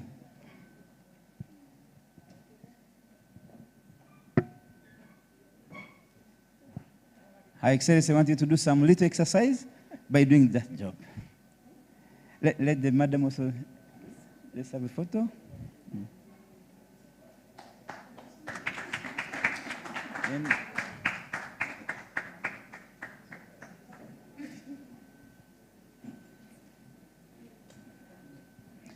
Africa Mashariki, Her Excellency, from today on, you are members of the Pan-African Pyramid Bigger family. When you see Africa Mashariki, you are seeing Pan-Africanism. Even from the dress code, you can tell that we are at par. Thank you so much.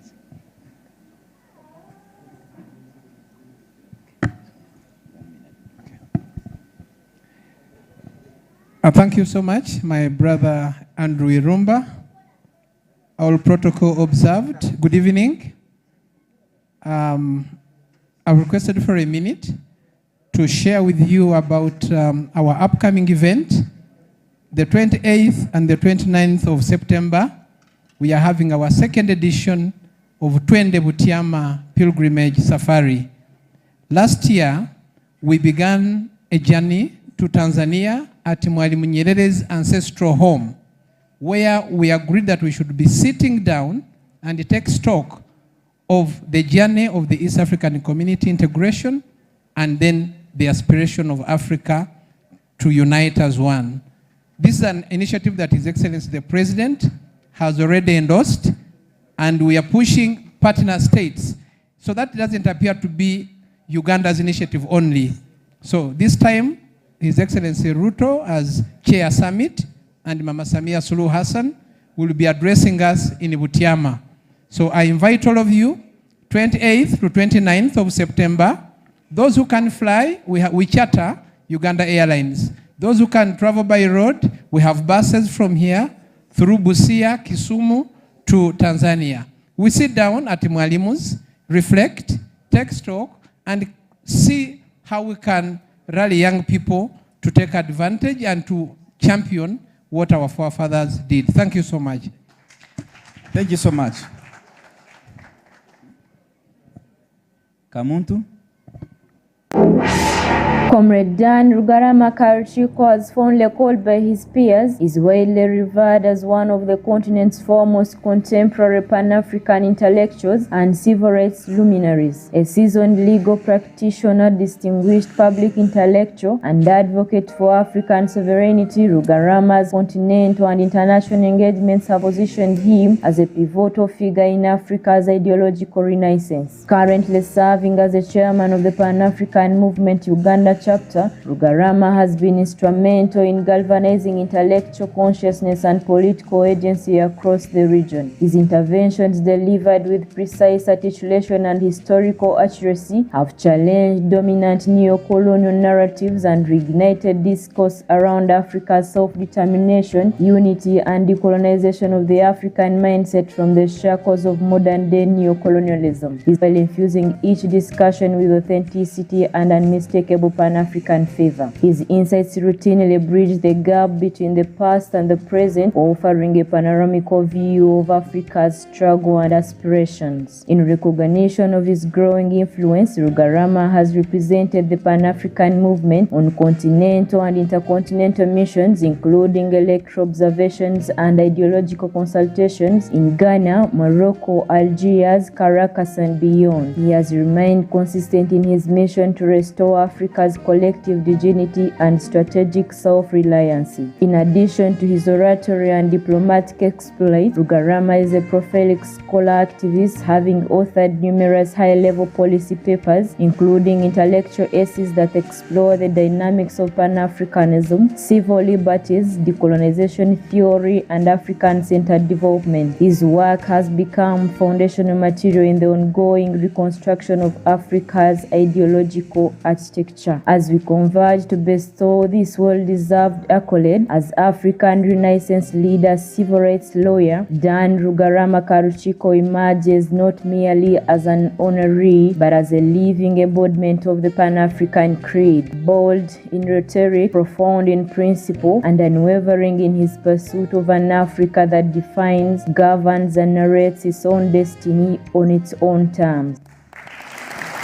Ladies and gentlemen, let me request the Ambassador of Sahrawi to Uganda, His Excellency Ali Muhammad, to come and give this award to Comrade Dan Rugarama Karuchiko.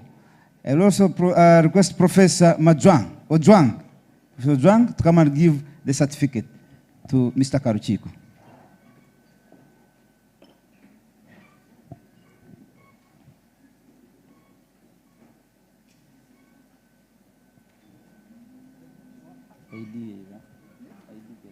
It's okay. You are going to give him what we start with. You will do like this, they put here. Dan Rugarama Karuchiko has been there for Pan-Africanism.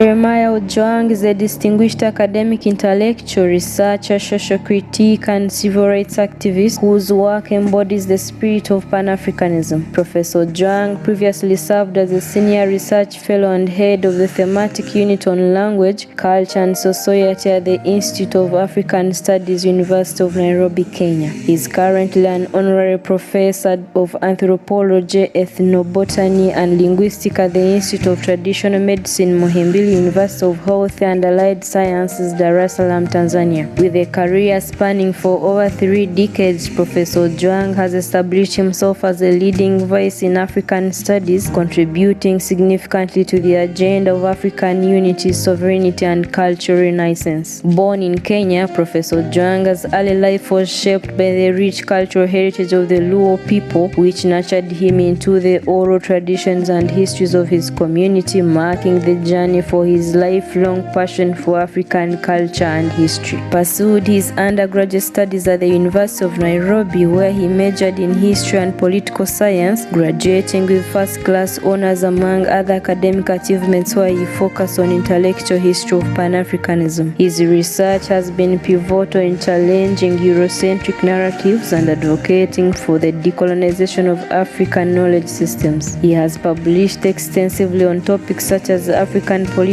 thought, cultural identity, and the impact of colonialization on African societies. His seminal work, Reclaiming Africa, The Path of Self-Determination, is regarded as a cornerstone in Pan-African scholarship. In addition to his academic contributions, Professor Ojwang has served as a visiting professor at several prestigious universities across Africa, Europe, and America. A staunch advocate for Pan-Africanism, Professor Ojwang has dedicated his life to promoting African unity, cultural heritage, and self-reliance. He has been actively involved in numerous Pan-African organizations, including the African Union Council of Intellectuals and the Pan-African Congress, where he played a key role in shaping policy and strategy. His advocacy work extends beyond academia as he regularly engages with policymakers, grassroots movements, and the broader African diaspora to foster a collective vision for Africa's liberation and development. Professor Ojwang is also a prolific writer and public intellectual who contributes regularly to leading African and international publications, where he addresses issues such as colonialism, economic independence, and cultural preservation. His vision of a united, self-sufficient Africa, deeply rooted in her rich cultural heritage and intellectual traditions, continues to guide his work and advocacy. As a leading figure and advocate of Pan-Africanism, Professor Ojwang's commitment to the struggle for African unity, justice, and dignity continues to shape a new narrative for an Africa that celebrates diversity, honors its history, and boldly envisions its future. Ladies and gentlemen, this year's African Veteran Educationist and Environmentalist Award goes to Professor Jeremiah Humphrey Ojwang from Kenya. Professor Jeremiah Ojwang from Kenya. I request, they call them Discharge, Africa Discharge, South African ambassador. They also request Professor Ojwang's brothers from Kenya and the sister to come and be there.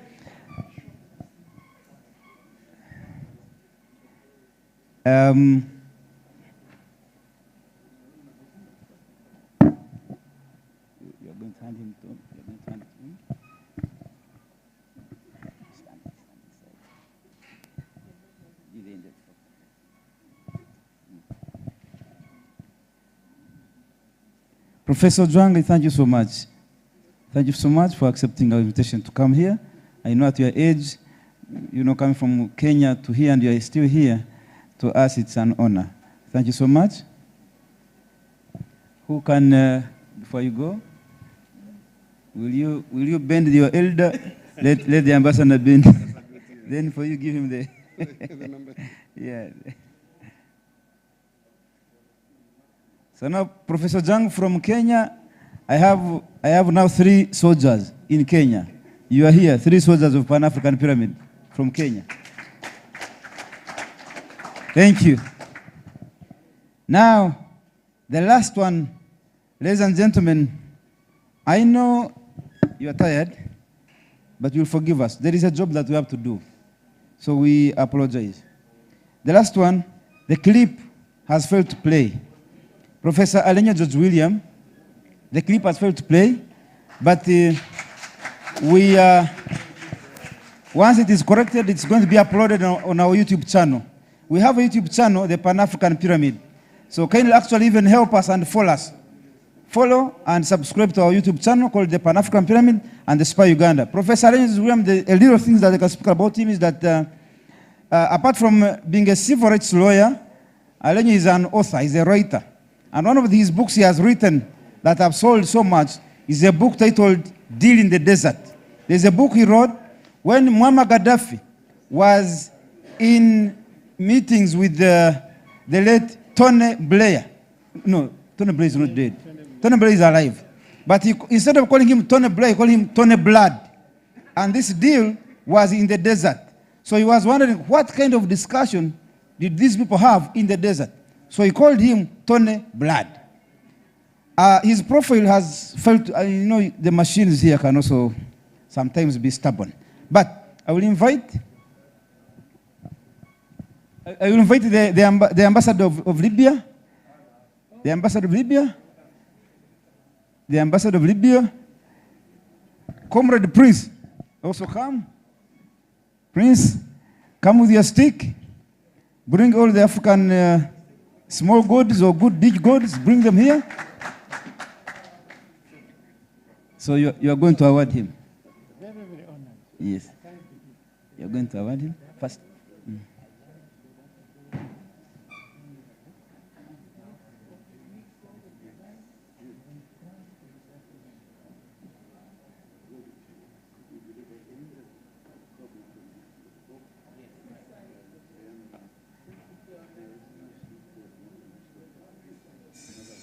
Deal in the desert. They're also having a deal in the desert.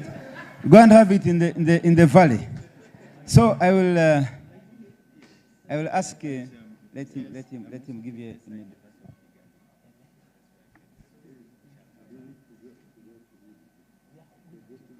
I'm going to bring them. Don't worry. Hand over. A photo.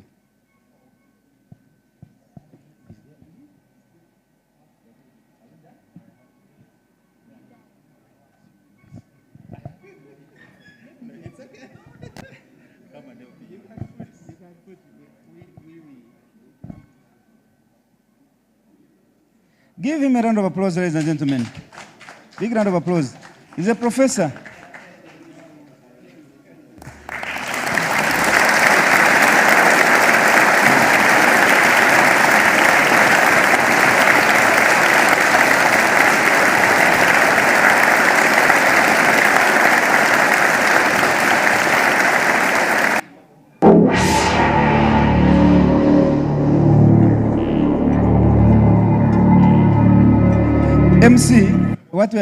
MC, take over, please. Take over from me. So tell us what you want us to do. Do you want us to cut cake? Do you want us to go to the dinner? Do you want us to simply leave the food Can here? we have a round of applause for the ladies and gentlemen who received awards this evening? Thank you so much, our distinguished guests, for being still with us. I think at this juncture, I'm going to ask Mr. Irumba to lead his guests on the high table and all the rest, the excellencies who are here, to the cake cutting. Once the cake is cut, thereafter we shall say a prayer and dinner shall be served, and the cake shall be served thereafter. Mr. Irumba, please, can you get your dignitaries on the high table?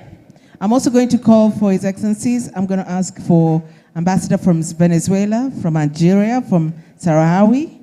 I'm going to ask part of the Libyan delegation, please, to come up. And also Charge d'Affaires from the South African Embassy as well, please. Can we have the ushers move the cake into the center, please? The person who worked on the cake.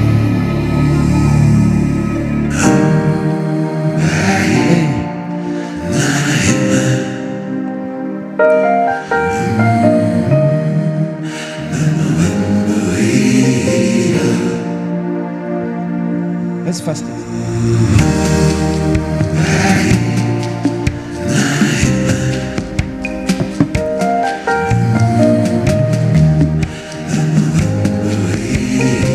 Let's move the cake into the center, please.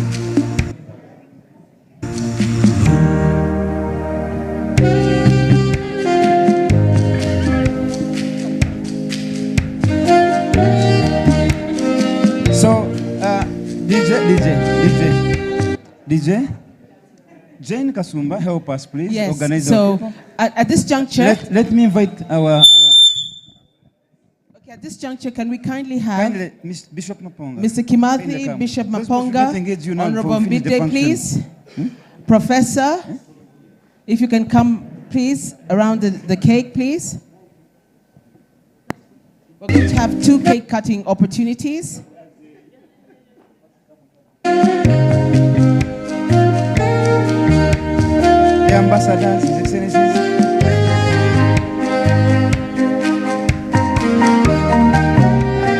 Ambassadors, I'm requesting that. So I'm going to kindly ask Bishop Maponga, please. Honorable Mbide. Okay, kindly come. We're going to have 2 opportunities to cut the cake. Okay, that's enough, please. Okay, thank you, DJ. Please, just for a minute. We're going to do 2 cake cutting opportunities. One is going to be with a team from the Pan-African Pyramid and their key stakeholders at the high table. On this for this cake cutting, I'd like to call upon the Libyan delegation, please, a representative from the Libyan delegation to be a part of this cake cutting. Ladies and gentlemen of the press, this cake is symbolic. If you can see, it has the African map on the top, showing the African ideology is at the pinnacle of the cake. Then it's followed by another base with cowrie shells. You know what cowrie shells represent in past African history. And then at the bottom you have another base with an African necklace and an African design. So at the count of 10, you will cut the cake. I'll count in reverse order. Just hold on, in reverse order. 10, no, in fact I should have even counted in Swahili, but it's okay. 10, kumi, tisa, nane, saba, sita, tano, nne, tatu, mbili, moja, kabisa. Oh!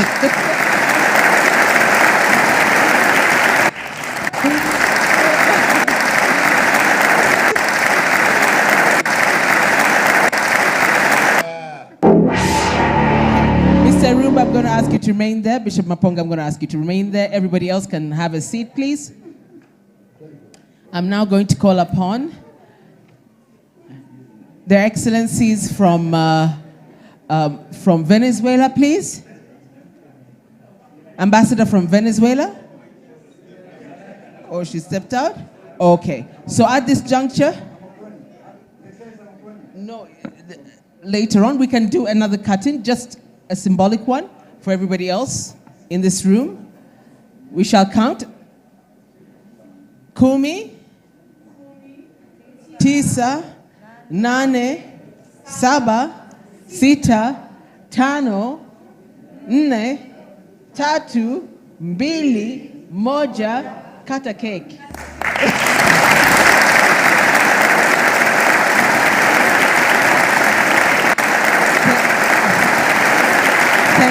Thank you very, very much. Thank you very much. At this juncture, ladies and gentlemen, can you all retreat back to your tables and your chairs? Dinner is going to be served. I'm going to ask an usher is going to come to your table with a coupon. Once you receive the coupon, you can go for dinner. So please, I'm going to ask you to kindly have a seat as we prepare for dinner. Cake will be served thereafter or can be served in between. So ladies and gentlemen, kindly just sit and usher will come to your table. At this juncture, I also want to call upon, Mr. Irumba, if you can come and say the prayer to bless our food.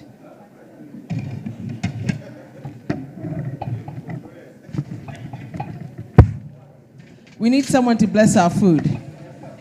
Okay. Okay, let's have a word of prayer. Our most loving Father in heaven, we thank you for this moment. As we're going to have our meal, we pray that, Father, may you bless it, and Father, it give us energy to fight for Africa. In Jesus' name I pray. So kindly, ladies and gentlemen, thank you very much for the prayer. Ladies and gentlemen, kindly remain on your seat, and usher will come to your table, provide you with a coupon. That coupon will allow you to have dinner here at the Fairway Boutique Hotel.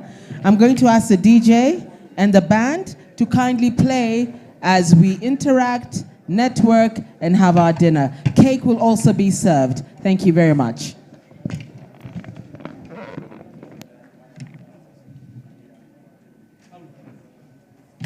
Free your mind now. Be part of the People's Pan-African Parliament. The Pan-African Pyramid Debate with your speaker, Andrew Irumba Katusabe. Free your mind now. Be part of the People's Pan-African Parliament. The Pan-African Pyramid Debate with your speaker, Andrew Irumba Katusabe. Free your mind now. Be part of the People's Pan-African Parliament. The Pan-African Pyramid Debate with your speaker, Andrew Irumba Katusabe. Free your mind. Ladies and gentlemen, please remain seated on your tables. A coupon will find you. Ushers will come to your table with your coupons for dinner. Thank you.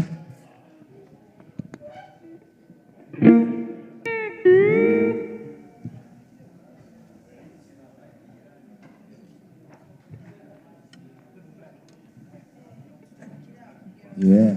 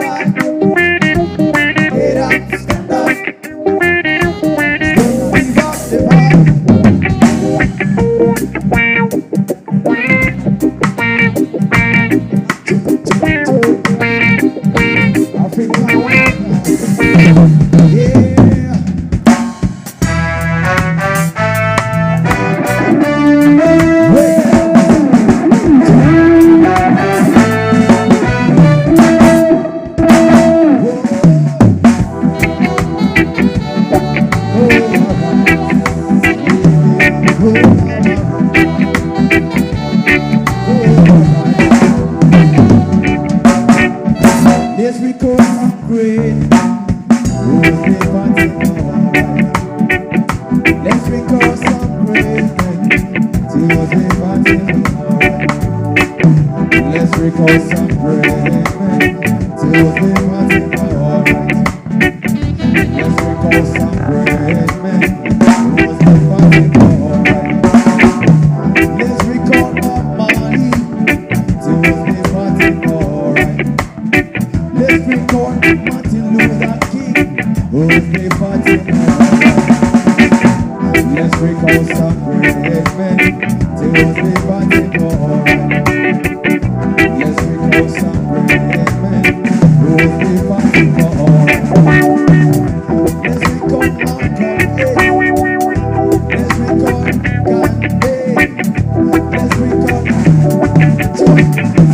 Tuesday party alright.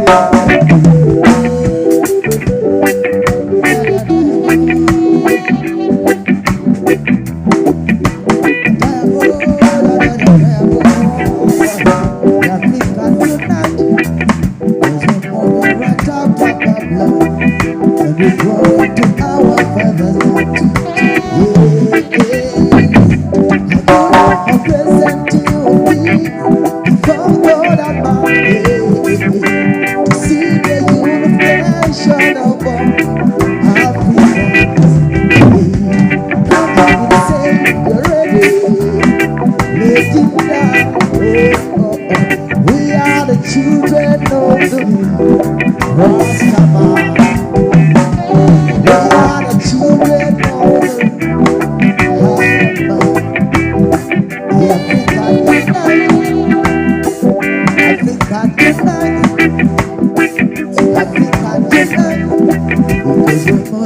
went out of our blood, and we prove it to our brothers now. How could I present you before God and man? Do you want to see the unification of all Africans? Can we say we're ready? Make it down, we are the children of Rastaman. We are the children of Hayaman. We are the children of Rastaman. We are the children of Hayaman. What about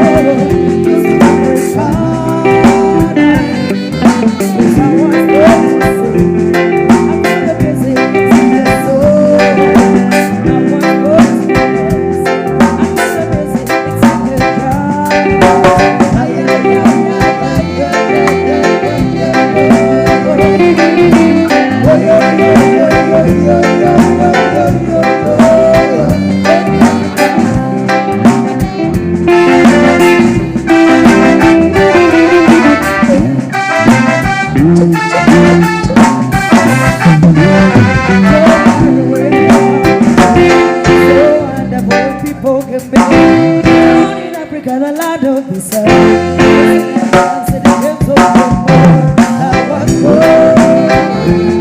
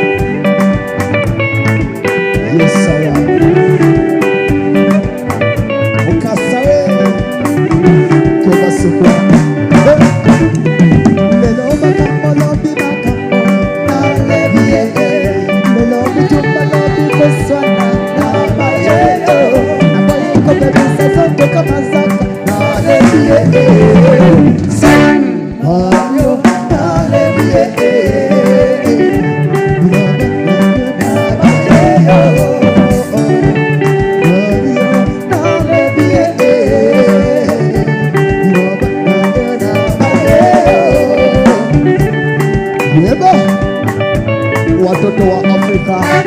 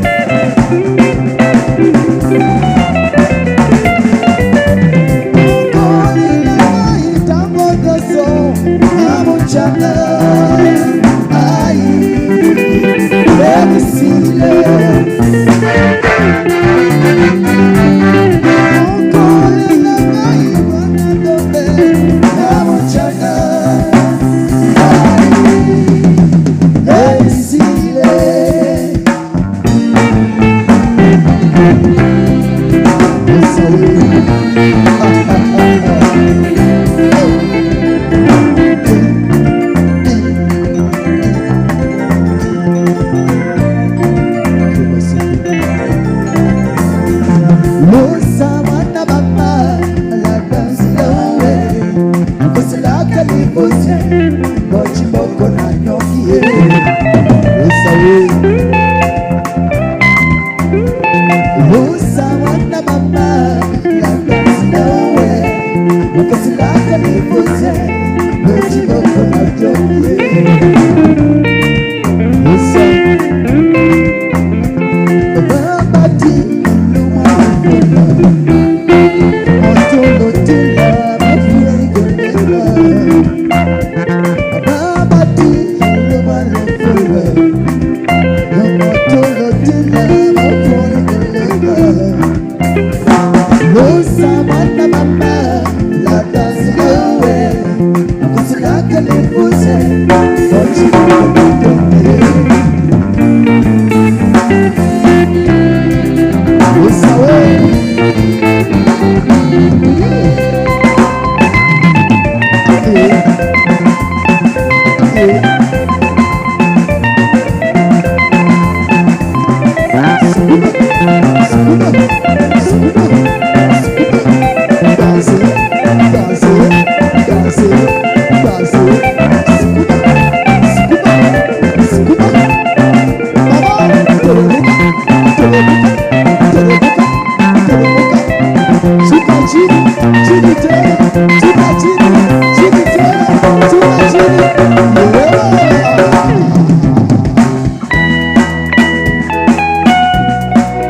Yes, I am.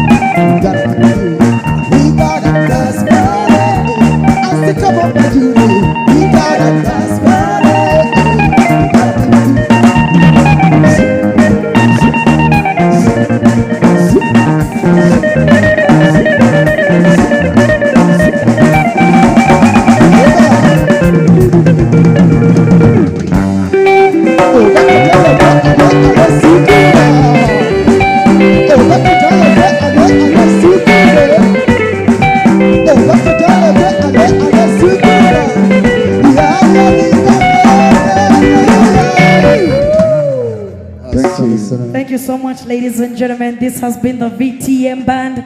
Thank you for having us. Have yourselves a good night.